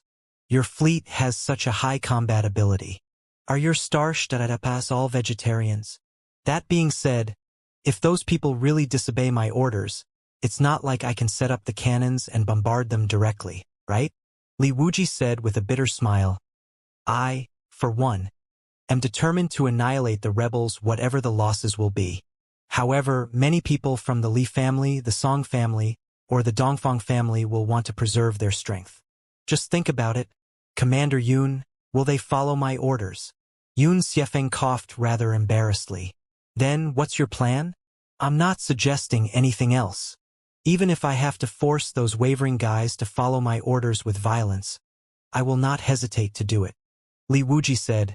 However, my place in my family is very awkward when I am openly siding with Commander Yun without caring about the opinions of my family. If there is any conflict or misunderstanding between me and allies, it will be even more difficult for me to stay in my family. I'll have nothing to defend myself if somebody punishes me for exceeding my authority in the future. Therefore, I was wondering if Commander Yun could give me a secret order with a sole signature on it, proving that everything my fleet and I do on the battlefield is authorized by you. Then, when I gather the loose cannons, should I encounter the Starships of the four families, they would certainly be awed by Commander Yun's prestige and follow my instructions as soon as I show Commander Yun's secret order to them. Yun Xiefeng tapped his fingers for a long time, looking at Li Wuji's ambitious yet sincere face. He naturally knew what was on the guy's mind. He was merely hoping to seize the opportunity to recruit more Starships and expand his strength. When the loose soldiers were temporarily gathered by him, they would never be let back after the battle. However, Li Wuji was his loyal dog right now. With a great war coming near, it would be highly inappropriate if he could not feed a few bones to him. If he wanted to expand his strength, so be it. It was better to let Li Wuji expand his strength than to let the annoying guys of the Song family expand theirs after all. Thinking that way, Xianxia waved his hands. All right, I'll give you 2 secret orders personally and in the name of the commander of the coalition fleet. After we come to the chaotic battlefield, whoever disobeys you after reading the 2 secret orders shall be executed immediately. Thank you, Commander Yun. Li Wuji's eyes immediately turned red, and he was almost choked by sobs. Commander Yun, you trust and support me so much that I cannot return 1,000th of your favor even with my life. He forwarded exactly what Boss Bai spoke to him a few months ago to Yun Xiafeng without changing anything. Ha ha. Ha ha ha ha. Yun Xiafeng had never considered his life above a septic tank before. Naturally, he was unaware of the stinky venom contained in Li Wuji's words. He raised his head and laughed. All right, let go of your concerns and fight with your best. After the victory of the battle, our fate will be completely different from the past. Yes. Li Wuji lowered his head deeply, preventing the guy from seeing the maliciousness overflowing from his eyes, and said in the coldest voice, I have no doubt about that. 3 hours before the battle, besides the purple cloud sector that was controlled by the Yun family, the military towns controlled by the other 3 families, as well as the jump points at the edge of the Imperium, had witnessed the final gathering of all the fleets. The 4-dimensional jump devices, including the solar slingshot, were all activated. 3 hours later, the hundreds of thousands of Starships from 100 sectors would be teleported to the tiny 7 Seas space zone and completely drown the place. The Battle of 7 Seas was about to begin, and the entire space reeked of the smoke of war. However, the capital, at the center of the turbulence, was as peaceful as the eye of a storm. Deep below the capital in the Imperial Terminus sector, the underground relic that Liao and Long Yongjun explored a few months ago had been expanded dozens of times. Finally, an ancient building that looked like a pyramid had been exposed. The transparent pyramid seemed to be covered in an unpredictable twisting force field on the surface, allowing it to emanate brilliant colors all the time that filled every inch of space below the ground. The darkness here was transformed into an ocean of colors. The size of the building exposed out of the rock was already as magnificent as a palace. Every edge of the pyramid was at least 5,000 meters long. There was still no telling how enormous the size that was buried below the rocks was.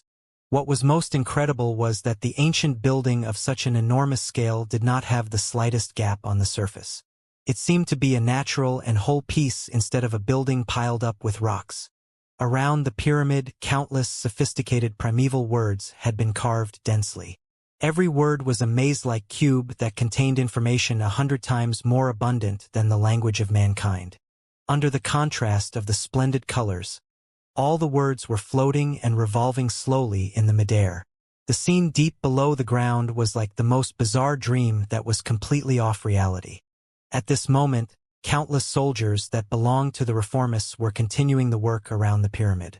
A team of researchers was exiting and entering the pyramid too. Suddenly, the cubic rune arrays floating around the pyramid spread out dim ripples. One of the soldiers screamed and leaped, holding his head. In his eyes, his skull was cracking and exploding. Even the helmet of his crystal suit could not stop the anomaly of his skull. His head was getting bigger and bigger, unleashing the mental power that felt like a volcano eruption. When his head was twice as huge, even blowing up the helmet of his crystal suit, the soldier finally went mad and attacked his companions around. His companions seemed to have been used to such accidents. Everybody opened fire without batting an eye. 100 cannons shot at the same time, blowing the crazy soldier into smithereens. Even his head completely exploded after a huge noise. His corpse fell to the ground like mud, and spiritual puppets immediately went forth to clean up the mess. The eyes of the rest of the soldiers were filled with zeal. Not bothering the minor episode at all, they simply continued their work. Queen Li Linghai, in her form with a head full of white hair that looked like a waterfall, floated at the top of the underground space and observed everything coldly from the high stance. "Another one who has lost sanity," she said indifferently, without the slightest emotion in her voice. "Such sacrifices are necessary for the rise of the new Imperium and for the tomorrow of the civilization of mankind." Deep inside her brain, Black Star the Great's voice echoed gloomily. Even if Li Linghai was silent for a long time before she went on again, even if everybody in the capital or the Imperial Terminus sector has to be sacrificed, will the sacrifices be necessary too? Of course, Wu Yingqi said casually. The birth of the new Imperium is a miracle like the nirvana of Phoenix. How will a brand new future arrive if the old world is not completely destroyed? Li Linghai hesitated. The nonchalant mask on her face that she carefully made fell apart, revealing part of her real feelings without her knowing it. "Are you still thinking about your son?" Wu Yingqi immediately grasped her subtle change of feelings. He scorned. "The Battle of Seven Seas will begin in 3 hours. Let him play the childish game with Liao and the people of the 4 families in the Seven Seas space zone. What we should pay more attention to is the civilization of mankind billions of years later, and how to focus the ambitions, bravery, and strength of all human beings to break out of this narrow, suffocating, tiny universe, right?" Shivering, Li Linghai couldn't help but nod her head. "Yes, Your Majesty. For billions of years, too many civilizations have been stranded in this tiny universe, including not just the Pangu and Nuwa civilizations, but also the ancient civilizations that were even more powerful than Pangu and Nuwa." Black Star the Great sighed. "But no matter how powerful they once were, so what? As long as they cannot break out of the tiny universe, they would forever be restrained by the insufficiency of resources. Their doom was as inevitable as their splendor. The civilization of mankind is only just born and still in the growth period. Compared to Pangu, Nuwa, and other ancient civilizations, we are naturally rather weak. However, it is exactly because we are just born that infinite possibilities are still ahead of us. We should not walk on the old path of Pangu, Nuwa, and other ancient civilizations since the very beginning. Even if the odds are just 1/100000th, we should still summon all our courage and rush out of this damn universe not fearing any sacrifices. Even if destruction is unavoidable, we should be destroyed in the grand universe that is much vaster, instead of dying without a sound in this dry well.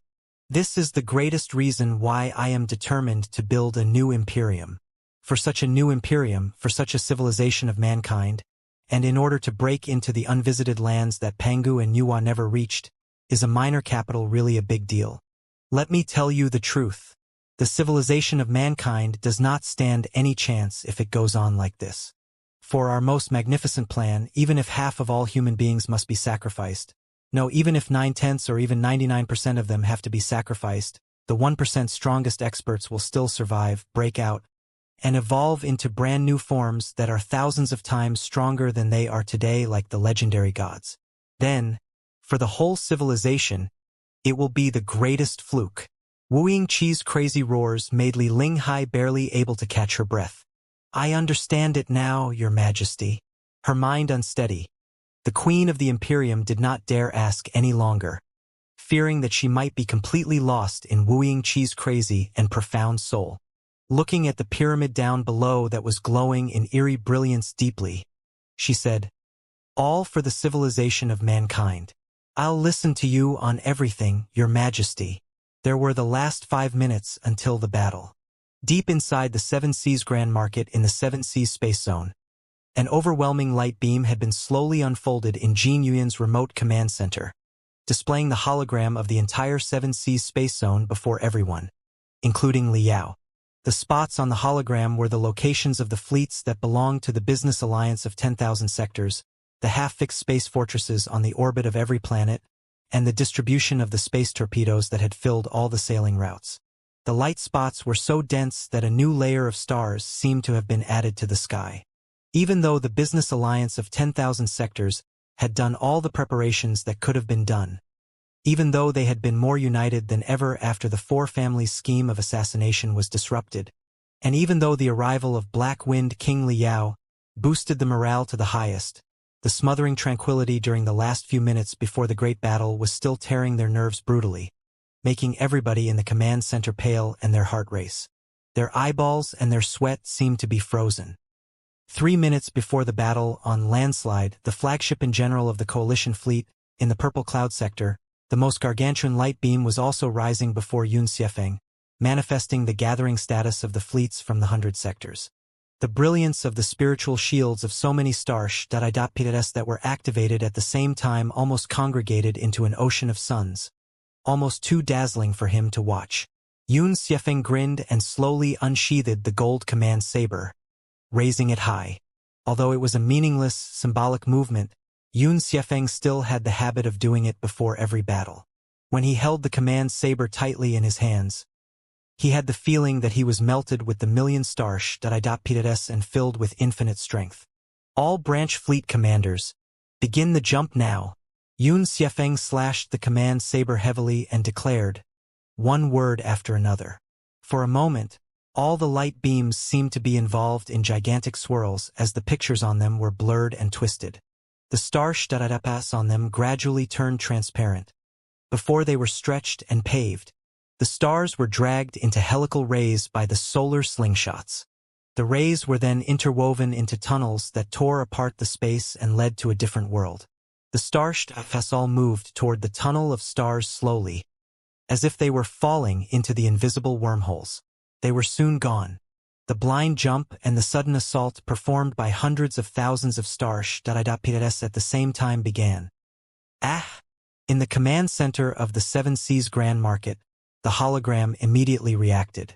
Like a pond where it was drizzling, black ripples appeared and spread out non-stop.